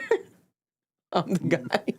You're behind the other guy? Yeah, that's me. You know what I'm saying? That's what's up. Right there. Background acting. You know what I'm saying? Damn, bro. So them long nights for us for that? Look at that. That's some background acting. Where was this? What building was this? This was the church in Cranston, nearby where Elbow stays, right around that area. They turned the church. Well, the church is attached like a preschool, but they turned it into like a actual wedding. You know what I'm saying? Like near Edwin's crib? Yeah. And then me again. This time you see my face. Or at least I believe so. So I was in the crowd of the actual wedding. It's a quick wedding scene, but it took all day to film. I spent all day filming this shit just to be in a movie for fucking 2 seconds. But this is Hollywood, guys. So I'm right in the crowd. You see me right here? Look at the braids. Oh wow, that is your braids. I'm about to get up. You had to be one of the first ones to get up, bro. That is such a strange crowd for a wedding. And then look at my face watch in between faces. Nigga got random Dominicans. You saw me? Yeah. What, you saw me? Yeah. Look at me. Hold up. Right there. Yeah. Why am I mad serious? Bro, why are you the only Spanish serious, person in a crowd full of white people, bro? Bro. In my mind, like the camera got me. But the whole time, I'm in the cup, bro. Barely. It's cool. It's crazy. Shout out to there was other actors there that were going crazy. One of the guys was cool with me. He made sure to like be everywhere. He's like, I gotta move over here. I'm like, this guy's crazy. Nah, he was thinking ahead. He knew that the camera was gonna move.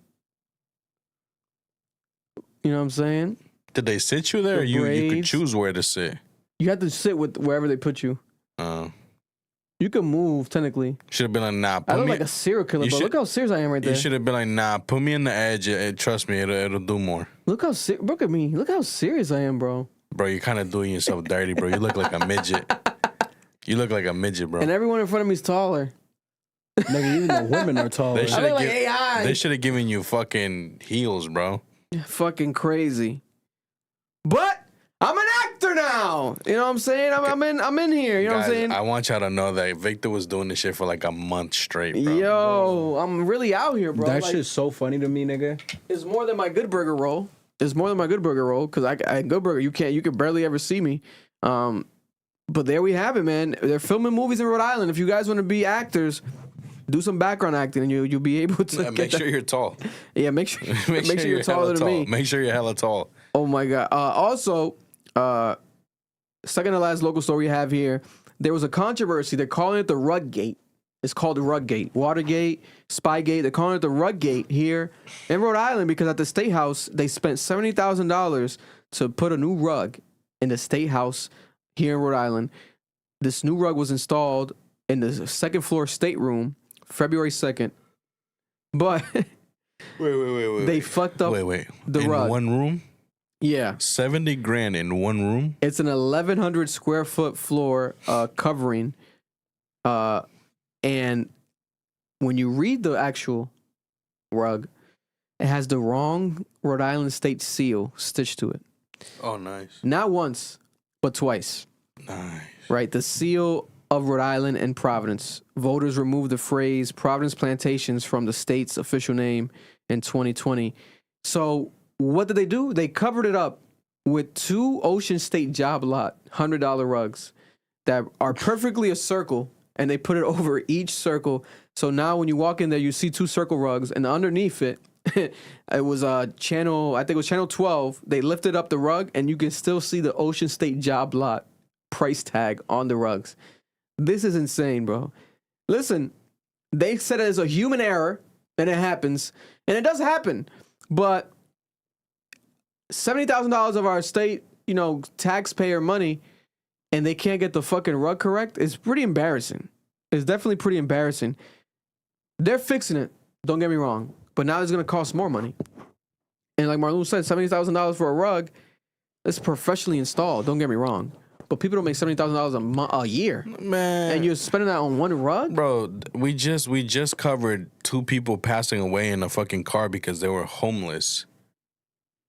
Crazy. There's people fucking going to work and eating potholes and having to fucking fix their tires and shit like that out of their fucking pocket because you motherfuckers are spending $75,000 on a fucking rug. There's a bridge that still hasn't been fixed. Come on, bro. You guys want us to keep naming shit? Yo, you guys, we can make a list. We can spend here all fucking night. I remember when they spent like $2 million corny, bro, to power clean the state house. Oh my god, bro. Bro. Yo, they just be spending money out there, bro. Mad money to make stupid ass bike lanes that nobody fucking uses. People parking them. And the bike niggas are gonna come at you for that. Don't get me started on this shit. Right on the fucking sidewalk. You're not a fucking car. Shout out to the bikes, bike life out here. Fuck y'all. That's Marloon's words. That's Marloon's words. It's not ours. And I stand on that. Here we have. I want to cover. The Warwick Police might be gunning to try to become known as like the best police department, or at least the most clout chasing police department in the state, because they've gone hard with these AI flyers and AI things, but they're doing some things I think deserve to be highlighted. So one thing is this: they have this event coming up called Skating with the Cop, where you can go skate with the police officer, Warwick police officer, for free. Right, and it's free skating with the kids. Yo, they doing everything but what we need them to do. And I'm like, wow, this is some community shit. Okay, it's like, okay, some community actual, integration, right? And then we have another. Did they delete it? No, They probably did. They probably the did. Valentine one I posted. Yeah, they probably did. No, it's right here. Oh, right there. And then we have the one that went viral over the weekend, right? This Valentine's flyer that I saw people in New York and in Canada posting this. And I'm like, wait, this is the same? This is the Warwick flyer? And it says right here, they had the Warwick Police Department Valentine's Day weekend special. Still thinking about your ex? This was funny. No, they have a warrant. This is hilarious. Great news. We've got the perfect Valentine's package. Free ride in a Warwick Police Cruiser. Complimentary weekend stay in our holiday facility. Holding facility. Holding facility. Oh, okay. Well, I say weekend stay in our holding facility, complimentary for free. A free booking photo to share with friends and family. Offer only valid if your ex has an active warrant. No reservations required. Nothing says closure like a drama-free weekend. Happy Valentine's Day from the Warwick Police Department. Nah, these That niggas is is funny. hilarious. This was hilarious. Them niggas is clever. That was funny. I was like, yo, they killed that with this. There's a white man in Warwick Police Department cooking these shits up, bro. It might be a teenager. Like it gives like teen vibes, like young vibes, like doing this type of shit, bro. Some of them white niggas be funny, bro. Damn. They cook with this. The skating one is stupid, though. I mean, listen, they want to be involved in the community. Do it. But they're doing this all, I'll tell you this much, AI heavy, because there's another AI flyer. The parking ban in effect, Warwick Police Department, parking ban in effect. Very more specific. They should delete that for the bottom one. Oh, yeah, the Patriots. Yo, watch your fucking mouth. Yo. They lost, bro. I don't give a fuck. They lost. I don't give a fuck. But yeah, there we have it. Let me make a double check, make sure I didn't miss, not that I skip over something, but there we have it. Skating. I'm officially in Hollywood. So my life's gonna change forever now, guys. You know what I'm saying? Might get some calls soon by J.J. Abrams. You never know what's gonna happen. Shit could change again. I did watch Marty Supreme, but I'll get into that next week because I want to relist everything. I finally watched it last night though. It was actually really good, way better than I expected. But not as good as the DiCaprio movie at all. No, that's it. Let me just double check. There's no fucking breaking news. There's no crazy breaking news here. Nobody sent me anything, so we should be good. Also, this week, make sure I want all the guys to watch it too. It's coming out. I think it came out today. The Tyra Banks has a new documentary. I know everyone's gonna talk about it because it's the America's Top Model is on Netflix, and it's like looking back at the crazy stories of how she used to judge people. Because if you look at the clips that used to go viral, bro, she used to call people fat. Like, you too fat. You're a fat, ugly bitch. Like, you're never gonna make it. Yeah, like, that show used to be crazy. I saw the trailer. The trailer. They dropped today. The official documentary is gonna be on Netflix. So I know that's gonna be a talk of the week with that documentary. So I didn't have time to watch it today. It was too much happening today. Unfortunately, obviously the shooting and everything. Someone sent me this. This is an X account from the Pawtucket High School's hockey game shooter.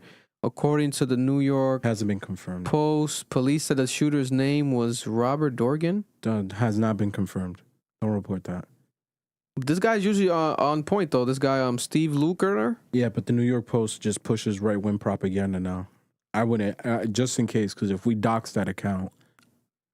Because this is, let me see right here. So this is what the update is. Well, basically the name. Yeah, they're trying to say. They're trying to say that's apparently the name, and this is the X account. I just don't want to do it because we don't know. Okay, so this is saying, okay, police said the name and the shooter shot family members and a friend. Did the news report the name? I'll send you it right here. No, I have the account. I already got it sent to. Lookner? Steve Lookner? Yeah, I've been sent this shit. I mean, I got this shit sent like 30 minutes ago. I just don't want to talk about it because if it's not them, then it's going to be like the Brown situation where we just doxed a random person. Yeah. Yeah, I don't want to do that. And I'm not going to lie, this person looks familiar too.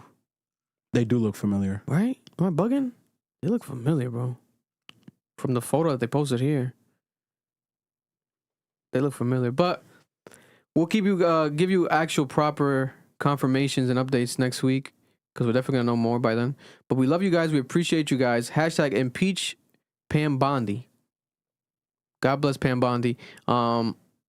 Also, we'll see next week. I might burn the jersey. I might burn the LeBron jersey on stream. We'll see what happens. You know what I'm saying? I didn't pay much for it. And it doesn't really fit me anymore because I think it's like I think it's a medium. It's tight on me. Or maybe I just got fatter. I think I just got fatter. But, you know, I already had other reasons to throw it away. So now give me extra more reasons to just burn that shit live for some content.